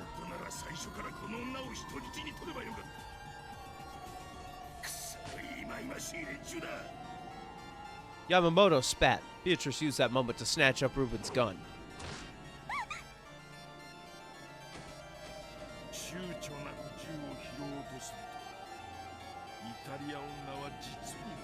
Well, she's more scared of you than you are of her, clearly. He spat this last part at the 2 dying men who lay moaning at his feet. However, what had happened to them wasn't particularly surprising. It wasn't the first time it had happened either. In this tiny, cramped tunnel, nearly everyone had met head-on. When both sides shot recklessly in such a situation, the result was 2 corpses. So whoever sensed another person and pulled the trigger quickest won. That was the only way to survive this battle without a bullet in your chest. Because of this, both Japanese and Italians had killed each other without hesitation. They sometimes even pulled the trigger on oncoming allies. In the midst of all this were several Japanese men who had stumbled into the fight wondering what was going on. It didn't matter whether the other person was holding a gun or not. Everyone had reflexively pulled the trigger at the sight of anyone other than themselves trying to stay alive. The entire base had been wrapped up in this slaughter. Okay, I got it. They're shooting each other. There was a fierce gun battle taking place on the submarine dock, and a massacre resembling a hunt was taking place inside the base. Okay, I got it. Most of the non-combatants assigned to this base were killed before they knew what was going on. The Italians were indeed quite seasoned troops, but their numbers began to drop bit by bit. Blood-stained corpses were scattered everywhere. At first, it had probably been a proper gunfight. However, as their minds began to grow weary and numb, it devolved into that most basic cause of wars throughout humanity. The desire to kill all foreigners you don't understand. Hell yeah, brother, something we understand very well. Sweet. Whenever they heard words they didn't understand, they pulled the trigger. Yes, sirree, that's how we do it out here.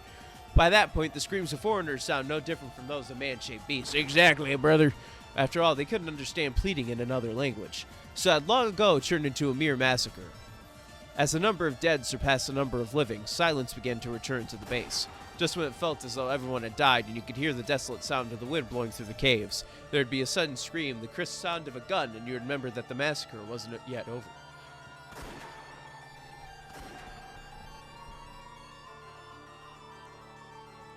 This happened over and over again, and eventually true silence fell. It marked the pitiful end for those led astray by gold.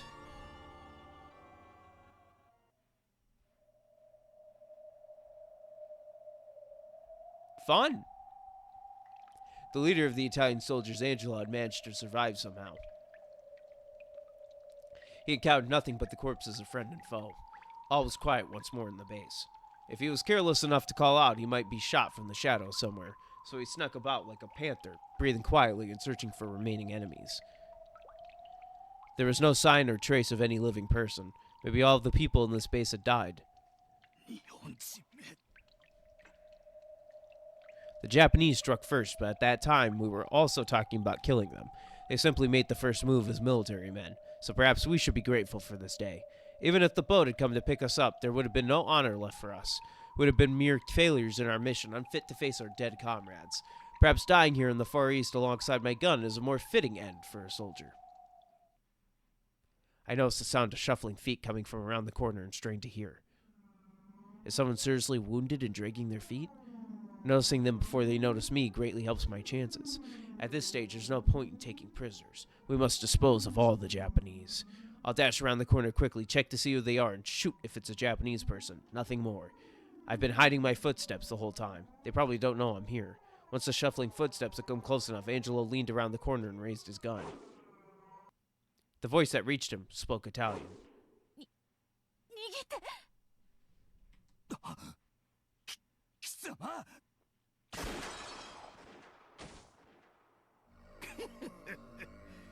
Oh shit! He got gut!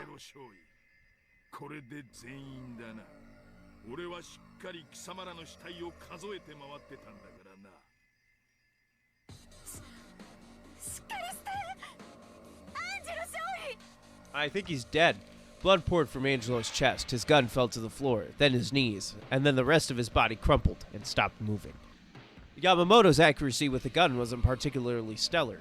However, Angelo had waited until they were fairly close before jumping out, so Yamamoto had made the shot. He managed to hit, even with a short-barreled handgun in one hand and a woman as a hostage in the other.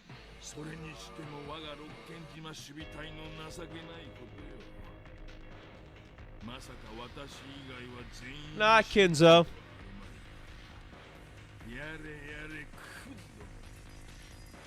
女を盾に取らなきゃ戦えない。人手だし。離して。静かにしろ。イタリア女は実に騒がしい。おとなしくしてれば命までは取らんという。It was such an obvious lie that even he wore a bitter smile. The Italians were spies working for the enemy, and they had all died along with the garrison in a gunfight. Since this was the story Yamamoto wanted to tell, he couldn't afford to have any Italian survivors.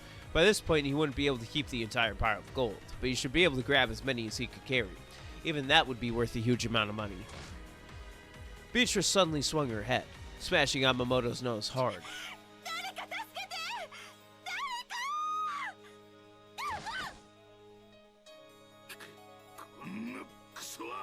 Yeah, that's her name. Bitch. She almost managed to escape. However, Yamamoto quickly grabbed her leg and tripped her.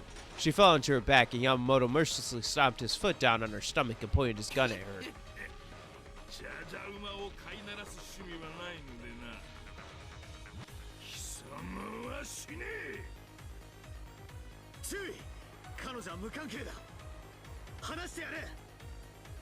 Kinzo jumped out from the shadows. He was holding a gun he had stolen from one of the corpses.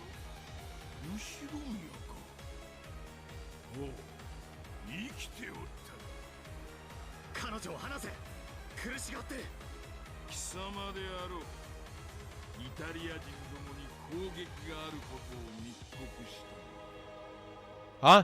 How would he? Did you tell him the plan?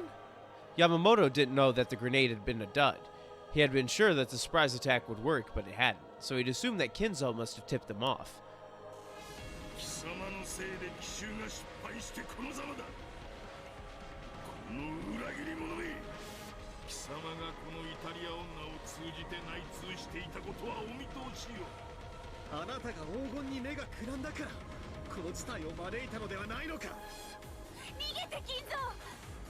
Shut up, bitch!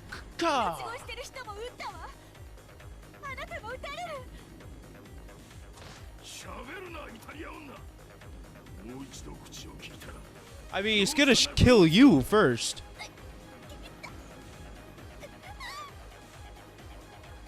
Yamamoto ground his heel into Beatrice's gut. Just shoot him already, fuck.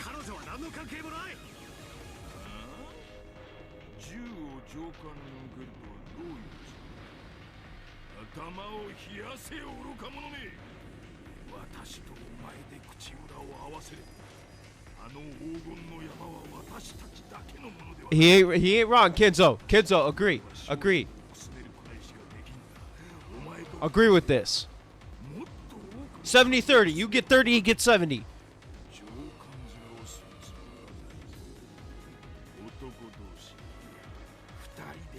Oh shit, equally? Kinzo, go. Do it. Shake his hand.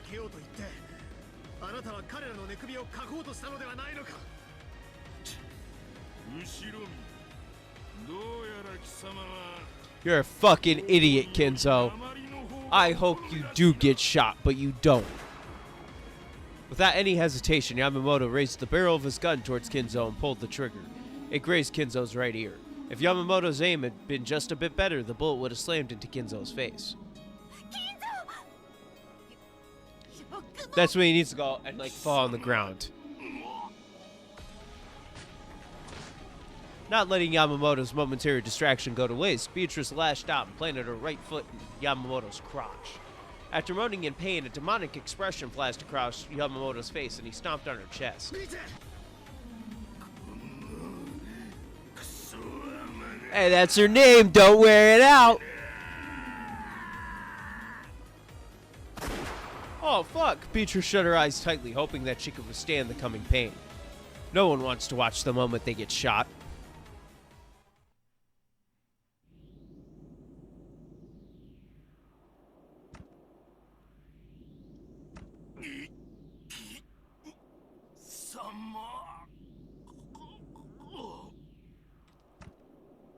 Drip, drip, drip.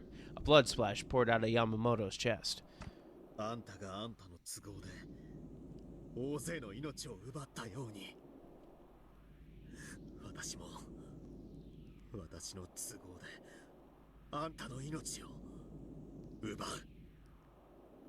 Could Yamamoto hear Kinzo's words until the end?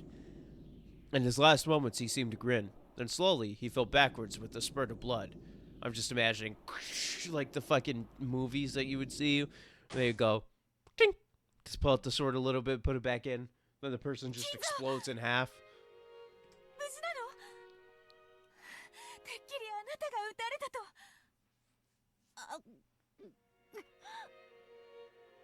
Beatrice tried to stand up, but then doubled over and started coughing. ビーチェ怪我をしたのか。あばらが痛むわ。その人でなしが激しく踏んだものだから。大丈夫か。折れていなければいいんだが。これくらいで折れるほどイタリア女はやわじゃないの。 You want to test that theory? How about I shoot you in the fucking dome piece? We'll see how well your skull breaks there. 恩人だわ。あなたが来なければ私はきっと。 Let me smash your head against this wall a few times as hard as I can. We'll see if your head breaks. Yamamoto had shown no mercy. Her ribs were probably cracked. We didn't have the option of waiting possibly for several days for the ship that was coming. I made the decision to carry her away from the island. The man had kept yelling about preserving the secrecy of the base as lying there dead. The next island over, Nijima, is close. A small boat should be more than enough to get us there. 君を病院へ運ばなければならない。君が思っているより傷が深かったらいけない。知らなかった。この島には病院もあるのね。ない。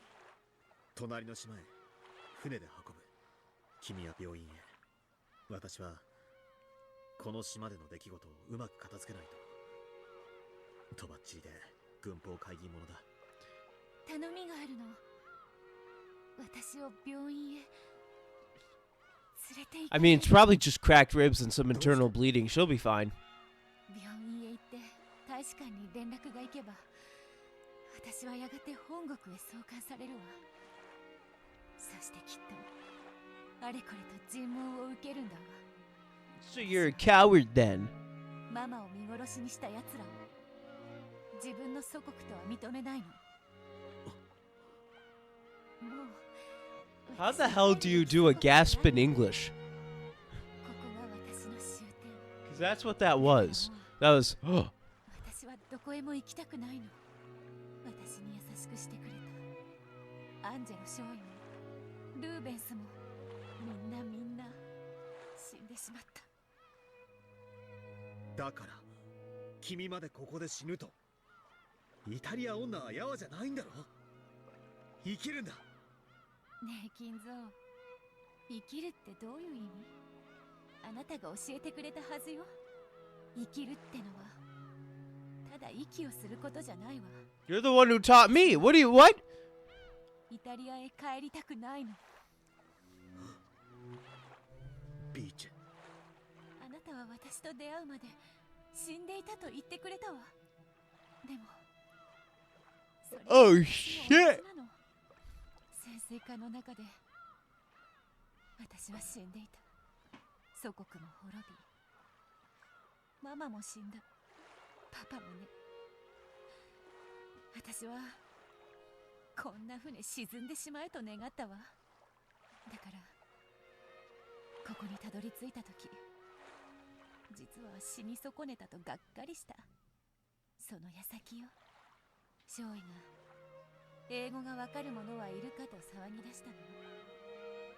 When Kinzo met Beatrice, he finally forgot about dying. When Beatrice met Kinzo, she also forgot about dying. 私は Of course, they're fucking made for each other. 祖国も家族も友人たちも失った私をあなたにさらってほしいと願うの。 Oh, she a freak like that. ピーチェ。でもそれは叶えられない望みだとも分かってる。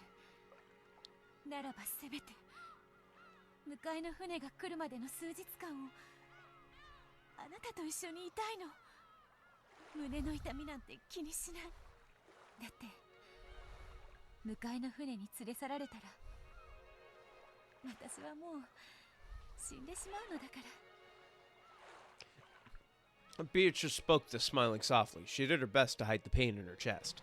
お願い金蔵、迎えが来るまでの数日間でいいから私をさらって。 She a freak.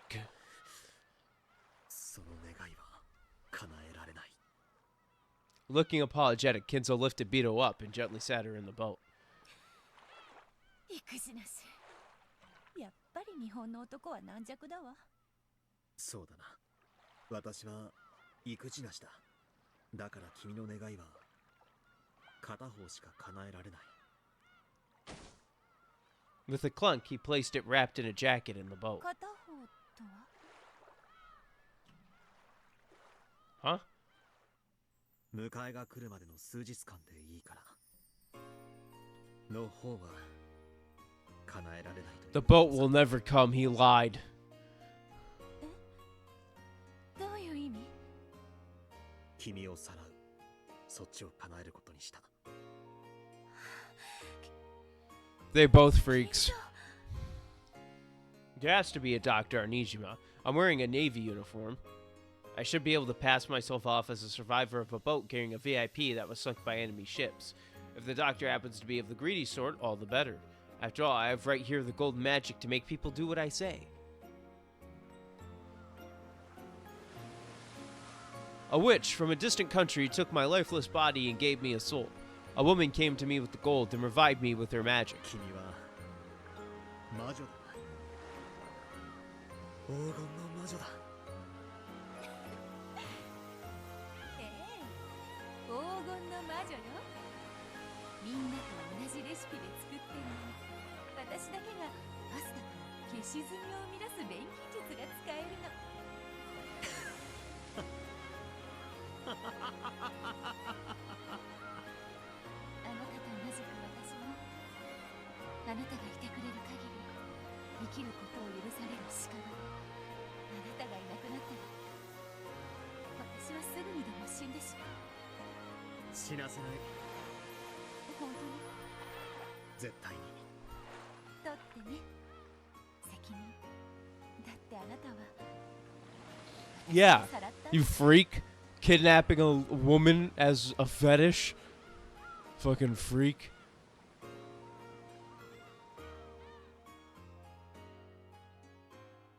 Chapter's long as shit.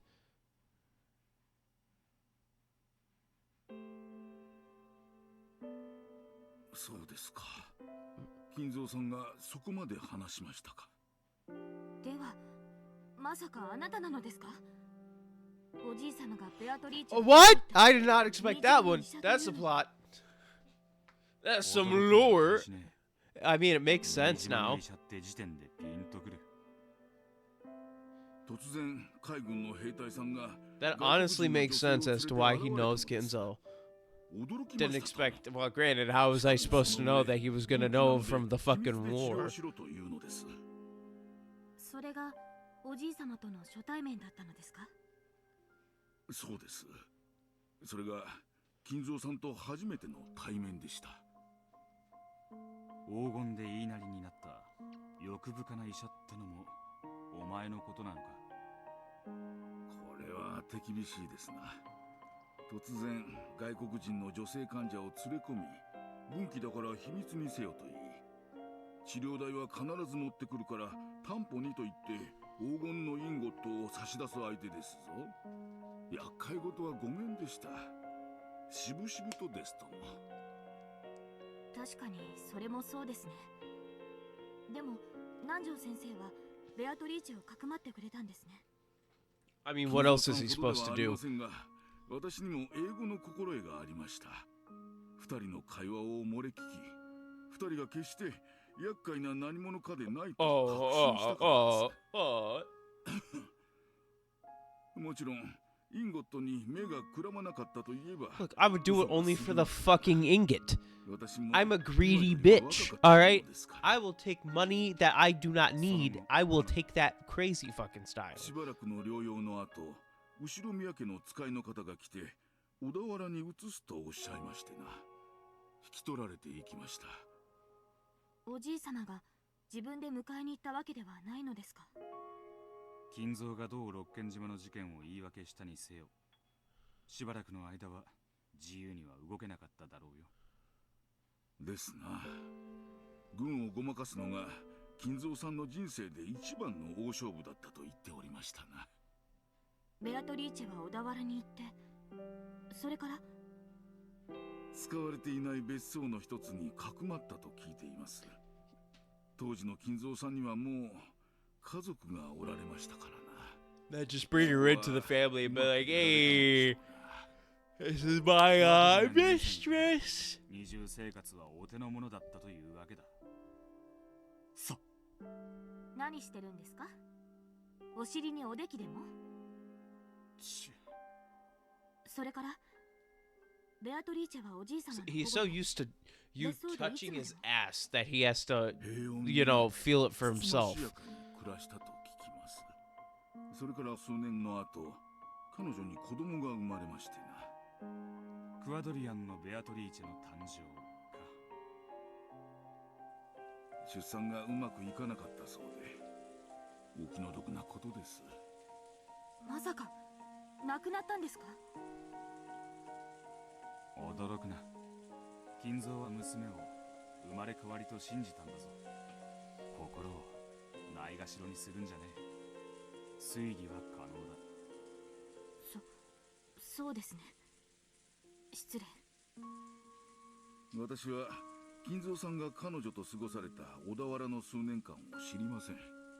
しかしその後の今日までの金蔵さんを見れば、ほんの数年間であっても彼がいかに彼女を深く愛したか疑い知ることができる。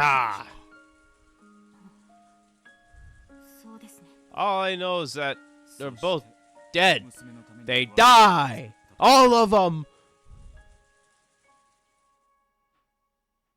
金蔵さんは潜水艦の黄金を元手に巧みに立ち回り、たちまちのうちに財産を築き上げていきました。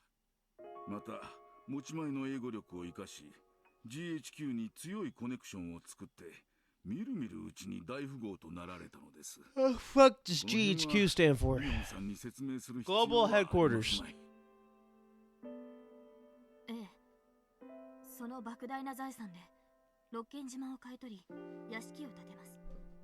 小田原の親族たちは無人島を丸ごと買い取ったおじい様を水郷だと笑ったそうです。10トンの黄金がポケットに収まる大きさだったなら、金蔵も島を買わなかったろうよ。He hid the gold somewhere in Rockinjima, built up a fortune with the ingots he'd taken out of it, and then bought up the whole treasure island. ですな。そして後ろ宮家の黄金伝説が始まるのです。インゴットには片翼のワシが刻印されていたと聞くが。片翼のワシというよりは片翼に見えてしまうワシというべきで Yeah, しょ the う。 one-winged eagle. That's literally okay. That's what you said. ヨーロッパに多いでしょう。翼を I 広げた don't. ワシを紋章にしたものは。 Okay, fine then, true. 国旗にもワシが、いやいや、鷹でしたかなが刻まれています。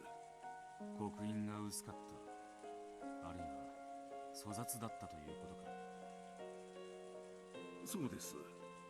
戦時下の粗雑な刻印でした。本来は翼を広げたワシの紋章が刻印されるべきだったのでしょう。それがちょうど斜めに断ち切ったように半分薄れて消えていたのです。翼を広げたワシが半分消えて。 And that became, just so you know, that's your family symbol. Your family symbol is related to an Axis-powered fighting force. 自分の運命を大きく変えたベアトリーチェの黄金に片翼のワシを見て、それを自分の紋章とすることを決めたに違いあるまい。果たして正しく刻印されていたなら、それは共和国旗の鷹だったのか、それともまさか相当の、いやいや、そんなまさか。あの莫大な黄金の山の前で金蔵さんと杯を固め、 Two-headed what now? 黄金ロマンで夜を明かすのはなかなかに楽しいことでした。もっとも金蔵さんはその刻印から黄金の出所を探られることを嫌いましてな。外部に持ち出す黄金にはわざわざ自分の片翼のワシをデザインした別の刻印を打ち直していたようですが。お前には見せるだけだったのか。金蔵もケチだな。無論大富豪になった後、金蔵さんは再び私の元へ訪れ、未払いだった治療費 And I told him that, don't worry about it. 治療費にはちと多すぎましたのでな。ちゃんとお釣りを払いましたな。それ以来おじい様と交流を？そうです。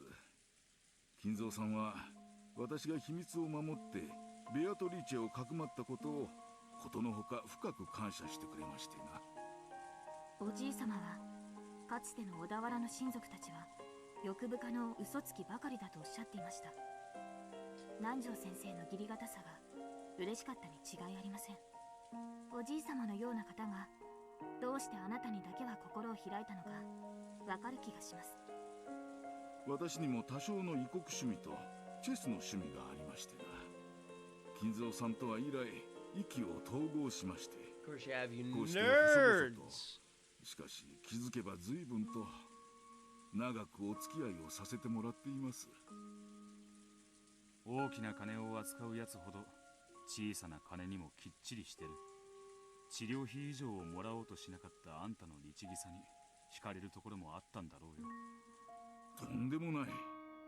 大きなお金に怯えてしまっただけです。後になってから後悔しましたとも。どうにも昔から肝が小さいものでしてな。そんなことはね。肝は十分に不定さ。そうでしょうか。Yeah, because you're fat. 政治じゃねえ。Touch his ass. For at least one whole year after Kinzo's death, Najo had taken part in hiding the secret of that death. Of course, Natsu must have given him some hush money. Still, there could be no doubt that he'd had enough guts to withstand pressure from Kinzo's children for a long time without slipping up once. 大した肝っ玉じゃねえか。義理がたいのがお前の性分なんだろうよ。I like the fact that this guy knows and is just lets loose random shit. それしか取り柄がないものでして。おじい様は良い友人に恵まれたと思います。And the chapter.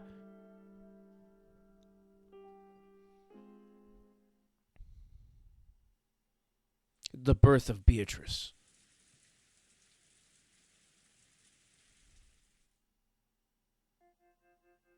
おじい様にとってベアトリーチェという女性がどれほど人生の大部分を占めてきたか分かった気がします。 Chapters 6. Characters. I don't know why I'm checking because I know there's not going to be anything, but might as well. Also, tips. Grimmy. Nothing. Okay. Woo! There's been a grimace shake in a while, has there? それが分からなきゃ俺たちはいつまでもここから出られねえ。そうでしたね。早く終わらせなければ。Badler killed Beatrice. ちげえな。葬儀なんだ。これがな。私たちのさせられていることがですか？これまでに聞いたどのベアトリーチェも殺されてなどいない。それを俺たちが殺されたことにしようとしている。ベルンカステルにとってはこれこそが本当の葬儀なんだ。誰も殺されたことを知らない。それを私たちが暴こうとしている。お前つくづく察しがいいな。仮想の駒と話してるとは思え。俺のワトソン役として与えられた駒だからか。いって Stop touching his ass! 失礼な方です。さあ、次は何を？ My God, you're a freak! 操作の基本は聞き込みだろ。まだ聞くべきベアトリーチェは残っている。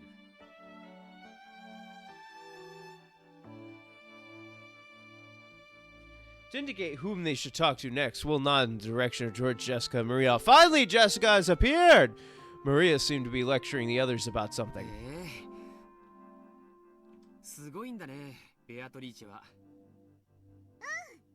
伏せたカップの中にね、魔法でキャンディーをいっぱい生み出してくれたの。 I remember that. 伏せたカップの中に？そりゃすげえぜ。確かに魔法だ。マリアちゃんは魔女とか魔法とかそういうものが大好きですから。魔女の権威に話を聞かないわけにはいかねえな。 When looking for someone to ask about Beatrice, Maria rose to the top of the list. The Beatrice she spoke of wasn't the real Beatrice, the one Kenzo and the others had talked about. However, here and now, on the Rakijima of 1986, the name Beatrice probably refers to the person Maria's always talking about. Ushiromiya Badler, the one who was forced to fight as Beatrice's opponent in many games, and the most important person in this game, this tale. A Badler in this world will probably be the peace version, but even so, it should be possible to get some vital information out of him. Will probably wanted to talk with Badler too, but he was nowhere to be seen in the cousins group. バトラ君は今回の葬儀には欠席しています。最も年の近いいとことして残念です。仲はいいのか? Ah, boo-hoo. ええ、もちろん。I doubt that. バトラが何かスケベな出現をするたびに尻をつねってるんだろ。おや、よくご存知で。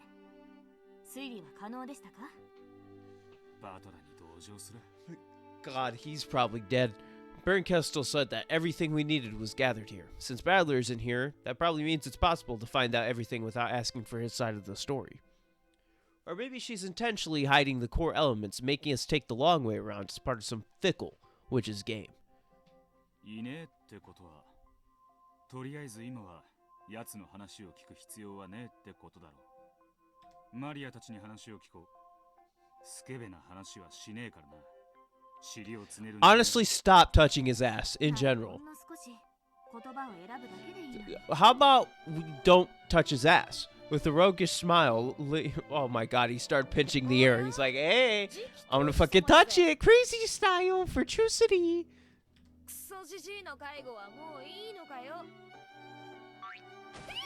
He just pinched her ass. Oh, his line was impartial. No mercy even for Jessica. Will felt a bit gratified. Dude is a fucking sexual fiend. He is touching everybody's ass. So, クラウスの子で次期当主ということは、ジェシカは妹に当たるんだな。 He was so used to Jessica being an only child that though the scuffle between the two looked perfectly natural, something didn't feel quite right about it. もう少し妹らしい言葉遣いはできないのかい? ついでに言うと、もう少し年頃の女性らしい言葉遣いにも気をつけてみるべきだね。あと、次期当主様なんて呼び方は嫌いだっていつも言ってるよ。せいぜい、私は私らしく生きちゃら。次期当主様みてえにお上品に生きてたら息が詰まっちまわ。Stop touching her ass! やめて、つねんないで。妹いじめ、変態、反対、痛い。 Well, she admits it. ジェシカ、お客様もいらしているというのに、どうして君はそういう言葉遣いなんだ。また母さんに言いつけられたいかな。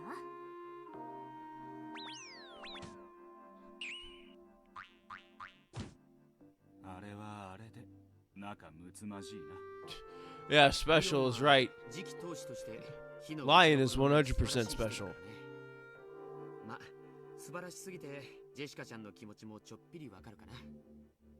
何をしても比較される。だからグレると。もしジェシカちゃんが一人っ子として生まれてたら、きっと落ち着きのある Yeah, no, she wouldn't have. I can tell you that right now, George. それは面白い想像だね。安心しろ。あの性格は一人っ子でも変わらねえ。庄司お兄ちゃん、この人I'm God. How are you? あなたとは初対面ですよね。でも後ろ宮家にはお詳しそうだ。 Because I've been stalking you, gents, for like 8 years of my life. よろしく。ウィルダ、ベアトリーチについて調べている。知っていることを聞かせてほしい。ベアト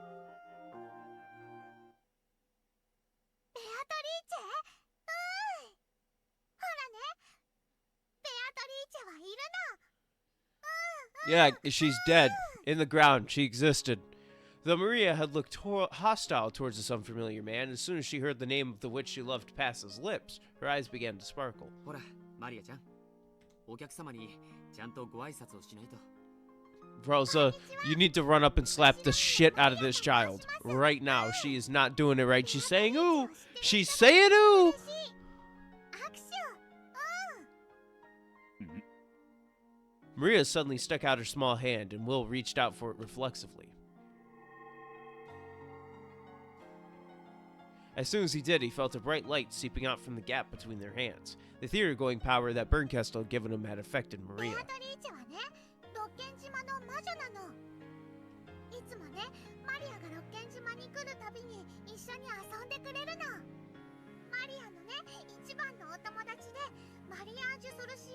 Not the mariage sorcier! The light grew brighter and brighter. This time he could feel himself being drawn into Maria's world.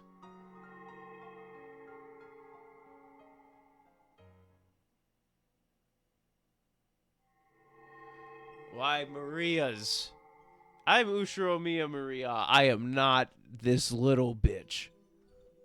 My mama is Rosa. Fuck, I'm not. My papa, I don't have a papa.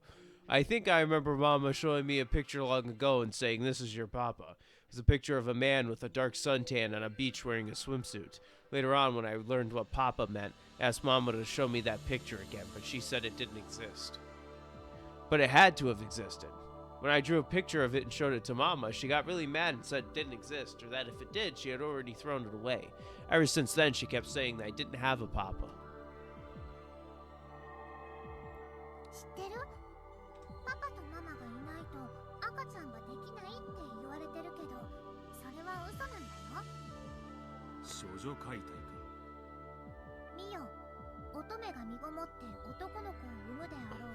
Okay. I don't think... I honestly don't think Maria should know what how to say the word fucking virgin. Even if it's from the fucking Bible.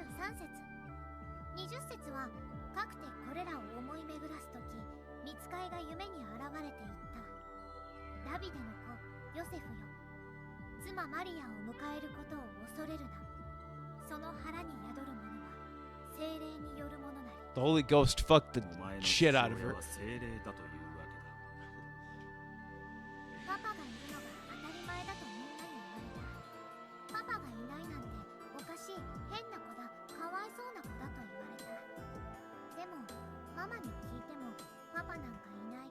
So I am a child of God.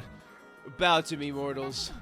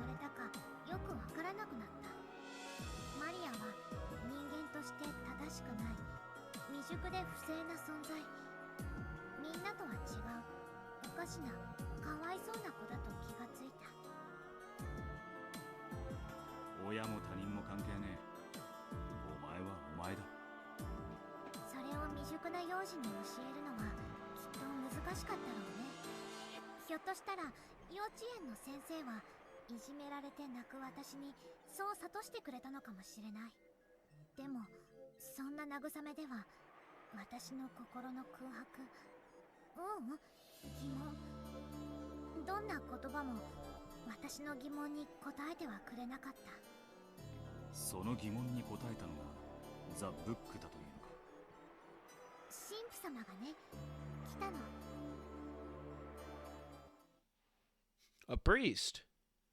Don't let him touch you. It was probably part of some lesson to enrich the minds of children through an edifying tale. To most of the children, it was just an ordinary fairy tale they might have heard from one of their teachers. Actually, I think we were just bored because it was too hard to grasp. Then at the end, the priest said something important.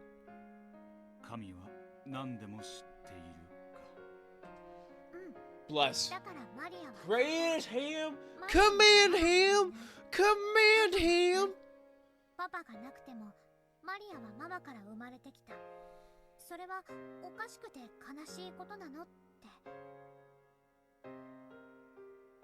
The priest taught me there's nothing strange about a child having no papa. After all, Jesus Christ was born of a virgin. What the fuck? Why? And the one who gave birth to him was the Virgin Maria? I was surprised. Maria, the name I was given, had been showing me the answer all along.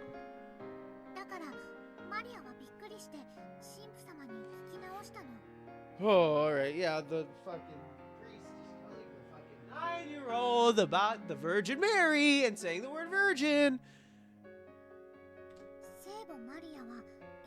赤ちゃんが産めたんだって。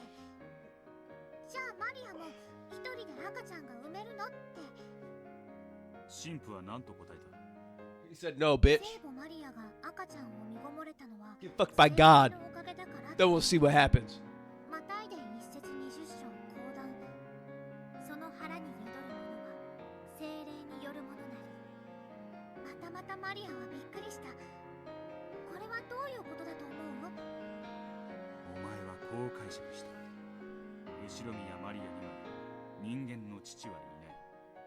本当の父は聖霊だと。She's the second coming of Jesus. Regardless of the Bible's original meaning, this young, sad girl whose lack of a father had caused her to lose her sense of identity had finally created a way to understand herself.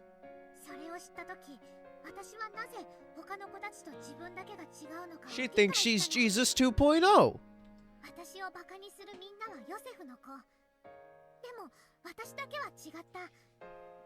They're all Judases, every single one of them, damn it. I am the like I said, back down, mortals. Give me the gun, for I am the child of God. It was probably painful for Rosa when Maria asked about her father. Why did Maria have no papa when everyone else had a papa and a mama? Just say mom and dad. Every time she was asked this, Rosa flew into a rage and changed the subject. Then for some reason, all on her own, Maria had found an answer that satisfied her. She had no papa. She was the child of mama and God. It isn't too difficult to imagine that Rosa, after hearing this young girl's explanation, might go along with it as though it were true.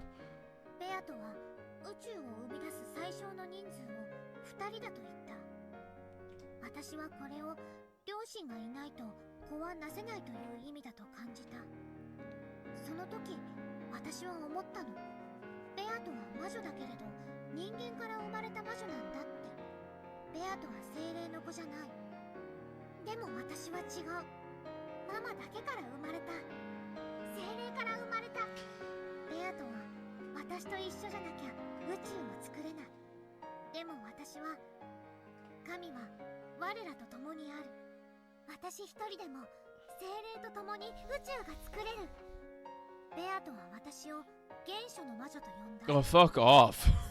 That's such a shit fucking thing.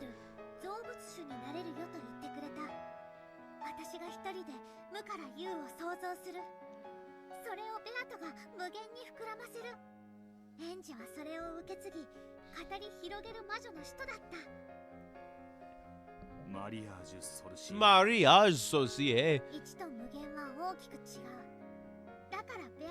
Not so different. All you need to do is count to 8 and turn it sideways, and there you go. You got infinity.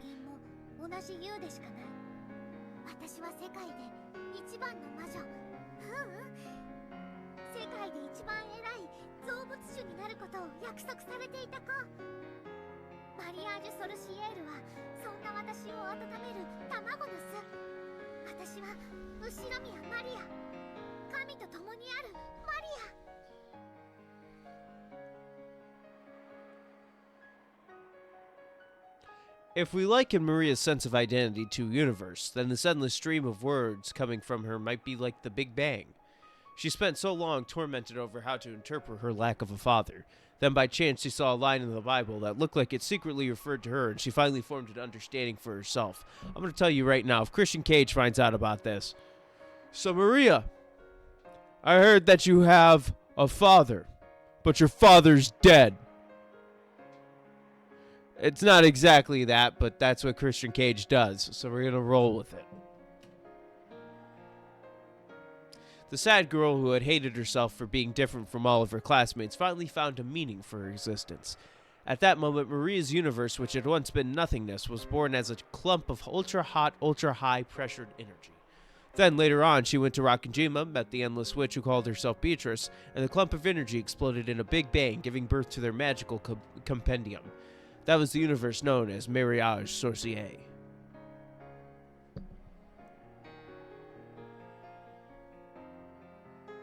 Somehow I turned caps lock on.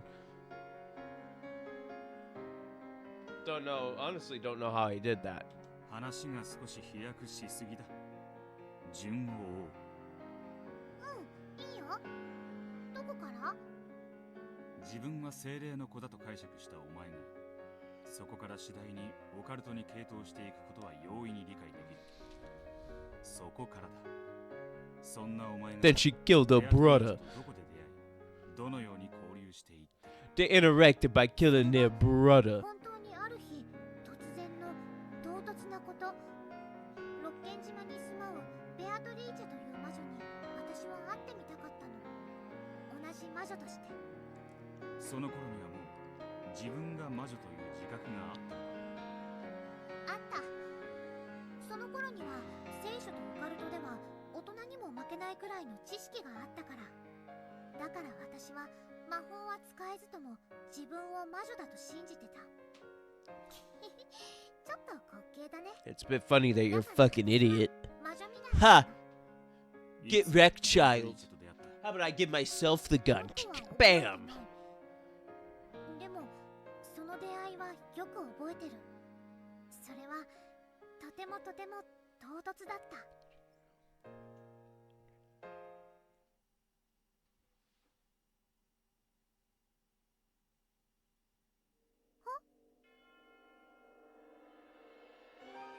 そなたが後ろ宮マリア。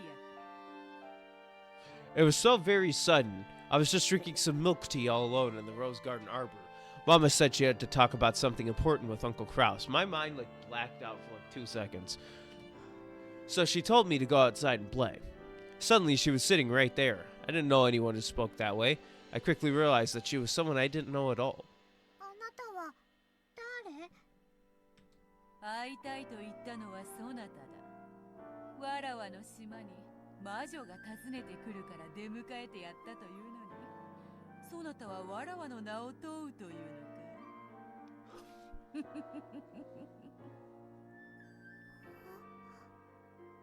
トリーチェ。いかにもわらわがベアトリーチェであ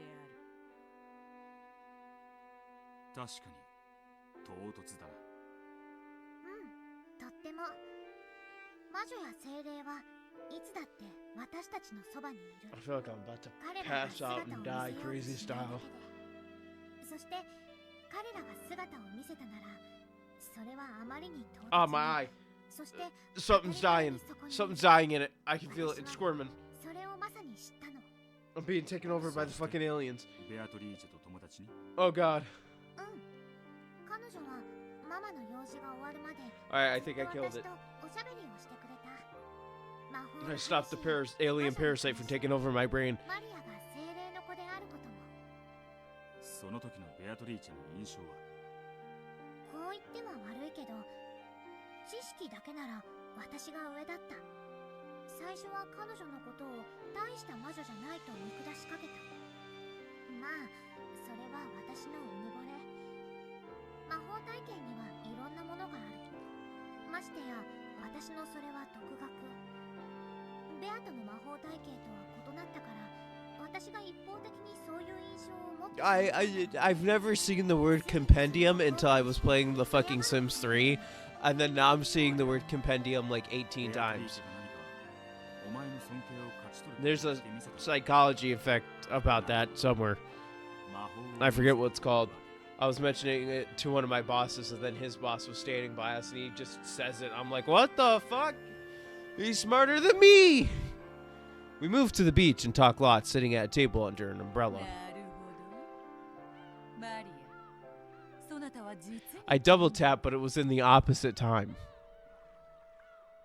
Huh? I'm trying to remember what my announcement was I was going to do at the end of the stream, but I completely fucking forgot. So, congrats. I shouldn't have waited. Oh, no, I remember. God, me hitting my head was probably the worst thing I could do. Because that was yesterday. God literally was like, you're gonna fucking dome your shit on this cart? You're gonna dome your shit at your job?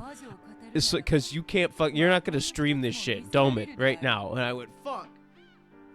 I still gotta stream though. I was stunned for a second. Of course, it should have been obvious. I was a child of the Holy Ghost, and since I'd studied so much of the occult, I was also a witch, not a human. Until that day, I'd been so sure of both of those things. So when I was asked what sort of magic I could use, it left me in a daze.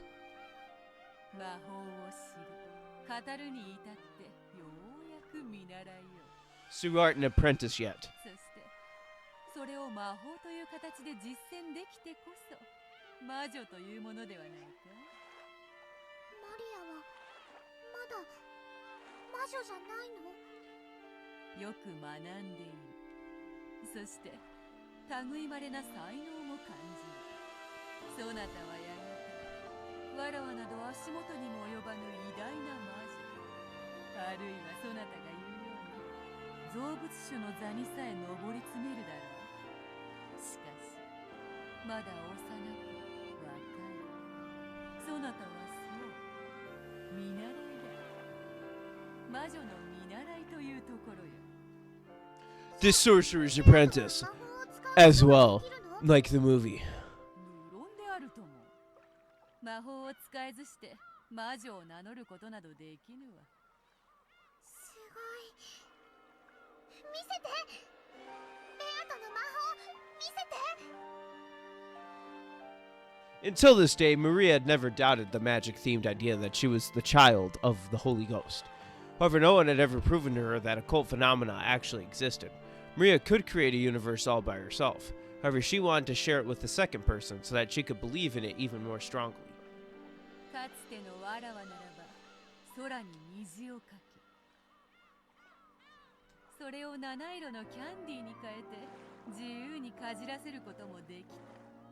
しかし今のわらわは姿を保つことさえ満足にできぬほどに衰えている。さっき聞いた。あの鎮守の社のせいで力が出せないって。 Yeah, but don't worry, we got Shannon on that. かなりの時間をかける。虹をキャンディーにしてやることは今はできぬ。しかしささやかな魔法にてその一端を見せることはできようぞ。見たい。ベアトの魔法見たい。よかろう。しかしそなたにも協力を求めねばならぬぞ。先ほども言った。いかにそなたが汚れなき魂を持とうとも、人間はもはや汚れ、魔法を拒む。I am 100% pure toxin. At least for magic. マリアの読んだ本には載ってなかった。だからそれを知ってるベアトはすごい。 Oh shit.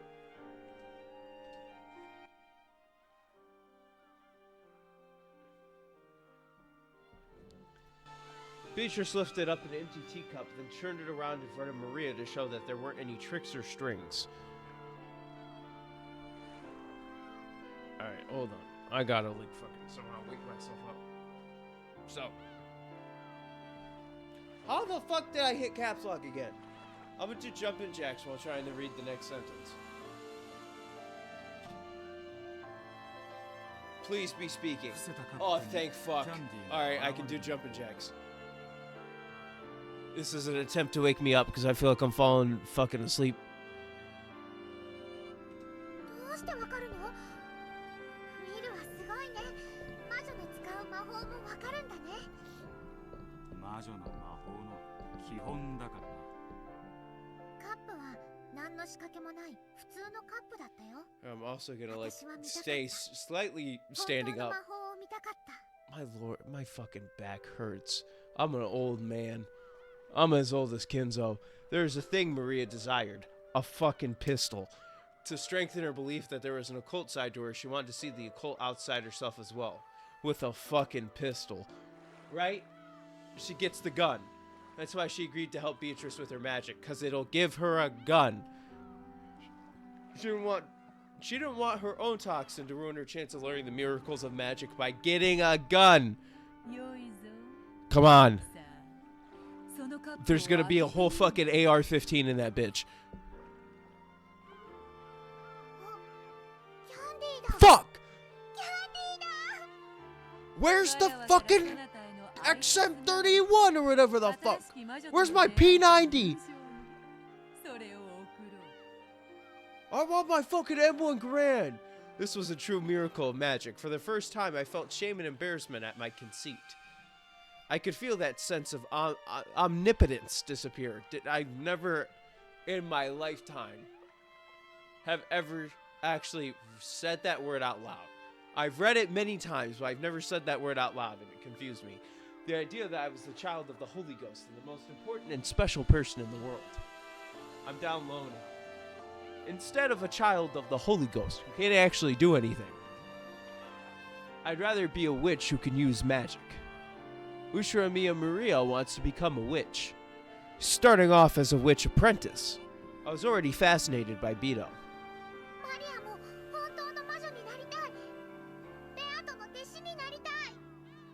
That's the disciple, brother.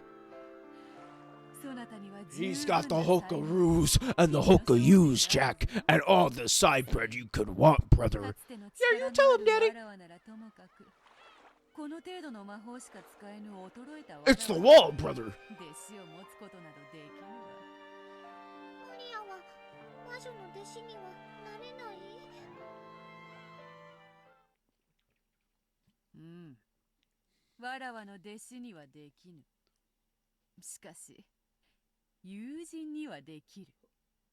Oh, I don't care. My back hurts because I'm like fucking 80 apparently. I'm falling asleep in my chair.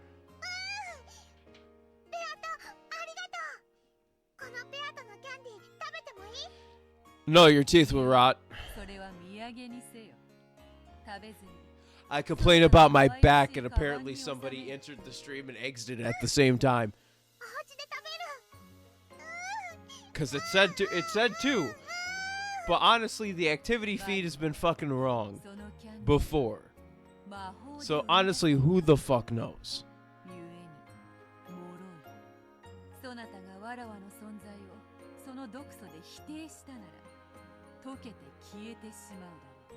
But I just eat the candy. Honestly, Maria, just eat the fucking candy. You're 9. You're not gonna remember to keep this as a souvenir. You're gonna eat the fucking candy. So just eat it now.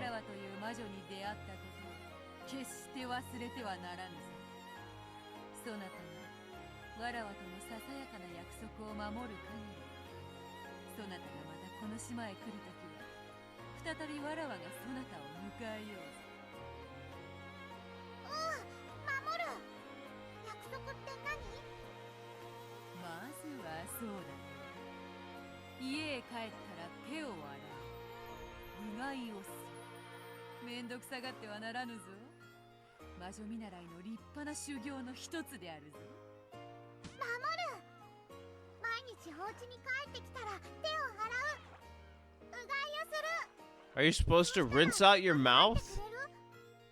Isn't that just brushing your teeth?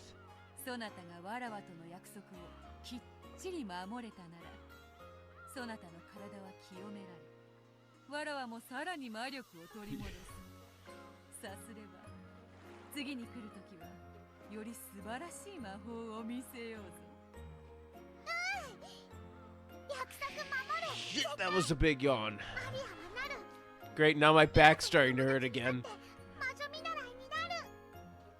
Brother, why am I in pain?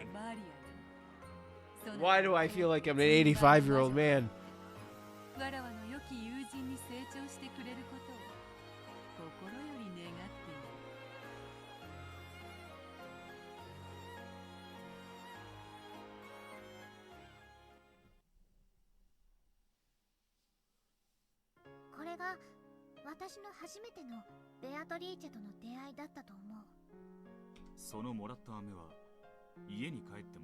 No, I ate it.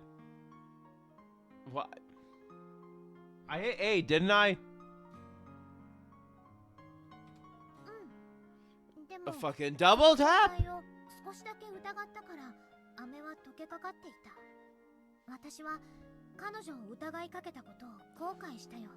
Oh my god, it melted because it was fucking candy in the summer!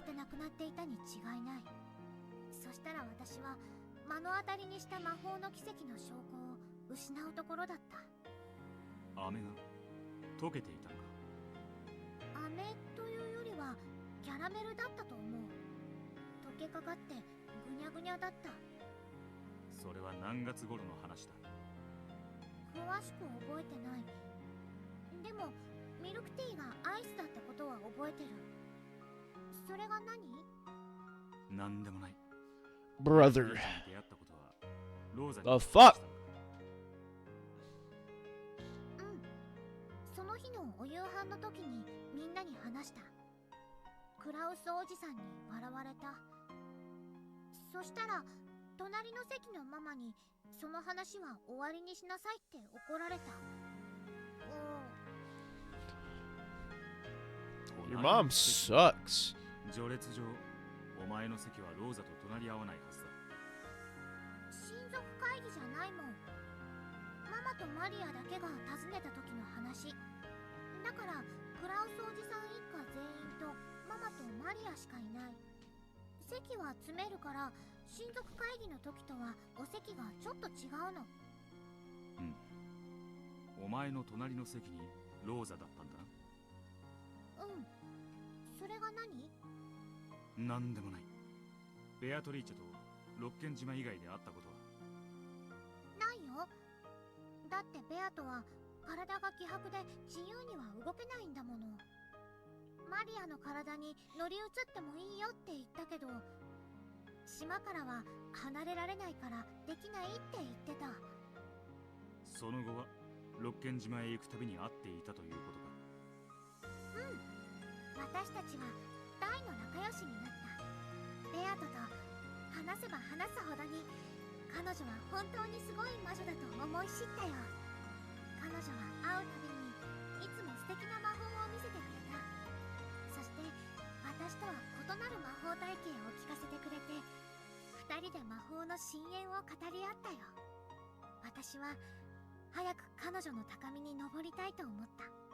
ベアトのような魔女の域に達したいと願った。ベアトリーチェを母親に紹介したことは？ないよ。What did that say? I didn't fucking read it at all. I don't know what the fuck happened in my brain. I'm just sitting here. I'm looking at the words. And all of a sudden something happened. I went, hold on a second. I need to read that. I want to reach your level. Yeah. All right. We're good. My brain literally blanked. Straight up. I'm looking at the words. I'm like, oh yeah, those mean something. Let me like actually read them. That's just staring at them. 最初は無理だった。魔力が弱いからね。毒素に少しでも近づくと体が壊れてしまう。 This game just makes me sit here and go, just become lethargic. I become brain dead when I start reading shit. I'm just sitting here reading it, and then eventually my mind just goes, okay, you're done. あんまり多くない。使用人の一部の人だけだった。具体的には？今日いる使用人全員。ゴーダさんは違うと思う。つまり源氏、シャノン、カノン、熊沢の4人ということか。あと南條先生も。 But he's not a servant, he's the doctor. Fuck my side. Apparently, they would sometimes come to visit Maria and Beatrice. Fuck, man, I don't care. I literally moved. Ow. My back apparently does not want me to sit here anymore. Of course, they had only come by for minor things like bringing some more tea. However, they were certainly aware of Beatrice and even talked with her. 使用人たちはベアトリーチェとはどう接していた？ Well, servants are fucking on drugs. 存在しないはずの客人だ。驚いたりはしないのか？しないよ。だってベアトリーチェは I'm getting fucking kidney stones. I'm gonna start peeing later and I'm gonna hurt. She said that the servants treated Beatrice as an honored guest, and sometimes they were permitted to witness new miracles of magic along with Maria. I don't know how loud that is. つまり1986年のロッケン島でベアトリーチェに実際に会えたのはゴーダを除く使用。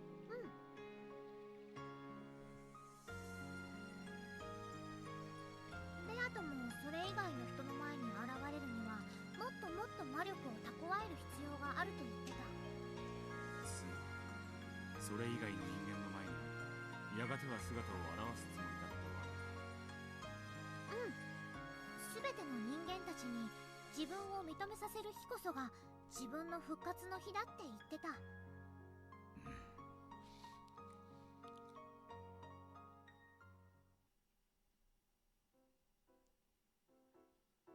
Maria, the servants at Nanjo, had acknowledged her. She had probably appeared before new humans one by one, starting with those whose anti-magic toxin was weakest. Beatrice's game was to increase the number of humans who could recognize her, until she could make everyone on the island acknowledge her. After that, there could be no doubt. In that case, the last person Beatrice needed to appear in front of would be Battler, the one said to have the strongest anti-magical power. Does this mean Beatrice thought Battler would be the hardest to convince? It seems true that Battler is one of Beatrice's goals. However, if we go with that chessboard thinking Battler loves so much, Beatrice is trying to make people acknowledge her existence. Therefore, you might say that she's a character who can't exist unless people acknowledge her. Battler reached this idea himself as soon as the first game. Yes, there's something different about the Beatrice of 1986. She's different from the Italian Beatrice or the Ecuadorian Beatrice, both of whom certainly did exist. The Beatrice of 1986, the one we're so familiar with in a mysterious way, yet who has no existence. What does it mean to kill this Beatrice who has no existence? The minimum number of people required to create a universe is 2. However, Maria said that even a single person could give birth to a universe, and yet Maria desired a second person to nurture the world that she had given birth to alone. Because if it was born and not nurtured, it would die and disappear. Let's replace the world universe with Beatrice. The minimum number of people required to create Beatrice is 2. However, even a single person could give birth to her. And yet that single person desired a second person. A second person to acknowledge the Beatrice created by the first person. That meeting with the second person is the scene Maria has just described. The single person who created Beatrice looked for a second person to acknowledge Beatrice, and selected Maria. We don't need Furuto Erika's heartless reasoning to know that the teacup magic was a sleight of hand. Maria, believing in the story about the anti-magic toxin, would close her eyes whenever magic happened. Any sleight of hand would be possible while she had her eyes closed. The caramel Maria had been given as proof of her meeting with a witch had melted a little because Maria had doubted. In a season where one was likely to put ice in their tea, it was only natural for a caramel left in a bag to melt. Ushiro Miya Maria, the girl who's too trusting and will accept a story easily. Beatrice appeared first in front of this girl who had, in the language of witches, very little of the anti-magic toxin. The creation of Beatrice can be thought of as an egg being laid. When a single person creates her, it's little more than a daydream. She's still inside the egg. If and only if a second person acknowledges her, the shell will crack and she'll disappear. Or she'll appear. She'll only appear if a second person comes to word in the egg. When Maria acknowledged Beatrice, she finally hatched and the chick was born. In that case, Maria Associate, which has nurtured Beatrice, and her magical compendium was like a nest. This is Beatrice, a woman with a dignified presence who calls herself the Witch of Rakenjima and who claims to have lived 1,000 years. That sounds less like the chick Beto who appeared in the previous game, and more like Beto the Elder. So did the meeting Maria had just recounted mark the birth of Beto the Elder? The egg itself had already been created by the first person. Between then and the meeting with Maria, it matured immensely inside its shell into a character with the dignified presence of 1,000 years.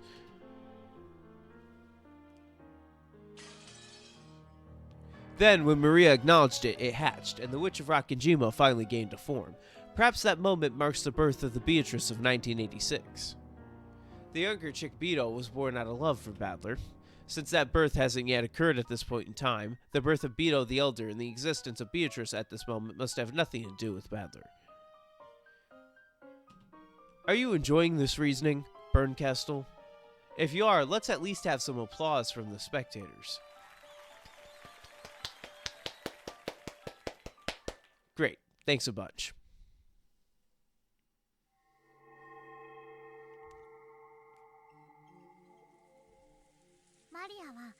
ベアトに魔法で叶えてほしい願いがたくさんあるの。 Of course you did, because you're a weirdo. だからベアトが復活するのに協力してるの。願いとは何だ？いっぱいある。内緒。黒き魔女からママを守ってほしい。どうしてウィルは何でもわかるの？すごいよ。魔女に願わねば取り戻せない世界だとお前はもう思っているのか？うん。ママは大好き。優しい。いつまでも一緒にいたい。永遠に。今度はマリアージュ・ソルシエルについて聞きたい。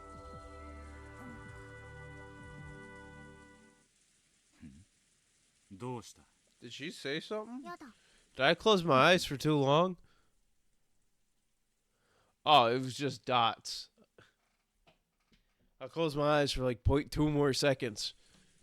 私、喉が渇いちゃったからジュース飲んでくる。またね。 Damn. Mia became suddenly formal, bowed her head, and left without waiting for a reply. Fuck. It was a very un-Maria-like thing to do. I see. So the game master has moved the piece. Apparently, she's telling me to ask about something different. At some point, Lion had started chatting with the other family members. Jessica seemed to be getting irritated at having her butt pinched so much, and George was trying to calm her down. Jessica and George. Guess I'll hear their stories next. Compared to Maria, the anti-magic toxin is very strong in these two. At least at the beginning of the other games, they didn't acknowledge Beatrice. Maria showed me the point of view of one who believes, not to hear from those who don't.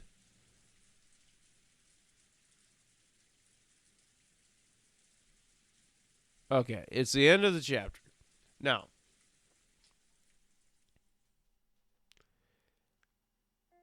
in an hour, I want to be done. The main question is, first of all, I'm tired and have a headache right now, so that's not fun. But, how long do I have left of this? I just started this chapter. For reference, Chapter 7, Ghost Story of the VIP Room. Will this take me an hour? Because this will probably be the last chapter.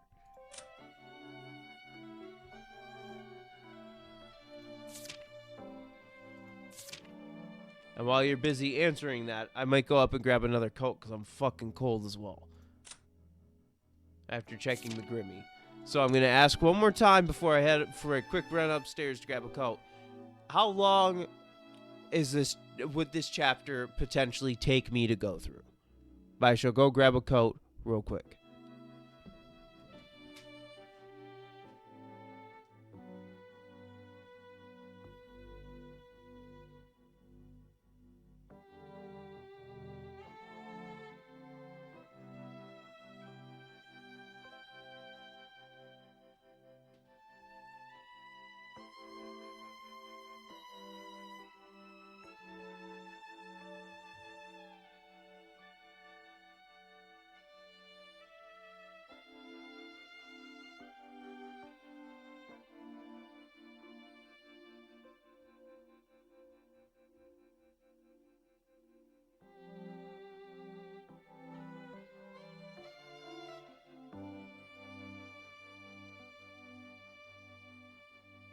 Alright, it's a good stopping point, according to good old Ozzy. So you know what? If it's a good stopping point, then I guess we'll stop.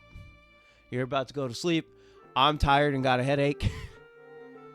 So if this is a good stopping point, it's a good stopping point. So I'll take it. I'll take it. I'll take being here and having a good stopping point. So, announcement on Thursdays. Starting maybe in 2 weeks, maybe 3 weeks. I don't know. I'll announce it. Thursdays will start becoming multiplayer days where I stream multiplayer games and you guys can join if you want. It's going to be with viewers, more than likely. But anyway, good stopping point. I'm going to stop. I don't think I have an ending soon screen. I do not. It's black. So we're just going to continue with the live scene. But first we shall... I already checked the, I checked the Grimmy. We're gonna save. If this is a good stopping point, we'll stop here and just be good. Good stopping point. You're tired. I'm slightly tired. I don't know why I hit escape. Go to title.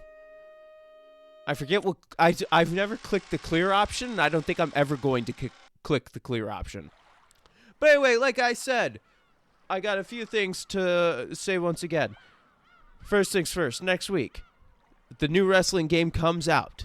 Depending on how much I am willing to want to play on Saturday,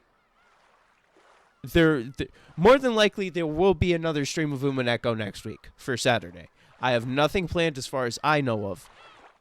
If I do, hopefully I know about it the day before, and it won't be like the hockey game scenario where I forgot I had a hockey game that I already made plans to go to before I suggested starting streaming again. The wrestling game is out. I'm going to be playing that pretty much the whole week, except for Saturday, because stream. Number 2. Second channel is going to get released very soon. Hopefully next week or the week after. Along with a promotional video on my YouTube channel, Saberleaf Network. And the promotional video will also be on the second channel called WorkNet Leaf Saber. And then the first video is going to coincide with the promotional video. So when the promotional video gets released, the video for the second channel will be out, the actual video.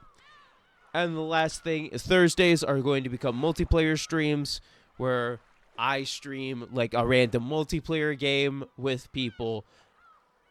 It was going to be Mondays, but then the guy I was going to play with stopped playing video games pretty much altogether because he wanted a break from doing stuff. He wanted just to, figure out everything. So I was like, you know what? That's fine. I'll just move it to a different day, and I just won't play with you. And that's all that I have for you. So goodbye, people of the YouTube, Twitch intro. I am out.